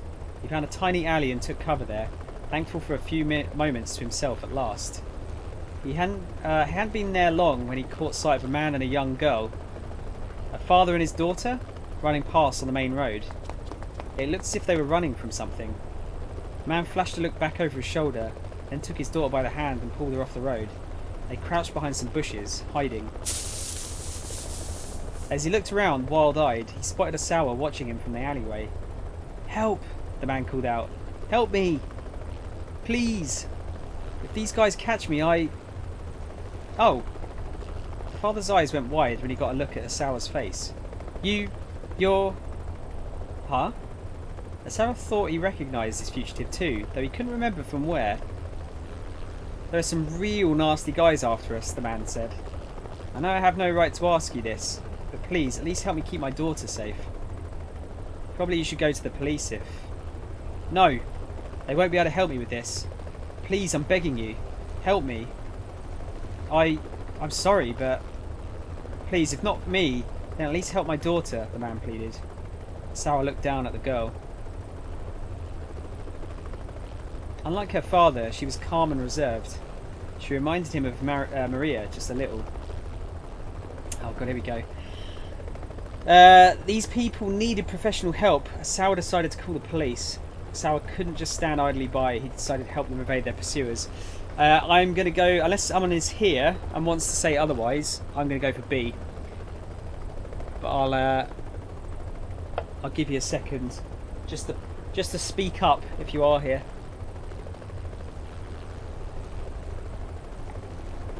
God, honestly, this much talking is it's putting a little bit of a strain on my voice. I don't think I've talked this much in my entire life.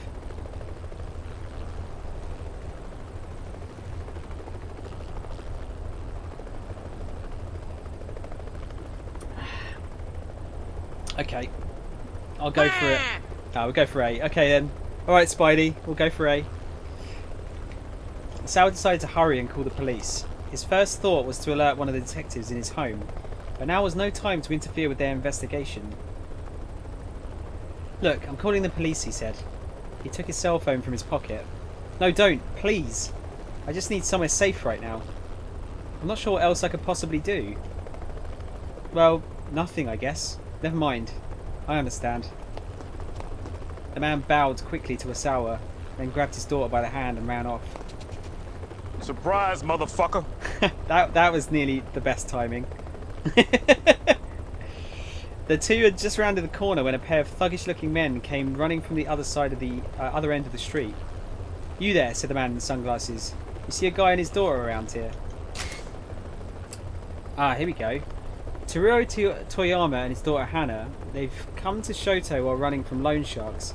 Just moments ago, Toyama was talking on the phone with Minarikawa. Okay, so what's this change? Oh, does it just open this up? Maybe. How you doing, Tron? Keeping up with me, dude? He'd gotten some new info on the Burning Hammer sales demo, but he'd lost some more time. The surveillance camera piece still wasn't finished. It's going to be a near thing to get it done before the sales demo started. Yeah, instead of returning to his writing, he got out his cell phone. What if Toyama had gotten another of his crazy ideas? If he tried to hang himself again? The thought of Minorikawa too worried to work on his copy. Ah, this is where we can stop them from going to that place again. Phone rang several times before someone picked up. Mr. Toyama, where are you right now? Minorikawa asked. Right now? I'm on the run, somewhere near Shoto. Toyama was speaking in an oddly hushed tone. Shoto? After he left the office, some guy came by to collect on my debts. So I made a run for it. Hang on, this is... We can just skip this again. I don't know what option here is going to be the best one.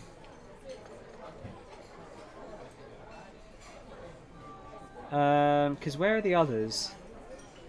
I don't think they've run to Shoto, have they? So yeah, just stay... Keep your head down.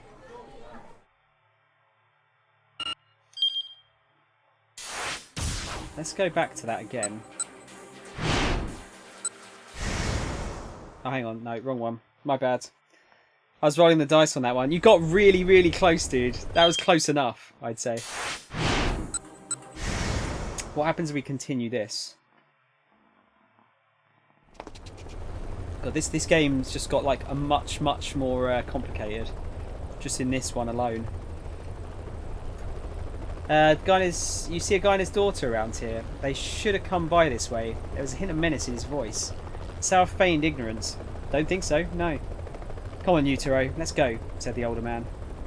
Aye, replied the other.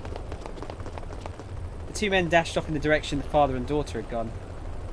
That's going to be the wrong answer, isn't it? Asao watched until the two men were gone, then headed back inside the house. Maybe by now Kajiwara would be willing to oblige him and get out of his room. Asao groaned inwardly when he got back to his study.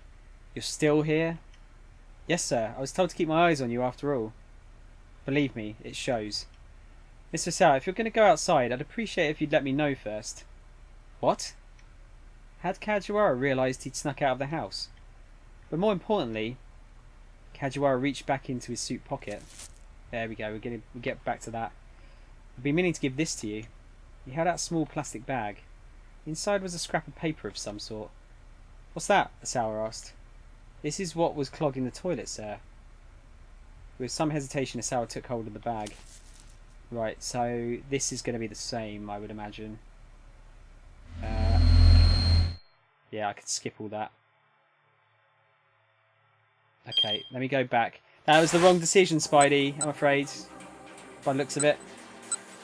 I think we're going to have to help them out. I think, anyway. Because they just went after him. So we need to stop them from going after him.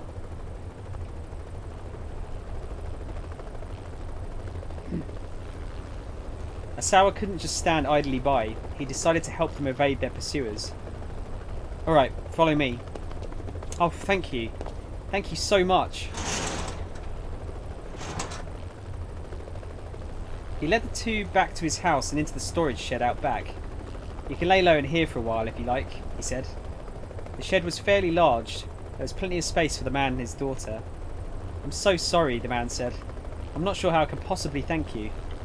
Don't worry, Asao. Don't worry. Asao closed the shed door and headed back out to take a look around. Two thuggish-looking men came running up to him. Now, no doubt these were the people the father and daughter were running from. You there, said the one in sunglasses. You see a guy and his daughter around here? They should have come by this way. There was a hint of menace in his voice. A man and his daughter? Ah yes, I think I saw them run through here. Which way'd they go? That way. Sweet, we almost got them. The pair sped away. Asao waited until they were fully out of sight, then called out to the shed. Alright, they're gone. The door stayed closed, however. I'm really sorry, the man called back from inside. Those guys might come back this way. Is it okay if we hide out here a little while longer? He sounded desperate. Pitiful, really. Sure, go ahead, Asao said. With that, he headed back inside. Evidently, he just wasn't going to get any time alone today, no matter where he went. A is never the wrong answer, except when it is. Right, so now, if I go back to that, we'll go to the jump. I think that might progress Minarakawa's story. If we do that. Because he's going to phone them up and they're going to be in a different place now, right? Ah, yeah, because we told them to stay where they were, right? Hang on. Shit.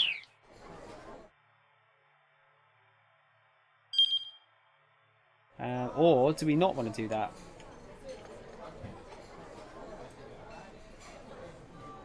Let me go back to. You need to get back to the office ASAP again. See where that takes us. Hopefully that gets us past that bit.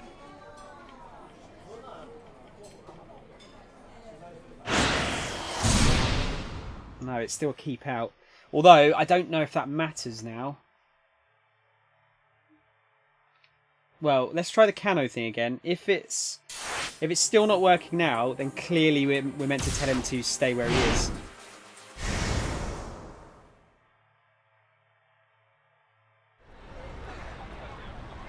Jesus.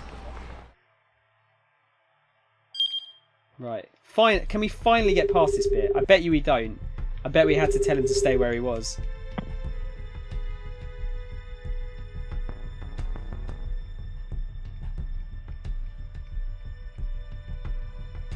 Yeah, look. It's happened again. Okay. Fuck's sake.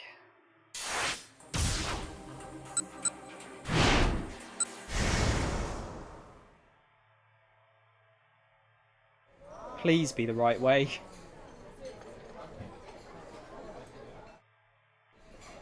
Stay where you are now.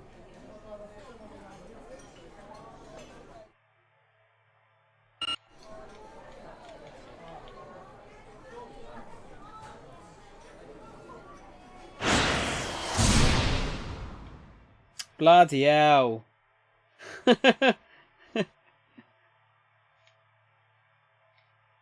That took a lot longer to save there.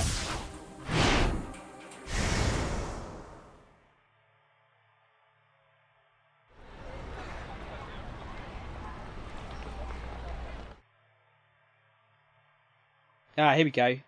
I cannot skip any further than this, so he should be done now. Fuck.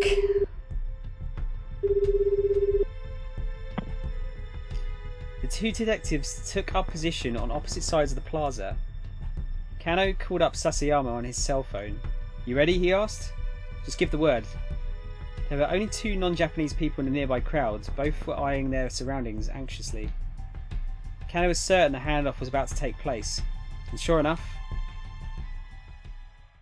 the second man approached the one holding the attaché case. After exchanging a scant handful of words, he took the case and walked off. Sasayama? I'll handle the guy with the case. Got it.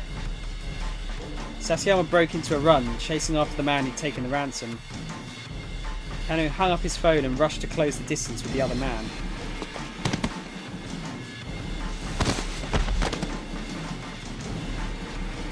You there, stop where you are.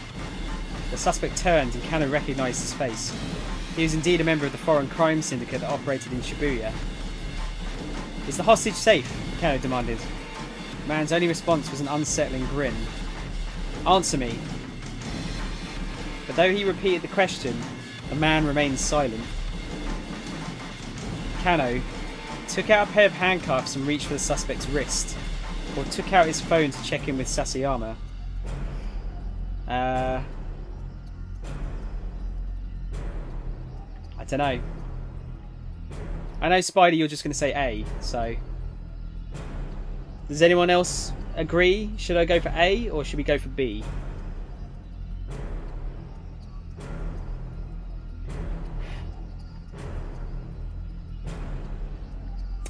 You, stop right there, he says, after tackling the other guy, and the guy somehow turns around while pinned on the ground. I think he's just turned his... I think he's only turned his head round. Modern. I think. Doesn't seem like he's sort of turned around too much. Plus, I think it'd be quite difficult for one person to keep another guy pinned to the ground perfectly, wouldn't it? Considering how many people I've seen, well, not many, I've seen a couple of people trying to be arrested. Well, they're attempting to arrest someone, and it's taken like 3 or 4 people to hold them down. Good to see you again, Modern. How you doing, dude?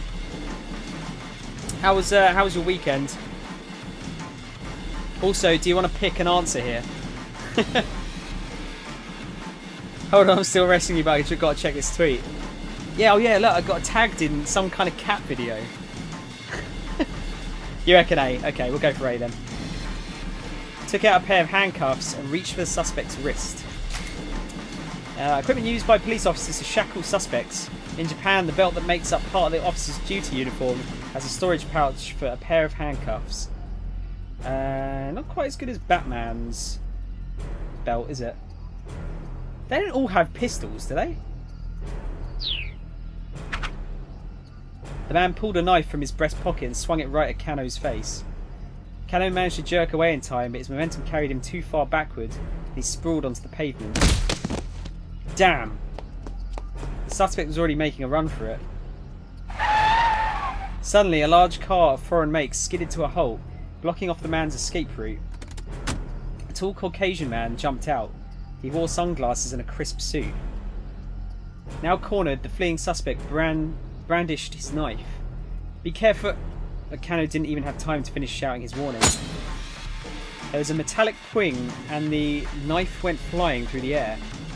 The man in the sunglasses had snapped his right foot up, sending the weapon flying. As the attacker's jaw dropped in astonishment, the newcomer proceeded to elbow him right in the face. The blow connected and the suspect went down hard. Ugh. Ow. The fallen man turned his head to look at Kano. His mouth moved as if he was attempting to say something. He never got it out. The man in the sunglasses kicked him in the face. With a groan, the perp slumped down, unconscious. Hey, Kano snapped. What the hell are you doing? He stormed over to the man with the sunglasses. Who the fuck's this guy? It's Agent Smith from The Matrix. The man nonchalantly dusted off his suit. You were ordered to watch and see where these guys went, right? He spoke in fluent Japanese. Imagine that you're a Japanese person who has never been in a situation where you suddenly had to speak to a foreigner. You haven't used English in ages. Your tension grows. You think back to English class in school, but nothing you remember is helpful. You muster up the courage to choke out a stammered, Do you... The foreigner responds fluently in your own language. Nihongo de daijobu desu. It's alright, I speak Japanese. Yeah, there's my Japanese. It does look like Agent Smith, doesn't it? Well, not... I don't know, it kind of gives me the vibe of Agent Smith. I think it's just the sunglasses, isn't it? What happened to that Japanese sense of honour I've heard so much about? Who are you? I'm from the US Embassy's Regional Security Office, the man replied. An embassy is where ambassadors from a foreign country lodge and conduct much of their official diplomatic business. Under international law, ambassadors are guaranteed diplomatic immunity, and the embassy grounds are considered territory of the home nation. The US Embassy's Regional Security Office is responsible for the security of American diplomatic facilities and personnel, and provides American citizens in Japan with information on public order. It is located in Akasaka, in the Minato ward of the Tokyo metropolis. He presented Kano with his ID. Jack Stanley. I was going to say... Oh my god, look! Have you seen his signature? His signature is literally John Hancock. Jack Stanley. His title was listed as Security Assistance Officer. Kano glanced at the car he'd shown up in. The license plate was blue with white lettering. The Ministry of Foreign Affairs? But the Ministry wouldn't just send some diplomat to intervene in a police investigation. It does seem a bit off, doesn't it, Modern? Not quite right. So this dude's just some politician that happens to know goddamn what? Krav Maga? I think it's... I don't know. He's not a politician, but it seems like he's a security aide to a politician. Kano pulled his phone out of his pocket. Sasayama's name was displayed across the LCD screen. How are things on your end, Kano? I have the suspect in custody. How about you? Sasayama hesitated. He got away from me. What about the attaché case? I'm sorry, but he's still got to be around here somewhere. I'm going to look around some more. Sasayama hung up. What's your name, detective? Jack Stanley asked as Kano was processing this new information.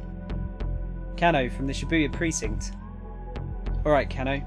I'm going to need you to follow my instructions for the next while. Why's that? Instead of answering, Stanley took out his cell phone and made a quick call. After a few moments, he held the phone out for Kano. Here, permission from your boss, he said. What? Kano squawked.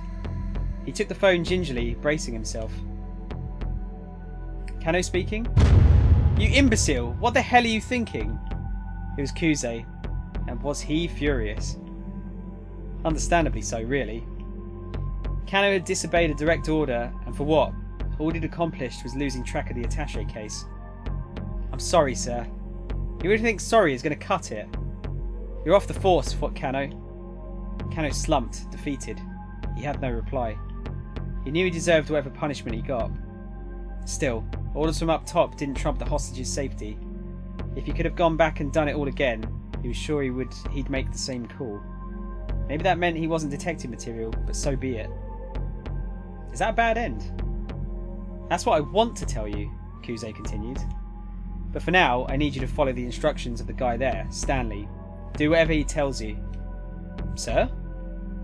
Kano hadn't seen that one coming. He disobeyed orders, that was undeniable. And yes, he knew he deserved a reprimand. But being ordered to tag along with some stranger who just turned up out of the blue? What the heck? May I ask why the US Embassy is involved with this? No more questions, Kano. Step in line. Please, just hold on. Sir, I have no idea what's going on here. Kuze let out an exasperated sigh. That makes two of us, kid. And with that, the director hung up. Wait, what orders did you disobey then? I haven't seen any of this game up to this point. Modern, we were meant to be tailing the suspects without actually like trying to catch them. We were just trying to see where they were going, and then we decided to both me and my partner decided to try and catch the two guys that were doing the handoff. It sounded like even Kuze didn't have the whole story here, which meant that orders were coming from someplace higher. A foreign syndicate moving the ransom around the US Embassy? Whatever was going on, it was more than just a local kidnapping case, and Kano was deep in the middle of it. He handed the phone back to Stanley. Modern, I was going to say, by the way, dude, did you see the... it's just very big news to me, at least, anyway. I don't know if you'll feel the same way.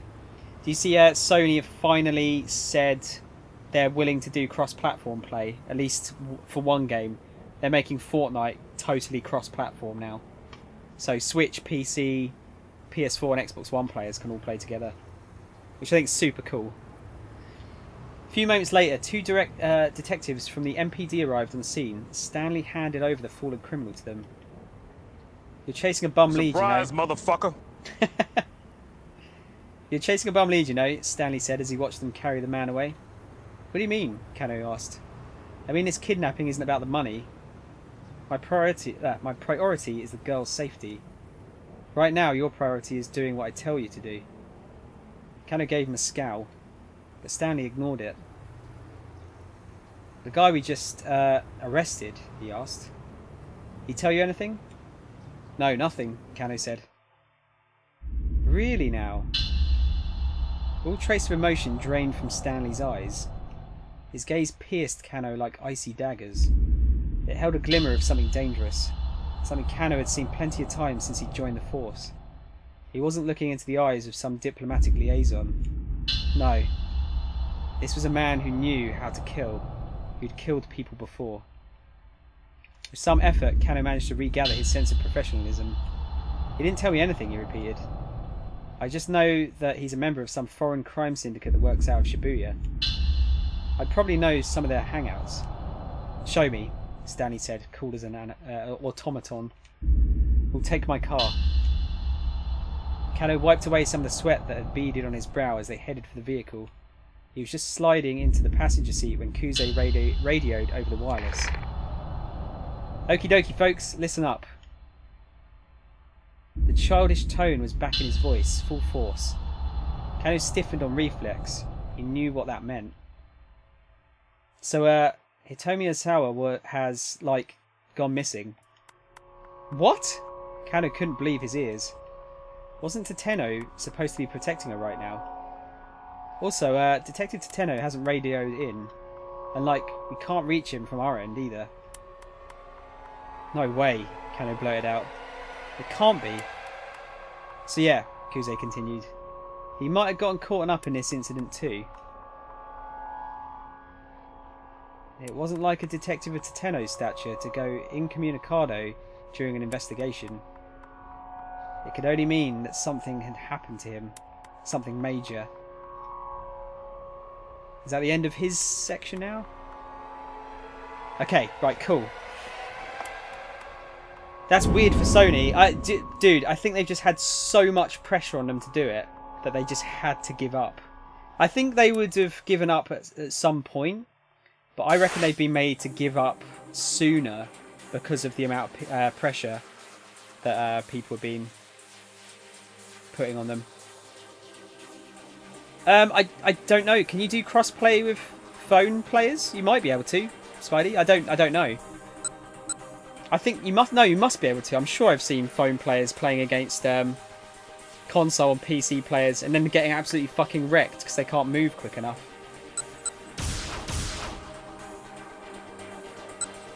How is that going to change Tama's outlook?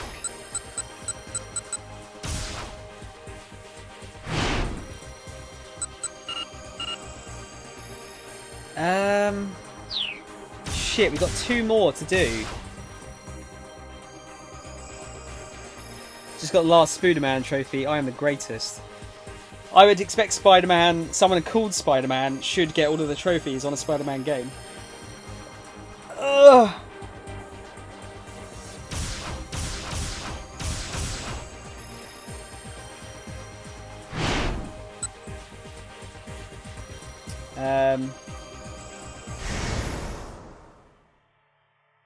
See if this can progress.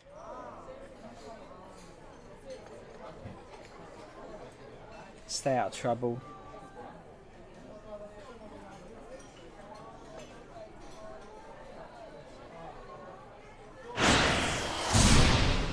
No, there's something stopping it.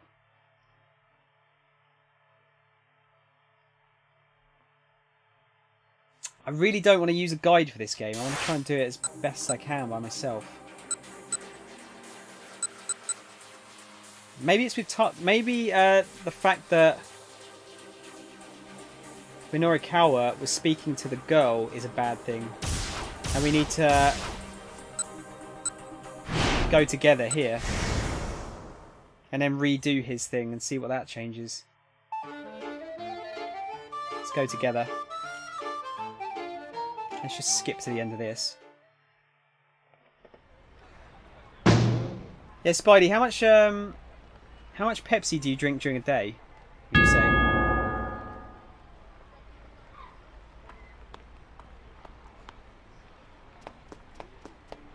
I dread to think how much you actually spend on Pepsi.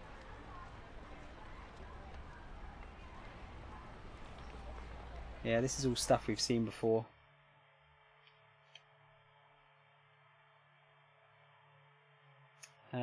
Yeah, okay, so that's changed that. So now, as you see, look, is that different? That looks like we can progress that now. Yes, okay, sweet. Jesus Christ. Time passed. Eventually the pace of his writing slowed down a bit, and Minorikawa glanced at his watch. It was later than he'd thought. Pretty soon he was going to have to head over to get an interview from the diet drink people. He reached into his bag for the project proposal to double check the demo location. Huh? The proposal, it's gone. Crap, where the heck did it go? He checked all around the table, but he didn't see it anywhere. Maybe he'd left it at the other cafe, the non-smoking place. Well, he didn't have time to go back for it now.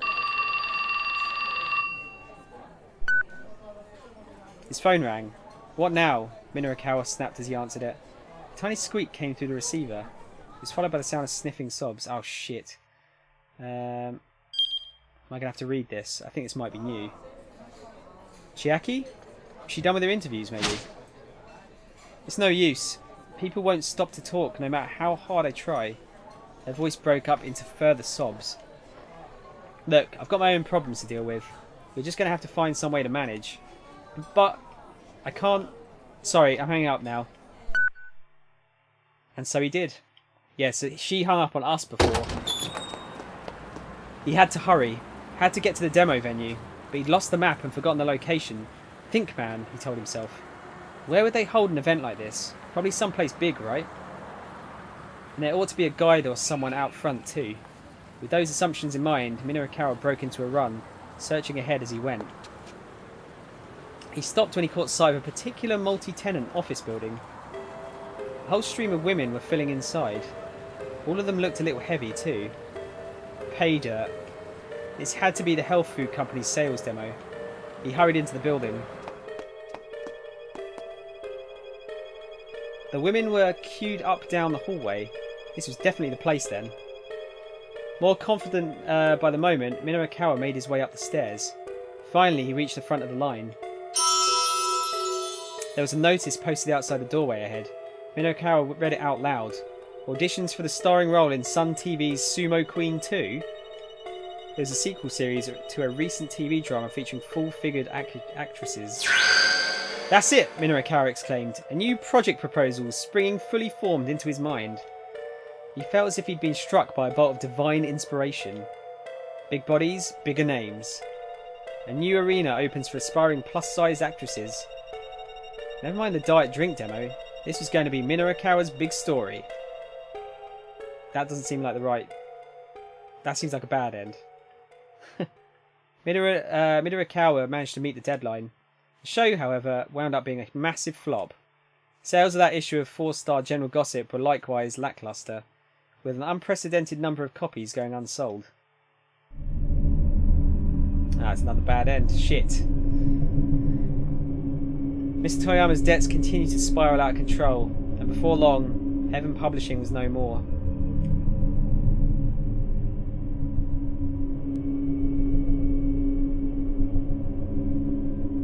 Damn it. I don't know, usually like a can every day. I buy 24 packs though, so it's not that expensive. I'm surprised with the amount of amount you talk about it, I kind of expect you to drink more than 1 can a day.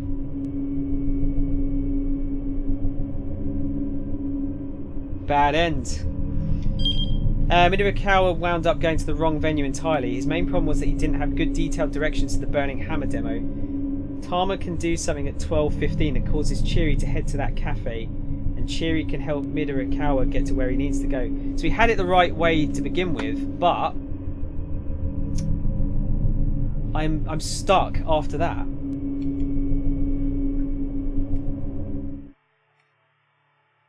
Fuck's sake. Yeah, so we actually have to split up here.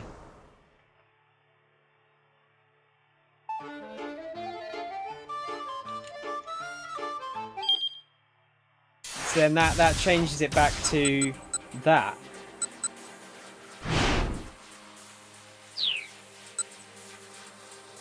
But I can't get past that.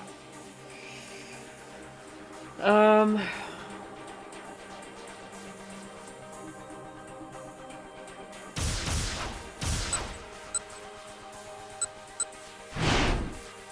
can't change that. We cannot change the first one, and we cannot change the second one now.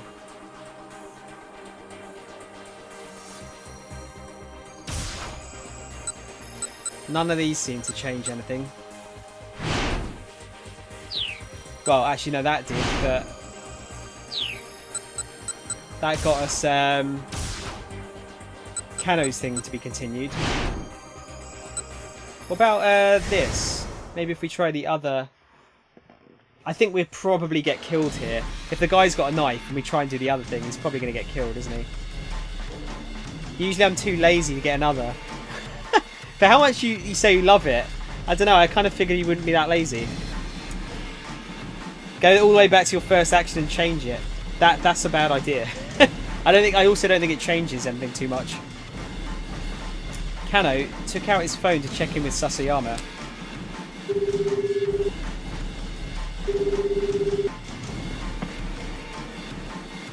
I've got the suspect in custody, he said. How's your end? Sasayama hesitated.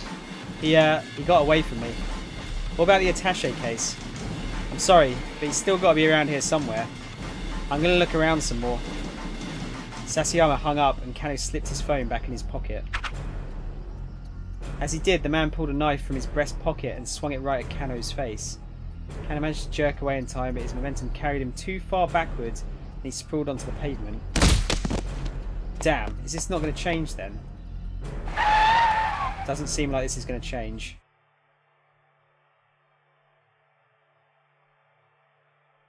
Or will it? I don't know, hang on. Let me just skip this a minute.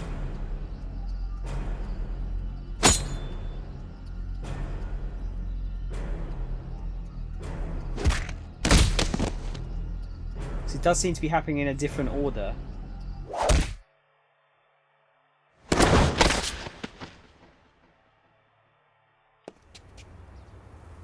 Mr. Anderson.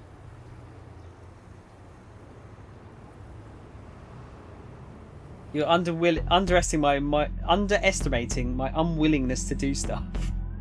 Yeah, but you're, you know, Spider-Man loves Pepsi. Surely he would love Pepsi enough that he would not be unwilling to get another Pepsi. Let's see if this goes in a different direction.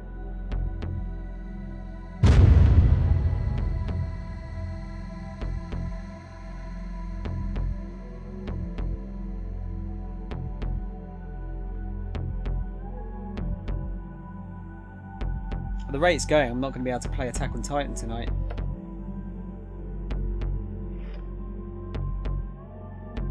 It's fucking 20 past 8. It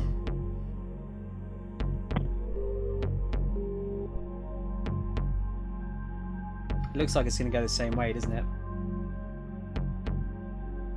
It's not. Is it going to let me skip this?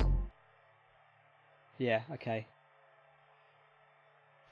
So that doesn't seem to change anything. Attack on where?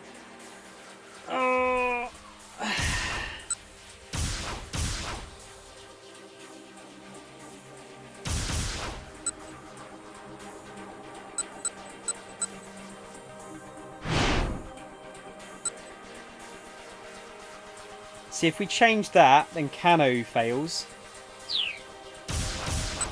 If we change... Can we change this? Actually, I don't think I've done this one. Seriously, what the heck is that? Oh, hang on. No, I think that goes back in the... Oh, no, I think this one's alright. But, hang on. Which one didn't we pick before?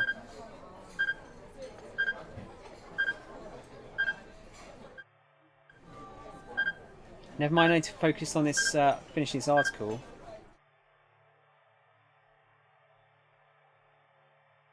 Does that change it? No, we still talk to her. What about the other one then? I don't know if I've tried both ways here with Cheery being here.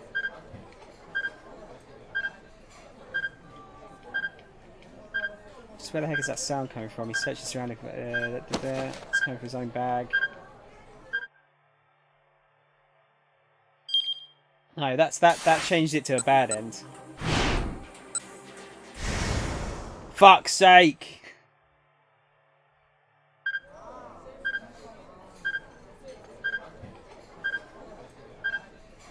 Focus on the article. Right, okay. So that changes that back to good. Is it this choice for Toyama?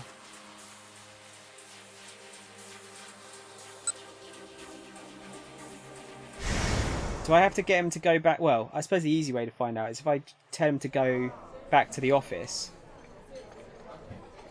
And then it changes Kano's back to bad, like bad end. Then we know.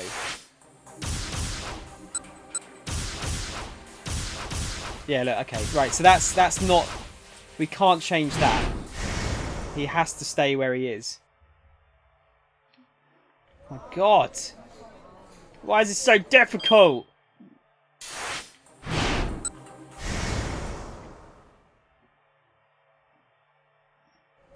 I was having a look at the trophies of this game, and barely anyone has totally finished it.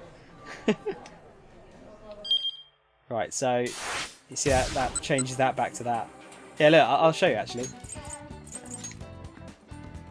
So we got 2% trophies so far. Yeah, look. Cleared a 5 o'clock time block. 4.9% of people have got that far.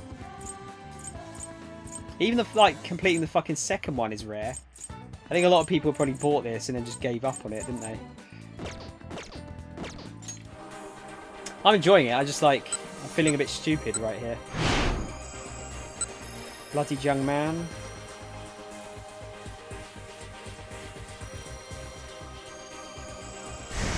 What if we change that up? I think we said send him to the hospital, didn't we, initially? Juvenile affairs. See if that changes anything. It doesn't change anything for Kano.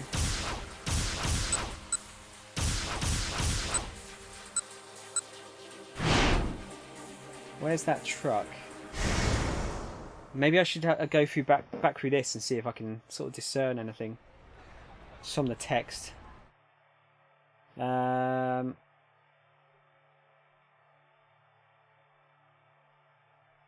sign. I have to make it way to Shibuya Station, but there's no sign of a truck. I'll probably never find it by wandering around randomly. It's probably 12:35. Yeah, that's it though. That's all we get. So we have to split up there. Do you reckon it's something to do with what do you call it being there? Him.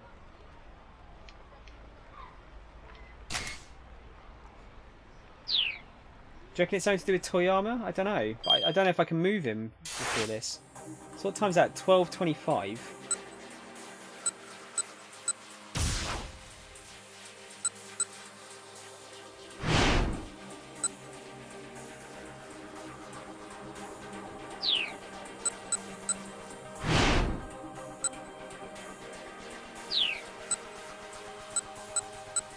I am really, really stuck here.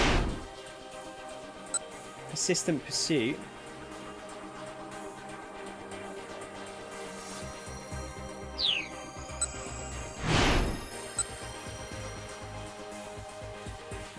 Jump to Minarakawa. Is it this one? Was it just hidden? I didn't even check this one. Tell me your grandma slowed down to catch their breath at last. I'm so sorry.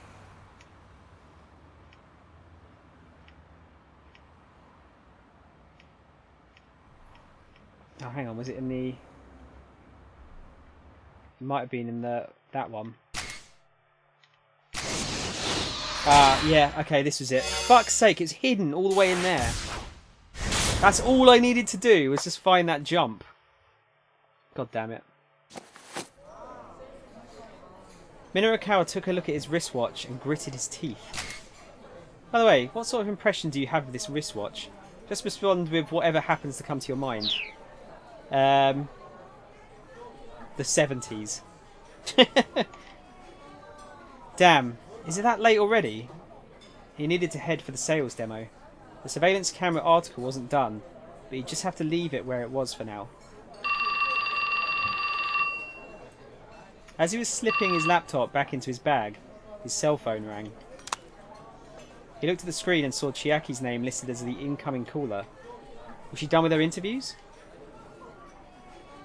Hurriedly, he picked up. Chiaki, how's it going? Several wet sniffles came through the receiver. Hey, you crying? It's no use. Chiaki's voice was indeed punctuated by sobs. People won't stop to talk no matter how hard I try. Oh, come on. This again? Really? I can't do it. Don't worry about paying me. Just please let me go home. Minarikawa was already operating on a too tight schedule. He didn't have time to worry about Chiaki on top of it all. Look, just slow down and take a breath. Try and keep at it a little longer. He should have seen this coming when he first called her. Her shyness was practically pathological. But if he cut her loose now, all this frustration would be for nothing. But I can't do it, Chiaki whined again. I'm sorry, I really am. Look, just calm down. Minarikawa was practically screaming into his phone. Just stay where you are until I get there, okay? Got that? Whatever you do, just don't move. Leaving the money for his coffee on the table, he strode out of the cafe. Street interviews were tougher than they looked. Not many random passers-by were willing to stop and do a back and forth. Still, being able to talk to people on the street was a fundamental skill for a freelance reporter. All Minarikawa wanted was for Chiaki to put in a little effort and make it happen. Although he found her personality frustrating, he actually quite liked her writing. Reading her words, you'd never guess what she was like in person. If she could just break the right story, he was sure readers would be quite taken with her. There was no time like the present. Oh, thank fuck for this. The plaza outside Shibuya Station was as crowded as ever. Minarikawa looked around and soon spotted Chiaki.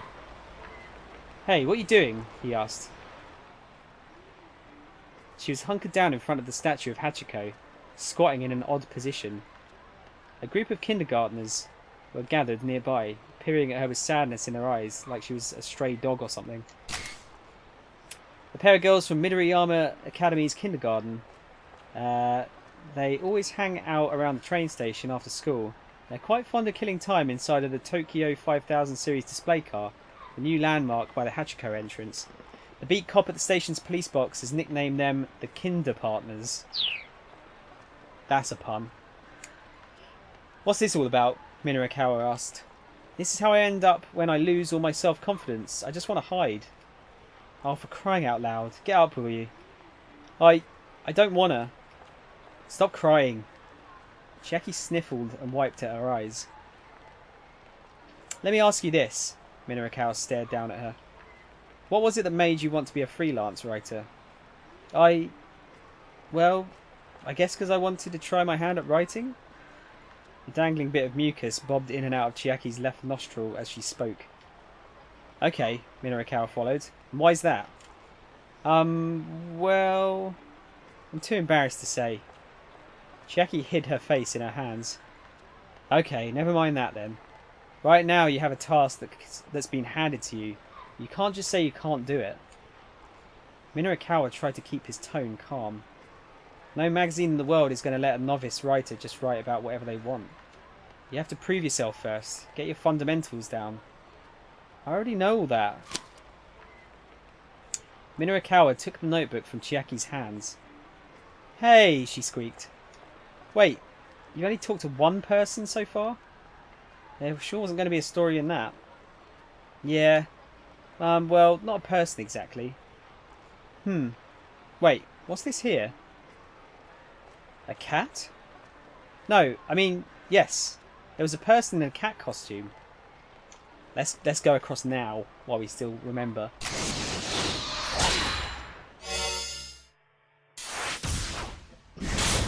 Oh, thank God for that. What should I do? Where could the truck that took the burning hammer possibly have gone? I'm standing there racking my brain when I hear a voice called out from behind me. Excuse me? Are you, happy with your life right now? I turn to see a woman holding a notebook. Huh? I mean, just... Sorry. Do you mind if I ask you a couple of questions? I do not have the time for this right now. I'm more than a little busy. Oh, no. I mean, I understand if you can't. She's giving me this hyper-intensive stare. I can't tell if she's trying to be intimidating or if she's actually afraid of me. Something about her is definitely off. Way too jittery and suspicious for my liking. Whatever she wants, I'd rather not get involved. I'm actually pretty busy, I say. Oh, I mean, just real quick, it'd be a huge help. Please. But, please. I really... Please. She bows so many times, she looks like one of those drinking birds. A toy bird that functions by means of a simple heat engine mechanism, causing it to continually dip its head into liquid and then rise back up. Sometimes falsely claimed to be a type of perpetual motion device, once a common sight in offices the world over. I can't help but feel bad for this poor girl. I guess I can give her at least a few moments of my time. We're going to do that, because otherwise it's going to be a bad end, surely. Alright, but please make it quick. Oh! Thank you. Thank you so much. She goes back into drinking bird mode. So what was the question? Oh, right. So, are you, happy with your life right now? Well, right now, as you can see, I am a cat. Oh, a cat. Yes, I see, a cat. So, yeah. I'll put down cat. She just writes the word cat in her notepad. Right. Thank you. Huh? Are we finished already? Yes. Yes, we can finish right there. She hangs her head a little and looks away. Well, that sure was quick. I'm not sure I get what it was all about. Did I really give her enough to be useful? I doubt it. But hey, at least it was over fast. I head off in search of the burning hammer once more. Sounds like an RPG weapon or something, doesn't it? The burning hammer of Shibuya. No matter where I wander though, I don't spot the truck anywhere. Now there's only 15 minutes before the demo's supposed to start. I better make my way back to the venue. Maybe Cheery had better luck in her search. That guy's face just cracks me up every time. Back in the break room, I'm met by Mr. Yanagashita, who positively radiates despair. Did you find it? I'm sorry. I tried. Yanagashita's shoulders slump further at my response. Have you heard from Cheery? I ask. No, nothing yet. I guess she's our last hope. All of a sudden, Mr. Yanagashita holds up a pendant. The situation's rough. I'd like you to wear this. It's a miracle stone, like the one I saw back in the storeroom earlier. This ought to kick up your luck a notch. Now I see that Yanagashita is wearing another miracle stone around his own neck. Using one bit of sham merchandise to help find another? Nice. This is the pinnacle of pitiful. That's what this is. Hurry up, put it on. Before the luck runs out. Mr. Yanagashita's eyes are all bloodshot. Something tells me that refusing his request wouldn't be wise right now. After a moment's hesitation, I take hold of the pendant. The stone is blue and glittery. Is that Cheery? Mr. Yanagashita squeaks. He whips out his phone. Ah, no, sorry, he mutters after listening for a moment. I think you have the wrong number. Guess it isn't Cheery after all. Okay. Okay. And yet he stays on the line. Yeah, Mod, this guy's face is like insane. He doesn't seem like a real person. He seems like a caricature, doesn't he? Huh? I mean, that alone. Really? His tone suddenly does a complete 180. Yes, please. Thank you so much. As soon as he hangs up, Yanagashita strikes a victory pose. It's a miracle! Burning Hammer is back, baby. Hmm? The recycling guy realised his mix-up and returned the boxes to the loading dock. Whoa, for real? You girls did great. Thank you. From the bottom of my heart. I've never seen someone come so close to literally jumping for joy. I'm going to go prep the demo room. Tama, you go bring the Burning Hammer inside. With that, Mr. Yanagashita practically flies out of the room. I feel like every one of his facial expressions are shopped to make them slightly more ridiculous. I don't know. I feel like that's his actual face. I feel like he's just got like a fairly malleable face. Would that be the right word to use? Kind of like Jim Carrey. He can like twist his face up into all sorts of different types of faces. No way, I murmured to myself. This thing didn't actually work, did it? I examined the miracle stone more closely. It just looks like some kind of toy jewellery. I wish that I actually get paid my 20,000 yen. Hey, it's worth a shot. With the miracle stone still clutched in my hand, I hurry out to the loading dock.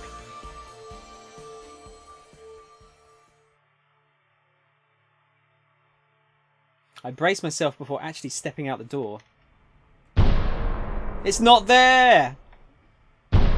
Where is it? Oh no, is this because we crashed the forklift? I look and I look, but I see no sign whatsoever of any burning hammer. In a panic, I call the recycling guy. Well, I definitely returned it to the loading dock. I can assure you of that. If you're telling me it's not there now, unfortunately, that isn't my responsibility. He hangs up. Didn't even sound like he cared. I look around a little more, but to no avail. Yeah, it's definitely not here. Did someone else take it, maybe? As I hang my head in dismay, a middle-aged man in a sanitation uniform passes by, holding a big garbage bag. He flashes me a curious look. What do we do, Tama? Mr. Yanagashita freaks out when he hears the burning hammer's missing. Please, you gotta give me something. I'm not really sure, sir. Now my boss is an even bigger wreck than he was before. This job is toast. Any money I was going to get paid is going up in smoke.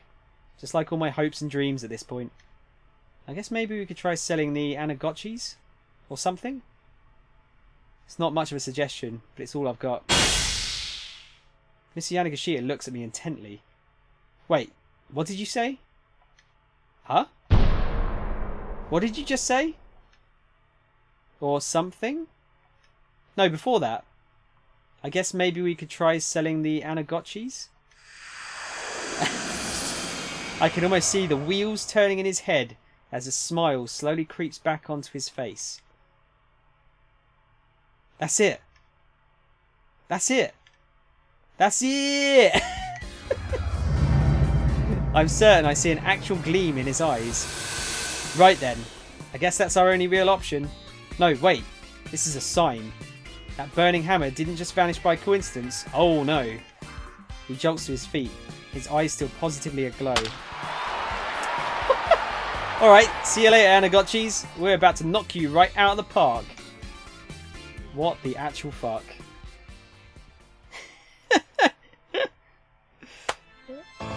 And it didn't work. I probably don't need to tell you how the event goes down. We don't manage to sell even a single Anagotchi. Turns out, hey, people are really creeped out by eels, and our customers have no problem letting us know that. Very impolitely, I might add, as they storm away in a huff.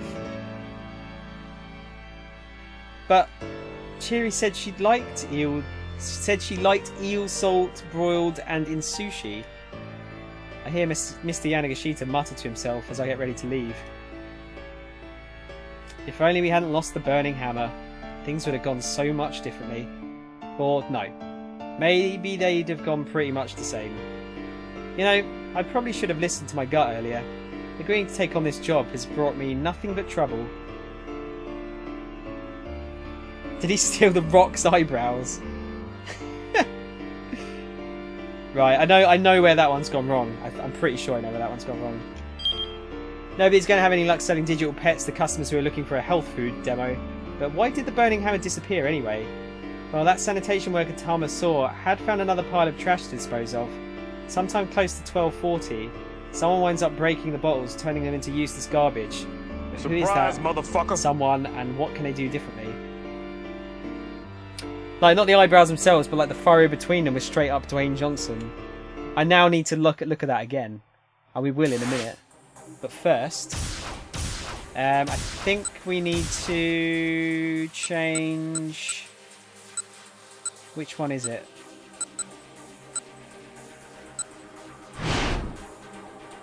It's the forklift one.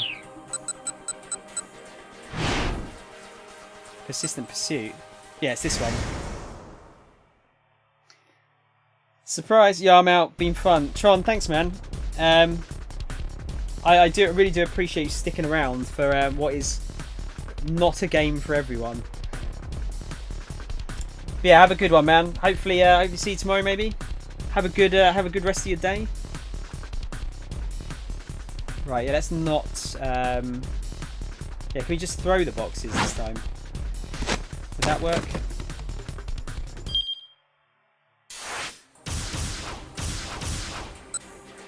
Yeah, that changes it.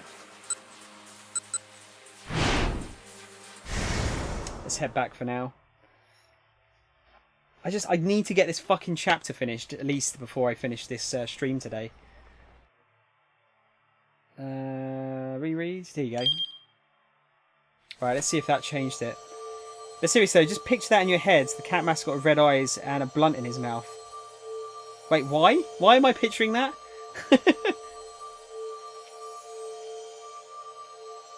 Right, let's see if it's changed. Hopefully it's here now. I braced myself before actually stepping out the door. It's there! It's really there! The cardboard boxes are scattered all around outside. Wait, scattered all around? What happened to them? I suddenly have a very bad feeling about this. Apprehension gnaws at me as I open up one of the boxes. No! I shriek and my vision dims. The box is full of bottles of burning hammer, all of them smashed to pieces.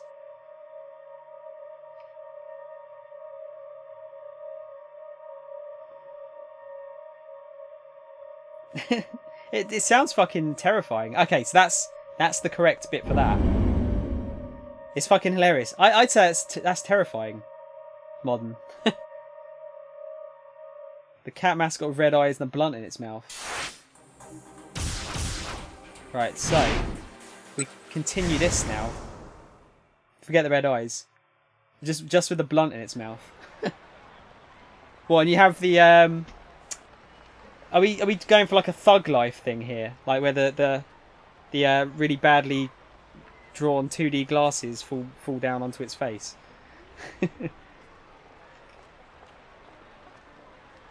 There was a person in a cat costume. I thought since I couldn't see their face, it'd be easier to ask them stuff. Fine, whatever. Now get back out there and get me some more. Even the kids are mimicking him. Minorikawa steered Chiaki towards the passing crowd.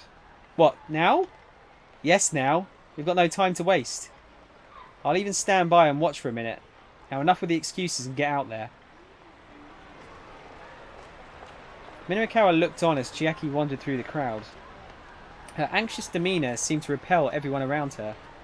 On the rare chance she did manage to flag someone down, the way she stammered through her initial questions made them take right off again. After a minute or two, she shuffled her way back, shoulders slumped. See? It's hopeless.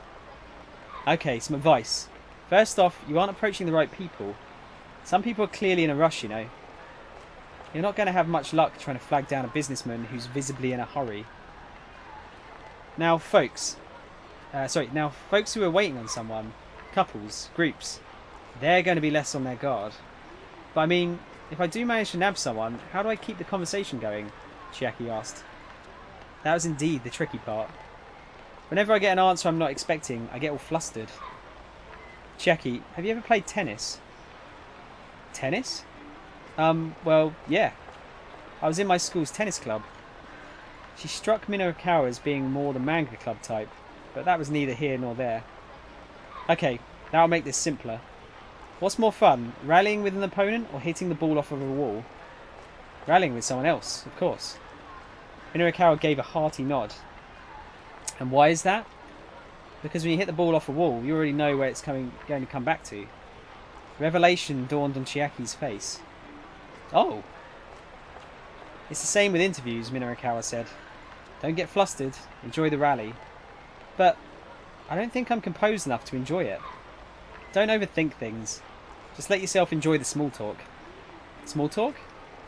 Oh, I'm sure I'm not any good at that. She was starting to waffle again. Okay, let me ask you this, Minorikawa said, taking a step closer. Are you happy with your life right now? I'm not happy with my life right now, no, Chiaki muttered. She hung her head in dismay. Okay, so start with that, Minorikawa said. Huh? Chiaki blinked a few times as she lifted her head back up. I'm not happy with my life right now. But what about you? Like that? Oh, okay. A sliver of liveliness had crept back into Chiaki's voice. Minorikawa jabbed his finger right in her face. Right there, he said. Put on that face when you flag people down. Chiaki's smile widened. I'll give it a shot. Thank you so much. Sure thing. Good luck. Or... Good luck. I forget that I've got that one. I really like that one. Cat mascot takes a hit off a blunt and then break dances. I don't know. I can't see it. I don't know if I can see it. I mean, it would be impressive. It would definitely be impressive. God, fucking hell, my throat is so dry.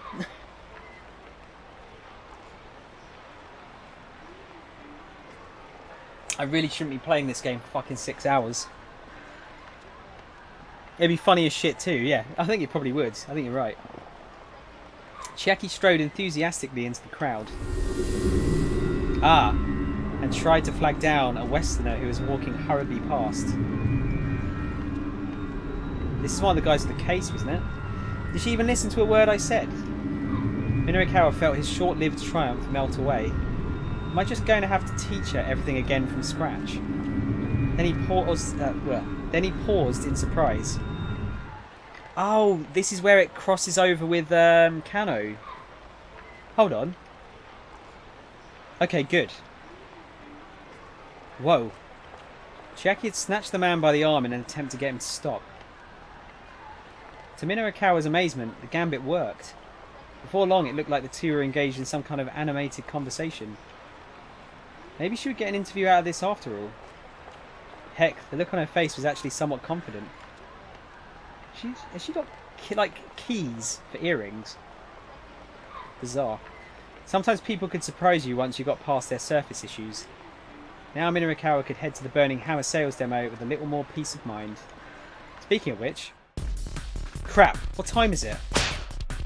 In a panic, Minorikawa checked his wristwatch.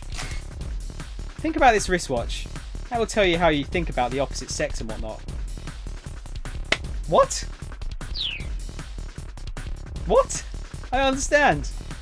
The demo is set to start in less than 5 minutes. Uh-oh. He really was cutting it close. Minorikawa sprinted through the intersection, heading for Center Guy. Ah, oh, thank God. That's the end of the fucking hour.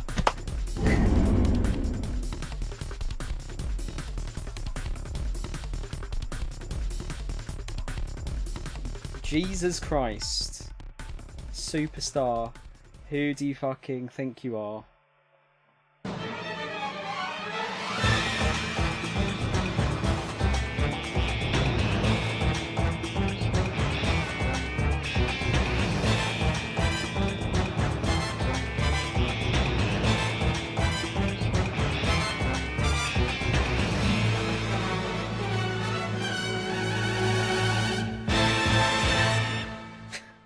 So dramatic. Who can you trust? Right, there we go. So we've moved on to the 1 o'clock to 2 o'clock hour. But fuck doing that today, because if it's going to take another 6 hours, there's no fucking chance I'm going to be doing that. Okay, now the sort of sane part of me feels like that I should not do any more stream. However, I feel kind of bad for doing 6 hours of that when I said I was going to do some Attack on Titan. So I... Oh no, this is Valhalla modern. This is Donkey Kong Country Tropical Freeze. It just sounds relaxing, like Valhalla's music. So yeah, what I'm going to suggest is... I'm going to be really fucking hungry after this, by the way.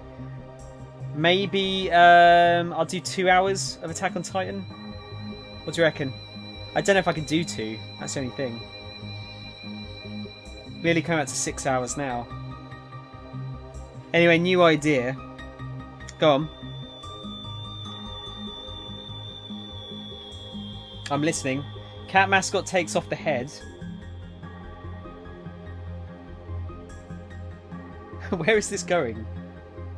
Person rips off a bong. Puts the head back on.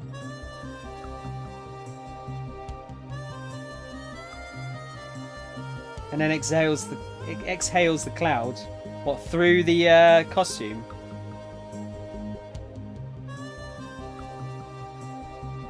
And head just starts to leak smoke. Why are you so like adamant that this cat mascot has to be smoking weed? It would look funny. I'm not going to deny that.